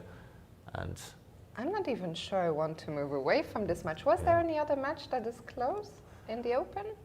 In the Open, there were not too many close matches. I'll just check some scores. Fiona, it looks like... Yeah, maybe we can quickly update the scores for our viewers from the Open, and then we'll come back to this match. Yeah, so on board 1, the match 1 in the Open section, we saw Super Chess, well, we're still seeing them play, but they have secured the match with 3.5 points from 6 boards, so they have secured a victory. Offerspiel have also secured a win. They're leading 4-0. The third match between Novibor and Werder Bremen, still one game going, but yeah, Novibor cannot lose that one. So Novibor as well, the reigning champions, will get a match victory overall. It's all about those wins, of course. Board points less important right now in the tournament. And yeah, it looks like the favourites doing the business. I think you have to go as far down as board 6 in the Open section to see a closer match. We might do that in a little bit, but I think for now we will stick with this match between Teuta and Offerspiel. Also giving the local fans something to cheer for. Teuta yesterday got off to a great start. Are all the games still going?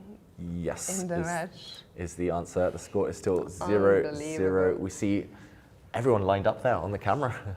The tension mounting. They will be looking at each other's games, especially when the results start to come in. But Fiona, the clocks are ticking. We're nearing another time trouble session. It feels like we only just got to move 40 a moment ago. Maybe we should go to Monika Sochko, who I think will be the first player to open the score here and score a win for Teuta with the black pieces against Victoria Ni. Rook c1 was White's last move here. Yeah, Rook c2, and the question is, can we just push? Does black push this pawn? Does black push this pawn? One of these pawns surely about to become a new queen. It looks very tempting to push this pawn for black, and I think the first move on both of our radars, Fiona, rook takes rook now would be met by a promotion, and the queen will win it. And the only way to stop this pawn that I can see is to actually give a discover check, drop the white bishop back, checking the black king, forcing a trade of rooks. But now the other pawn moves, and white is not quite in time. If you had 2 moves, you would save the game. King to b2 and bishop to g1, but not quite. This bishop is torn in 2 minds, has to protect a1, and I think the simple move is just the winning move here. And I think Monika Sochko, has she just... Not no, she yet. hasn't yet. I thought we had a move. She's 9 to 3 minutes, but I think we can sort of see her nodding her head very slightly there a second ago. And she's reaching out and pushing the pawn to a2, and I think we'll see a resignation here very soon. I think in the next 2 moves or so, finally a result in this one, and her teammates will be breathing a sigh of relief until they realize that on board 4 they're in deep trouble. And okay, Offerspiel will most likely level the scores. Fiona, any predictions in the match overall? I think it could. It's unbelievable that we're almost 5 hours in and the match could still go any way. We just saw a handshake there, the resignation by Victoria Ni on board 2, giving Teuta the 1-0 lead. Let's go back to board 4, where I expect the next result to come from, as Thea seems to be making some progress, but we still don't see the breakthrough. Still don't see the breakthrough. I said it would be Zugzwang, and I was actually advocating a knight check and the white knight coming back. And actually, you still need to be relatively careful here. If it was black to play this position, okay, a move has just come in. Knight to e8 check has been played, as we see there on the camera. Really good angle, actually. Knight to e8 check. Yeah, I think this is the way to do it. I was going to say, if it was black's move in the previous position, game over. Black was in Zugzwang. Black couldn't move. The white king is coming in. But she has to lose a move, and it's impossible to do that with knights. So you have to calculate accurately. The black king is forced away, and knight to c7, I think, should clinch this. The only question I have is what happens after king f6. And Yeah, knight takes bishop I don't think quite works right now because... Can we play b? I was going to say just b5 here, the black king just inside the box, so this one not quite working. But you mean in the original position, Yes. right, Fiona? Yeah, I think b5 here might be decisive. Some calculation needed. Bishop takes, of course, loses because king and pawn endgames are more straightforward. This pawn is simply running through to glory next. And pawn takes pawn would be the key question. But here you can play the move c6 first, and this order wins because knight takes bishop is a threat. Pawn takes pawn loses the piece. This one is the winning breakthrough. Will she find it, Teja Vidic? She needs to find it, maybe. Her young opponent, is putting up some stern resistance. She is, but unfortunately she is now down to just 2 minutes and the pawn break is looming. It looks like Teja Vidic is very close now to bring this match back into the balance, tying it 1-1, and then of course as a result the pressure is growing on the 4 players who are battling it out on board 1 and board 3. Yeah, board 1 and board 3 look extremely balanced right now, but enough material, enough pieces left on for some surprises ahead. What do you think, Jovanka? Should we stick with this one, see whether Teja Vidic puts the finishing touches Still on? Fiona. Oh my gosh, I hate myself. Don't hate yourself. Next forgive time me? I won't mention it actually. I think it's such an automatism. Just call me Jon Ludwig or call me Benjamin. No, so in this game, I think we should stick around here on board 4 because Claire's clock on board 4 is ticking down, and she has just played bishop f1, but now the white king, I guess, is going to come in. The white king can come in. There's 2 very juicy squares, 2 avenues into the black position. I'm not sure which one is more tempting right now. I would be inclined to go towards g5 just because I think long term you're guaranteed to win. The white knight actually has a path back for you, knight a8 to b6 to c8 to d6 and eventually you get into... Some nice drawing there, David. I'm getting carried away with my arrows, but the knight will reactivate. I just wanted to mention it's not trapped. Of course you can win in another way, and actually Teja has gone into the center. The black king will try and block off, but now the white knight can actually drop back. I think this is kind of the, well, it's the lazy way that I'm doing, but you will pin down the black king to the g6 pawn and slowly but surely win this game. Yeah, Teja putting the finishing touches here. I have to say though, kudos to her opponent on the rating underdog by over 400 points. She fought so valiantly. And clearly, Teuta, a team which has decided to go with 3 very strong players on the top 3 boards and 2 local players on boards 4 and 5. I think it's a strategy which is going to pay off, if not in this tournament, in the long term. And I think it's so great to have some young local talent, give them a chance to compete with the best. And today, I think Claire is going to fall just short, but what a brilliant game she played. Yeah, she'll come back stronger. And I mean, we both profited from that, right, Fiona? Playing team tournaments from a young age and being given opportunities. We wouldn't be here without without our teams along the way. So yeah, big future ahead for Claire. Shall we go back quickly, check in with Antoaneta Stefanova? We haven't seen that one in a little while. And yeah, all pieces still on the board, but Antoaneta is still struggling to find a way to make any progress. What is Antoaneta's time? She's down to 4 minutes. Yeah, it's not going to be easy. How far do you push this? How long do you keep the game going for the sake of your team? It's the eternal dilemma of team chess here. Antoaneta, still no risk. White knight will come into c5, but black will simply retreat the bishop, and you shall not pass. You will not get any further. Here, Teja Vidic going down the variation that we mentioned at the forefront of your cameras there.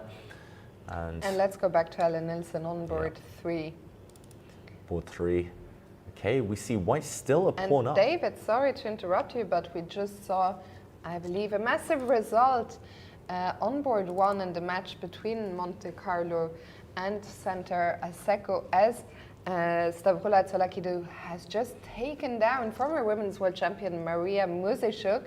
We see the frustration there on the right-hand side of your screen.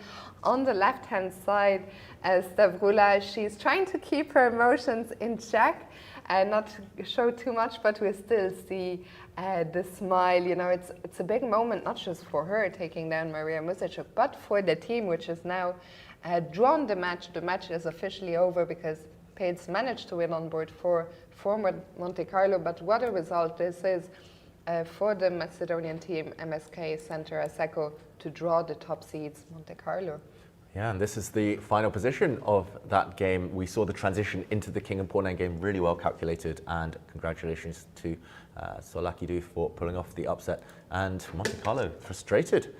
2-2 confirmed final result. Actually, both games on board 1 and board 4 there finished almost simultaneously. It's as if they were waiting for their teammates. Yeah. Great result for the Macedonian team. Congrats to them. And let's go back now. I think to the top match. I think everything else has been decided in the women's section. And I think, in fact, this will be the last match that we will follow today. Once this one is decided, I think it will be time for us to call it a night. But we are not there yet, as this match is incredibly close. And oh, the bar just shot up there from the corner of our eye. Let's go back to Karina Zivka against Ellen Nilsson. Yeah, the nerves are kicking in. Time is really ticking down now. And I think a blunder or an oversight here from Ellen Nilsson from Offerspiel. Suddenly it's the might of the two bishops. White is untangled, and this check, this skewer, is most likely going to cost black material. If you move the king back, for example, in some direction, then at the very least white can change the material balance, and with two bishops and a pawn for the black rook, this should be decisive. If black tries to hold things together, this is the big question. How does white react? Is it just a check? Looks like there is a big check. Ooh, but now at least the white rook is pinned down. It cannot take this black knight. So where is the finish? Bishop, oh no, I was going to say bishop e2. That is not the one. It's been a long day. I mean, if you give a check on a4, you're going to get the two pieces, but you lose an important passed pawn. I imagine that shouldn't be enough. Yeah, maybe there are tactics here. You could still play a move like rook to c5. Imagine the evaluation bar doesn't even want to take that pawn as black. What is the winning move? Yeah, okay, it is rook to c5 here, just dislodging this black bishop and actually checkmate on the board, Fiona. If, for example, black retreats the knight to defend this bishop, drop back, switching focus, the might of the two bishops is shown, and checkmate on the side. She does go for the most testing option. I think she had no choice but to go forward, king b5 on the board. And it's not easy though. A4, not followed by taking the knight, followed by rook back to c5, and she doesn't have much time on the clock here. Karina Zivka. She does play a4, nerves of steel, and this might be the clincher. We see Ellen capture the pawn. And now is rook c5 going to be played here? I think the decisive moment, not just in this game, but for the entire match. Yeah, the decisive moment. We should reiterate that rook takes knight on c4, also possible, but this endgame is going to go on for a long time. Still a long battle ahead. Probably winning for white, I would say, just because black's king is so bad. But yeah, you need fantastic technique. I think in a team situation, unless you're 100% sure that rook c5 wins, you maybe just take the knight and keep going. So this one... Last moments on your screens, you guys are seeing 0-0. I'm sure Karina hasn't lost on time. We think she has around 30 seconds left. But it's a big moment. Rook c5. Oh, she does take. She does take, missing an immediate victory. So some glimmer of hope for Offerspiel here.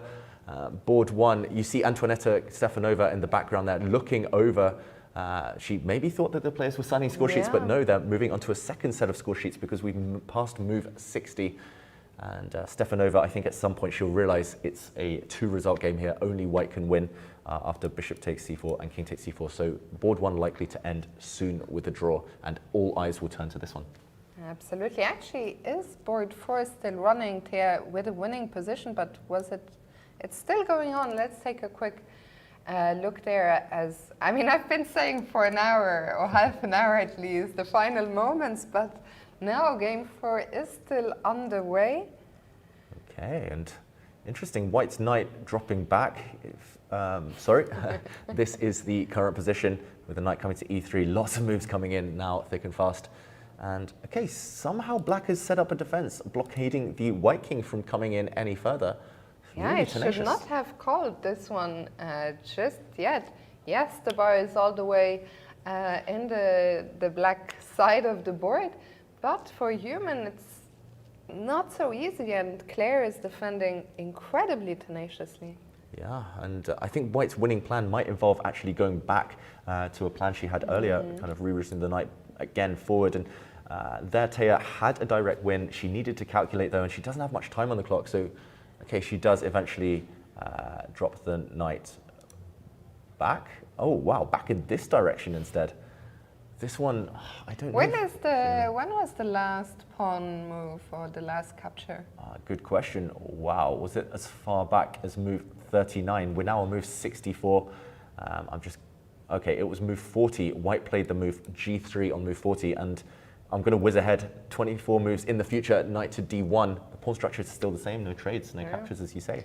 We're only halfway, but at some point, White is gonna have to make some progress here, and I think it's very easy for the viewers, and myself included, to be misled by the bar, because had we found a clear-cut way? I think we haven't showed the kind of the ending, the conclusion of this plan. Actually, in the background there on the camera, we see board 1 was indeed a draw, so now all eyes on the bottom 2 boards, board 3 and 4. But yeah, just to show maybe one plan, Fiona here. For example, Black's bishop will drop back, and I think it might be to do with coming back around at the right moment into d6, the evaluation bar, just keeping us dancing here. Yeah, for example, Black can wait for a long time, but eventually, how is this not winning for White? The evaluation bar says, okay, it is. For example, at some point, the Black king will have to give way, but actually, maybe I haven't timed it right, because again, the Black king holds off the White king's advance. Again, this position with Black to move would be completely winning, because Black's bishop stuck, protecting the pawn, Black's king stuck, stopping the White king from using the f6 square. But I think she just has to find this. If you're right, it's also easy to get frustrated at some point, because the knight has been dancing around quite a bit. Like, there is almost no square that we haven't seen the knight be on. Yes, the king has made progress. The king has stepped into the enemy side of the board, but she still needs to wrap this one up. This match is really going down to the wire. We have just entered the 6th hour of play. What an incredible match. You had announced it in the first hour of the show. These two teams are the 13th seed against the 14th seed, and they are surely giving us a buck for... Bang for our buck, I don't know. Thank you. Giving us some money's worth in terms of entertainment in this clash. It's so close, and as we kind of go through the rounds, as we get closer to towards the end of the tournament, we're still early days, of course, we will see more of these close matchups. We are being reminded there on your screen some of the regulations from the tournament. Just to quickly remind you of the time control, there is no more additional time coming in. Some of those old classical time controls, you were getting some extra times on move 60. That's not the case here. It's now down to the wire. The players are playing on their last minute here. Claire, she with the black pieces, is under a minute now. So let's jump back in to the game after bishop a6. Yeah, and I do wonder, Fiona, if one of the winning plans might even be a really difficult one. Okay, wow, she has played it. I was actually about to suggest this. Knight to a8, knight's in the corner we don't approve usually, but the knight is coming back to c7, and it's that pawn break. One of the only ways we've actually found of winning that idea you mentioned of pawn to b5. For example, if the black bishop moves, if you ever drop back to a6, there might be a breakthrough. Pawn to b5, a sacrifice, clearing the path for the c-pawn, and eventually the bar edges back up in white's favor. This is confusing stuff, but the players the big question is whether they are as confused as us. Still winning for white objectively, but you have to be really careful. What is for certain, it's the last time is really last moments for Claire. She has played the bishop all the way down to f1. Yeah. And will we see this break happen now? Yeah, it feels like we've been waiting for knight c7 followed by b5, this type of idea to occur. But it does take courage, sacrificing a pawn in any scenario. Claire's moves are easy, actually, maybe in terms of the time situation, despite the fact she's low on time. Black's just kind of going to wait, yo-yo the bishop back and forth on this diagonal. White is the one with the pressure, the onus of actually breaking through. And I'm expecting her, having gone to a8, to retreat the knight to c7. You can always come back if you need to f4, but knight's so bad at losing time, losing tempi, Fiona. And we see, I was wondering, who is sitting there on the top board? Olga Dolgova hasn't moved. She's actually just getting up from her chair now. I'm sure she will stick around because this match could still go either way. Teuta are big favorites to clinch it eventually, but it hasn't been decided yet. Shall we quickly go back to board 3, Karina against Ellen? Yeah, and this one, still this material imbalance of 2 bishops against a rook. Luckily here for white, 2 bishops do beat a lone king, so eventually if white is able to eliminate the g-pawn, black's rook will likely lose its life for white's h-pawn and game over. I'm trying to imagine any scenario of drawing here, Fiona. I think black just needs to somehow race the king into the corner as quickly as possible and then somehow give up black's rook for white's g3 bishop, because bishop and pawn of wrong color wouldn't be enough to win. It's the only way I see of saving this game long term, but the king is so distant. Yeah, I was just going to say, from the arrows you've drawn on the board, it becomes evident what a long journey is. Sorry, just clicking away there. But yeah, the long journey has been begun by Ellen Nilsson. She's trying to sneak all the way over. So what is the way for white? Am I in time to play bishop g6 and try and clear the path for my own king? I think you are, and just in time to bring the white king in. You could even maybe go pawn hunting immediately with white's bishop. Fortunately for black, the rook is just too stuck right now. And okay, let's go back to the live board. Okay, bishop to e5 first, but same idea, this pawn just doomed. King to d8 will maybe be met by bishop takes at g7, but at the very least, locking in the rook, locking in the point most likely. Yeah, I thought that black was going to be able to put up more resistance maybe. I'm not saying it's down to Ellen's play. I think maybe the bishops were just simply too powerful here, and I think Karina Zevka has done a great job. Remember, the match score is currently Teuta are leading 1.5. So a win by Karina Zevka on board 3 here will clinch the match for Teuta, regardless of what happens on board 4, where I see some hands moving. So a lot of, either the game is over or a lot of moves are coming in. Let's go back there. Yeah, and this is the live position. I'm pretty sure we've seen this one before. Probably about 20 moves ago. This is a check. This is the live board. The king moves, the king shifts, and now the white knight has to move. Big threat on the board. The king coming in. Black's king has to block off the advance. He just haven't made progress here, Teja Vidic. She's struggling to find the breakthrough. And we're only 17 moves away now from that 90 move mark. Why did I talk about the 90 move mark? That's when the 50 move rule kicks in. In chess, if you don't move a pawn, if there's no exchanges for 50 moves, did I forget something? No pawn moves, no exchanges. That's right. Then the game is declared, well, it's not declared a draw actually, the player can claim a draw. If you go 75 moves, then the draw will be declared by the arbiter. Those are the rules. We're not there yet, but it feels like Teja, even looking at her on the camera, I feel like nerves are really kicking in because she must feel that position is winning, but as you said, we have seen this position before. We are sort of moving round and round in circles, so she will need at some point to find the winning blow or break. Yeah, and so far so good in terms of defense here from black. Yeah, I must admit, I'm getting dizzy looking at all these knight jumps around the board, literally using pretty much every square, every safe square on the board. And she has to time it well. She has to, again, get this exact position with white to move somehow. She has to trick her opponent. Or she has to arrange the b5 break in the right scenario. But far from easy. This is where having the evaluation bar is the clincher for us. We know that white is winning, but for her, maybe she's starting to believe that black has held a fortress. That black is just in time to set up the defenses. She has to go around again with her knight.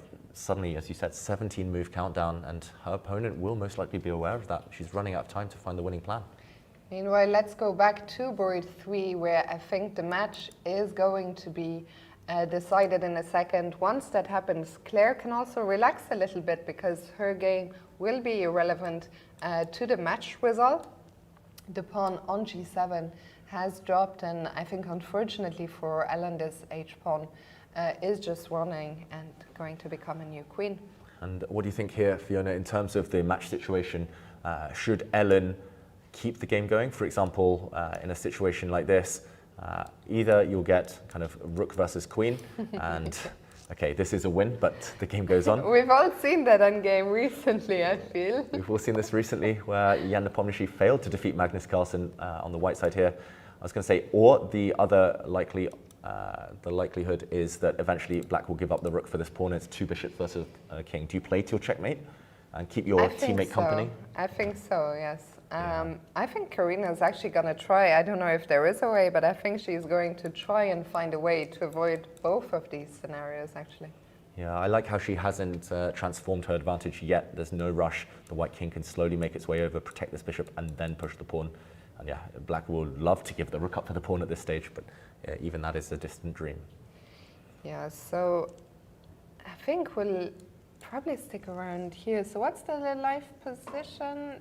Okay, this one white just played king e5.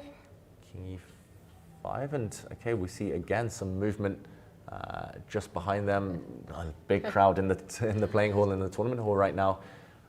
Huge match. We've spent a lot of time, and that's because this is simply the most dramatic match of the top boards. Yeah, I think, as I said, once this match ends, we will of course let you guys know what happened in the top matches, both in the women's and in the open. But this is the last of the chess action we'll see today, and the match still not decided. Ellen Nielsen is still fighting. She's just played rook a8, and we can see her looking over. Is Thea winning on board 4? Is there still a chance for us to save this match if I can somehow draw it? I think even for Ellen, no, what I was going to say makes no sense, David. It's been a long day. Let's go back actually to board 4 and check if Thea is making progress. Well, okay, we're jumping that. Sorry, I'll go back to the live position. It does feel like she's making progress, but the king has dropped back. Yeah, suddenly. I think she might have tricked her opponent here. Now maybe she's going to come into g5 with her king. Last time she tried to go centrally. Remember, just to reiterate what black had to avoid there, no time for king f6 because of this pawn break b5. This would have been time to perfection. Pawn takes met by c6, and white threatening now to take this bishop. This would have been a winning position. Black wisely moved the bishop away, not allowing this trick. But now, is it Thea's time to go in? Is she going to break with b5? There's a few tempting moves. I think she has to take action now before she runs out of opportunities. Yeah, I never know where to go. I think let's go back again to board 3, because remember, if Karina Zivka wins, the match is decided. And well, suddenly the black rook doesn't have an eye on the promotion square on h8. So Ellen has to find a way to somehow either get behind the pawn or in front of the pawn, but I think Karina is doing a great job of putting the finishing touches on this one. Yeah, the rook has to try something, but bishops are so good as attackers and blockaders, and it's hard to imagine this one slipping. Do you think she's practiced two bishop checkmate recently? I know I haven't for years at this point. Fiona. I think out of all these tricky endgames, I feel two bishops is maybe the easiest. Yes. Yeah. I think there's so many tricky ones. The most tricky of all, maybe rook and bishop against rook. then closely followed, I would say, by queen against rook. Yeah. For some players, myself included, even bishop and knight against king is not easy. But two bishops, I think, even without too much training, you can just get there intuitively. Yeah, and king e6 has been played. She's trying to force the issue now of going for the position. For example, if white pushes forward, black can take this bishop, and after a new queen is made, take the other bishop. But with the queen, with the queen on the board, but with black's pieces so far divorced from each other, so far separated, it feels like maybe with a series of accurate checks, you can pick up the black rook. Starting with a check here, you can kind of zigzag your way towards the black rook later on. Yeah, will we see this on the board? Karina's hand is hovering and she has pushed the h-pawn. I think this is exactly what we're about to see. Ellen could also go for the other endgame, but I think she is going to take on f6. If she was watching that clash between Nepomniachtchi and Carlsen, maybe she will prefer queen versus rook. And I'm sure she was. Ellen is, as you mentioned before, a streamer. She's working hard on her chess. She is a member of Team Offerspiel, so I'm sure she saw that. Which would you go for? I would take the bishops and hope. Okay, she's delaying the decision, rook to a4, but now white can simply retreat. Bishop to e4 would end things immediately, covering the a8 square, taking away one option, saving the bishop as well. In case of black taking on f6, white would make a new queen. This would be game over instantly. I think she should have just taken the bishops and hoped that she would survive, but ultimately it was winning for white anyway. Yeah, and I think Karina has seen that she can block the check. The hand is hovering. You always take a moment or two to double check, but there comes the bishop back to e4, and I think we will see a resignation here, as Ellen probably missed that from e4. The bishop was covering the promotion square. King takes, and there comes the resignation. Okay, and wow. And with that too, they have officially won this clash against Offerspiel. What a match this was, David. I thought, on day one, the matches, there's quite a big rating gap between teams. I didn't think that as early as day two, we would see as close a clash as this one. Yeah, this has been an incredible fight, not just for the closeness of it, but for the duration. The players showing great stamina, fighting to the bitter end, and despite the eventual result, Offerspiel can be proud of the way they did battle. I mean, 5 and a bit hours, and imagine still one of the youngest players in the tournament fighting. Unbelievable. Let's quickly bring that game up. I think maybe that's what we'll keep on our screens as we can start going through the team results from the two events, because we are only 12 moves away from the 90 move mark. We'll end our show with this one, so let's start going through the results. David, I'll let you take it away, starting with the women's group. Yeah, and starting with the women's, this is actually the board one clash. Teuta will be on board one throughout the event, the local team, and we'll recap that final result shortly. Board two in the women's section, Monte Carlo, the big favourites, top seeds, were held to a draw by Centaur Asseco. Great result there from the underdogs, the 7th seeds holding the top seeds. On board three, match three in the women's section, Wood Green going down to an eventual defeat against 2nd seed Super Chess. Really close match. The score was 2.5 to 1.5. And in the board four, the match four, we see Garuda Aika in the end defeating Aniad from France 3-1. And to round up the top 5, we also saw Gotuk Chess Sport Club against Gaz Ukraine, SP Gaz Ukraine, and 2-2. So actually a bit of a surprise there as well, as the 4th seeds are held to a draw by the 10th seeds. Yeah, great result for the team from Turkey. Let's take a look at the results in the Open. So we already saw that the top seeds, Super Chess, were leading their match against SK Rakhokhan by a big margin. In the end, they clinched it 5-1. Same result on board 2. Offerspill taking down Wood Green 5-1. Does that mean that they lost the game, or were there 2 draws? Yeah, I think it must have meant that Offerspill lost a game. And actually, it was Derek Shani who took down Pranav. So great individual result there. Actually, a big shock. 200 points roughly lower rated in that one. And salvaging some pride for Wood Green. Absolutely. Then on board 3, Novi Bor may be out of the favorites. The ones who faced the toughest test today, they won 4-2 and in the end. But it was not without adventure, so kudos to Werder Bremen, who put up great resistance is the word that I was looking for. On board 4, Silla against Anières was a crushing defeat for the French team. They are leading 4.5-1, 1 game still underway there.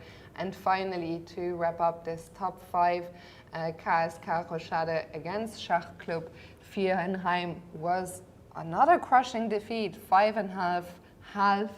And I do actually see on board 12, we're not going to go through all the results. Remember, you can find them on chess results. You can find them on our official homepage. But on board 12, David, the team Göktürk Chess Sport Club, we just talked about them getting a surprise draw in the women's. Did they actually win 6-0?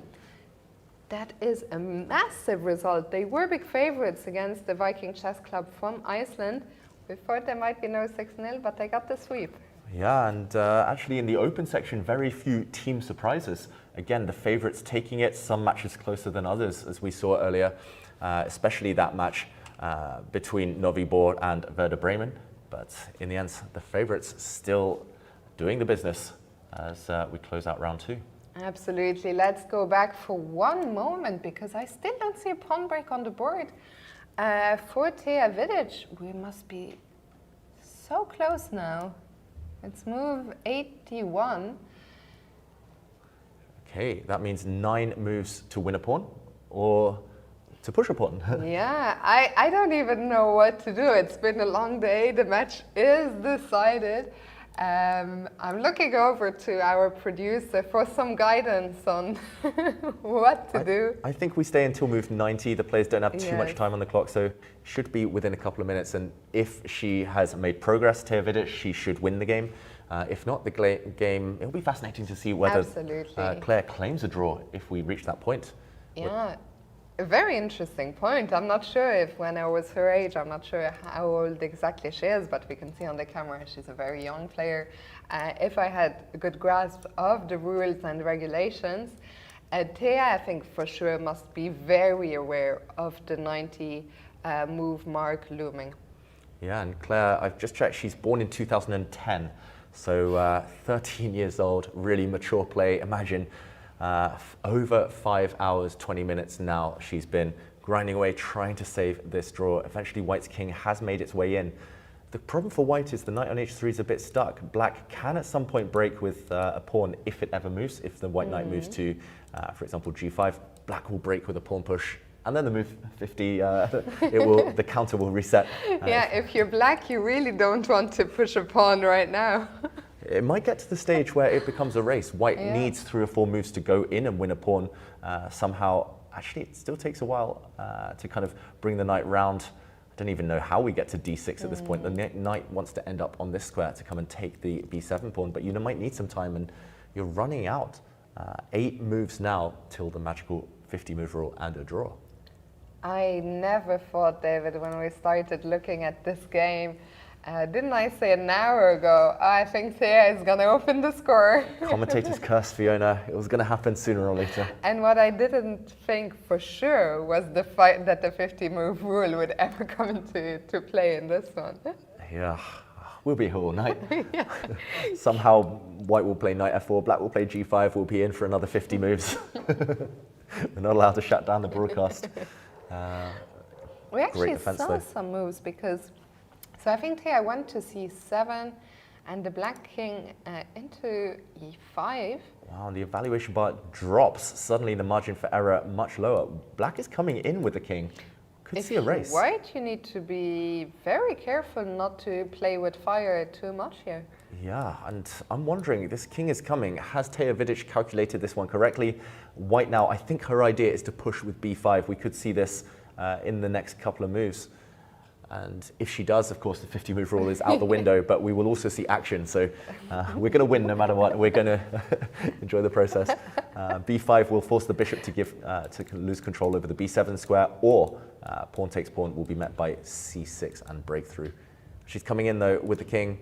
And which direction has she gone after king b6? She's actually gone to d5.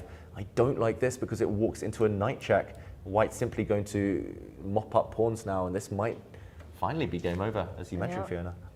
Yeah, after defending so valiantly for so long, knight f4, well, after knight f4, king e4? Yeah, but king we're just too far, I guess.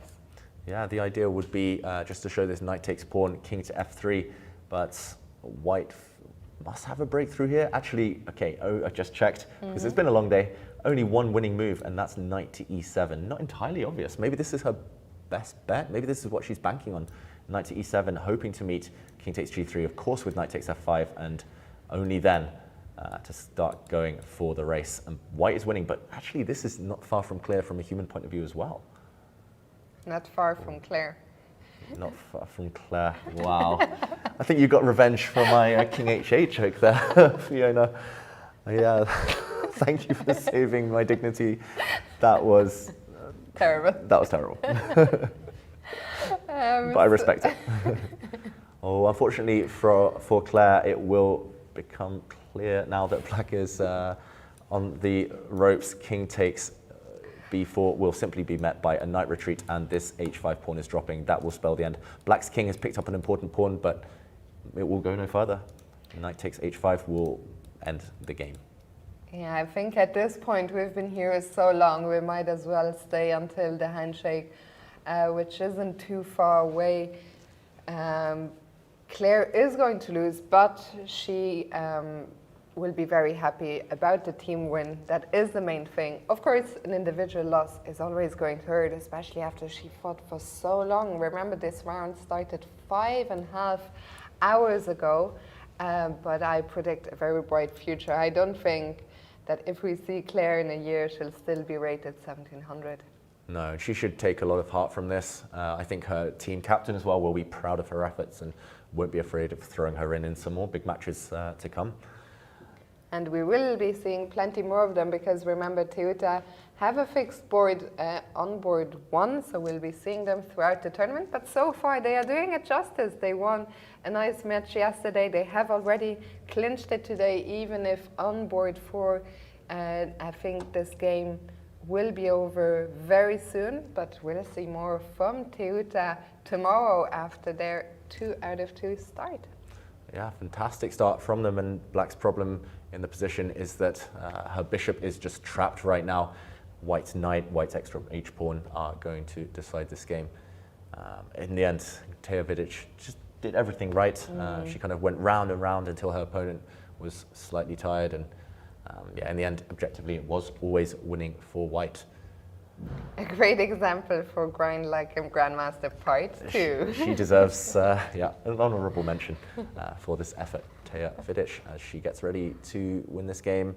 Multiple ways to win now. White's knight can just, I think, any square, push the h-pawn. Black's king will be deflected, and it might actually happen on the queen side, the breakthrough. Eventually, she's got to move, not too much time on the clock. Knight g7, what she will, no, she goes for knight f4. Doesn't really matter, as you say, the h-pawn will win, and then the breakthrough, if needed, on the queen side.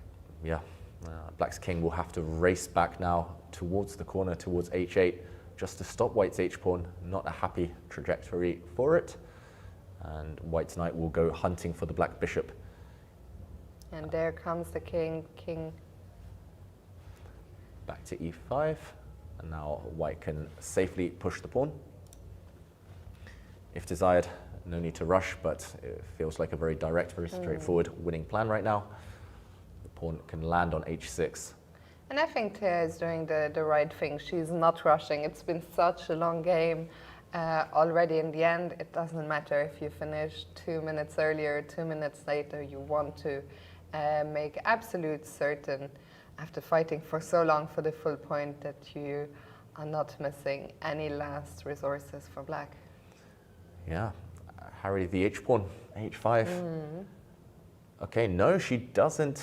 She's just improving the white king. It's a bit of a waiting move, this last one. I'm not sure she needed to be so sophisticated about this. I think there was a very kind of caveman approach that would have been sufficient to win. But of course, this is good enough too. Black's bishop's still stuck. Black's king has to give way. And maybe white's king will head over to the h-file. Fiona, how many more moves do you think will hit the 100 move mark? We are now on move 89.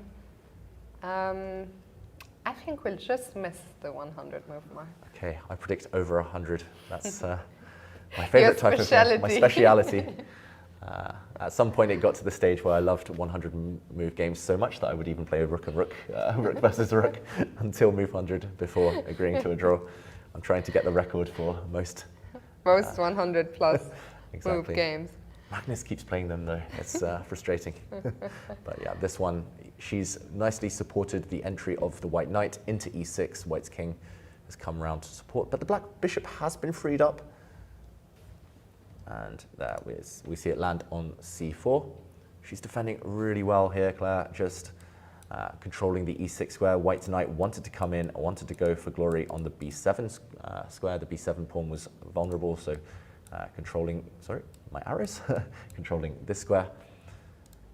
She might have to go back though, Taya Vidit. She's keeping us here. Does she not know that dinner finishes at 9 p.m? King to c7 would tie down the bishop, and I think okay, she goes back with her knight. Okay, Wow. let's say we stay here until the 100 move mark. If 9 she more moves. hasn't closed it out by then, we'll go to have dinner. Deal, Fiona. Remember, our producer has to stay here an extra 15 minutes to keep the broadcast alive because of the delay. We'll save him some food. And meanwhile, Thea has gone back, but not with the king. She's dropped the knight back to h3. Yeah, a bit of a mysterious one, I've got to admit. It feels like she's trying to play safety first, not take any risk whatsoever. But just to show one of the potential winning plans, for example, she could have fixed the black bishop on this square. And okay, actually, she could have done this a few moves earlier, just to show the winning plan. It could have been distracting the black king, kind of persuading the black king to sit and wait, and only now going in with the white knight. This is poisoned, of course, because white would make a queen. And once the white knight reaches d8 and takes this pawn, it would have been game over. She could have won directly, instead going around in circles. And the king comes back. She's just trying to pick off this f5 pawn, which she will succeed in doing. This is still winning, Fiona. I think move 100 might be a step too far for Claire. We are 8 moves away. We will stay here until move 100 if it happens, or a handshake. After that, it will be gone. Regardless of what happens, we see there's still quite a few people there waiting for that last game to finish. We got word that the president of the Albanian Chess Federation, who we'll have with us in one of the coming days, was telling our producer that they are very positive about the 2 young girls we've seen yesterday, Eileen, today Claire. So we will keep a close eye on them throughout this tournament. Yeah, I think their faith is definitely being repaid here. Claire fighting well, and of course the other young player, Eileen, winning quickly yesterday. And okay, the 2-pawn advantage should now be decisive. The g and h pawns will march up the board. And there we see king to f6. Nothing to do, unfortunately. The black bishop cannot hold the fort on its own. I guess maybe one last move here. We'll see the move bishop to d1 just to hold the advance of the g-pawn. But then the white knight will surely activate, or the white king can slowly make its way back towards the b-pawn. There it is, bishop d1 is on the board. I actually predict knight e6 here, knight e6, followed by knight d8. Targeting the b7 pawn, and if the bishop somehow drops back to defend, then the g-pawn will advance. Yeah, this would be a very professional, clinical way of doing it.